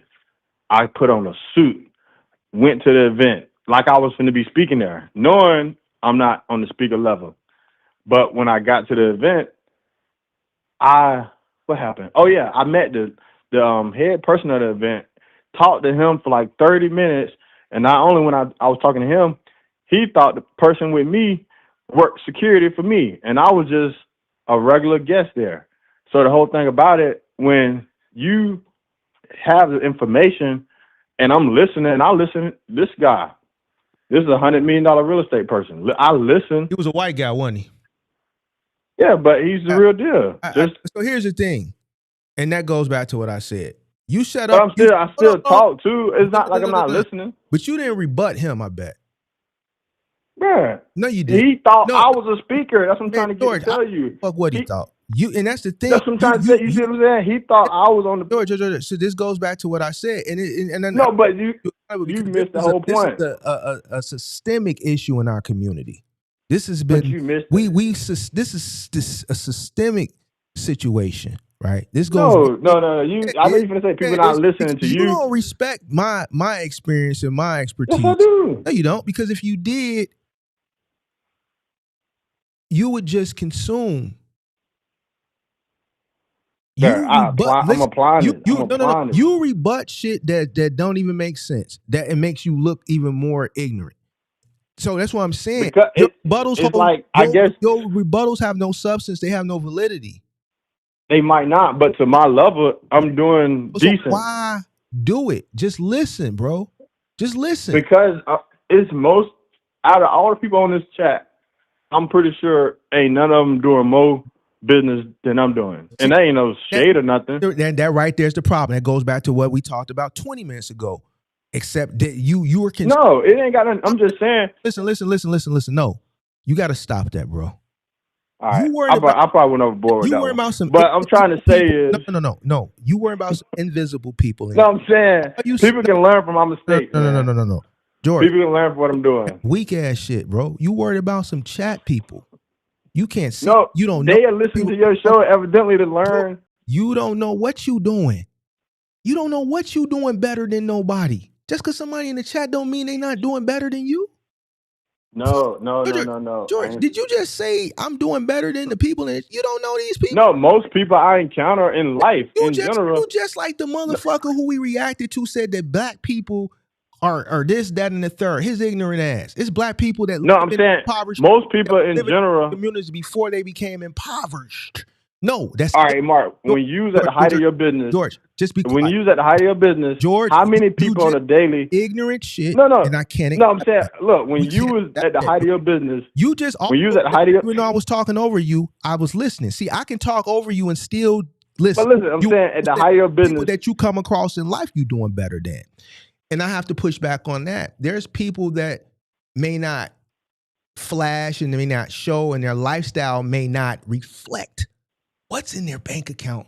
George, no, I'm not saying what's in bank. I'm talking about on a daily, customers. George. Once again, There's All right, I'm gonna let you go, man. I gotta go. And their bank, their car, their living conditions, their living quarters may not reflect what's in their actual bank account. And guess what? It may go beyond their bank account. Their wealth. I'm not talking about money in the bank account, though. I'm not saying that. No. You said you do better than most people. You don't. Not better. Me doing better. I'm saying like on a daily, weekly numbers. No. Listen, I'm saying like you have to be responsible for the words that come out of your mouth. No, I'm saying in the moving industry, like driving trucks, CDL drivers. Like most people I meet. You are a. No, I'm saying most people I meet, George. They probably do like people that are in my Discord that have only been doing this for a year under my tutelage, and other people that are in my Discord, like Moving Company Hustle, that are doing better than you because they listen. Cordell, if Cordell is in, he's doing better than you. Cordell started last year. He came into my Discord. He had a fucking van in March. He's doing way better than you right now. J. Cole doing way better than you. Fucking John doing way better than you. Fucking Justin, even though he's hard-headed, he's still doing better than you. You dig what I'm saying? There's people that have come under me, that have listened to me, and they listen. They're doing better than you because they listen. Oh my God. So you don't know what an individual is doing. You can't say. All right, I don't know about your group, but I'm just saying in general. People that you the conversations. You said people that you come across. I'm doing better than you. What are you talking about? I don't come across marks every day. That's what I'm trying to tell you. What are you talking about, George? Humble yourself, pimp. Humble yourself. Listen, I don't talk to people that's doing that much numbers. Humble yourself. You, George. I'm gonna be honest with you, George. I'm gonna have to humble you, George. I've talked to you a multitude of times. The first conversation we had, I said, I think you should be, something ain't right. I would expect the person who's been in business 7 years should be way farther along. That's what I said. Way farther along.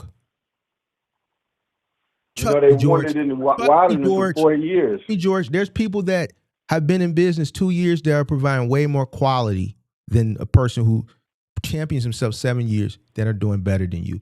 You can't say blindly what a person may or may not be doing. Problem is with you, and I already know this based on conversations with you. So who you think make more money? Goodwill? You surround yourself with people who have a similar mentality and or a weaker mentality than you.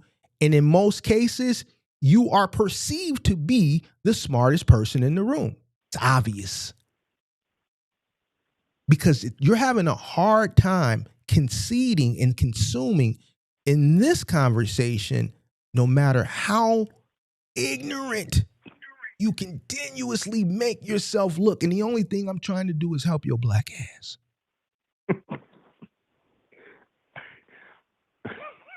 I'm out of here, man. I'm taking it in. I'm gonna finish watching the show with everybody else. I'm done. I just can't, bro. And this is why, bro. We wonder. You got motherfuckers like the motherfuckers that I reacted to earlier who ain't putting in, they ain't having these conversations. They just rather say, yo, motherfuckers that look just like me and you, rather say, you know, I hope you motherfuckers fail. I hope they take you off this. I hope they take that off that. They get pride and joy in making content and denouncing people that look like them. And if you got the value and you got the knowledge to change, why don't you do what I'm doing? See, they're not going to have these conversations with you. Mm-hmm. This is why they don't get respected. See, I'll have the conversation with you because I want you to do better. I understand the conversations and the mentality is the mentality is the reason why things are the way. In order to help a person, you have to talk to people to change the mentality. And some people you can get through easy. Some people are going to be a challenge. But the conversations have to be had. Mm-hmm. All right, George, I'm gone. All right. I'll check back in next week. Yeah.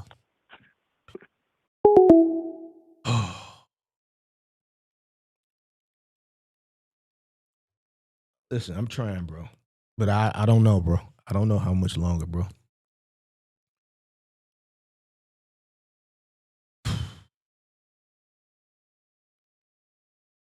What's today? Wednesday. All right, yo. I gotta go. I gotta hit the gym. Make sure you hit the like button, subscribe to the channel, turn on post notifications. I'm out. Peace.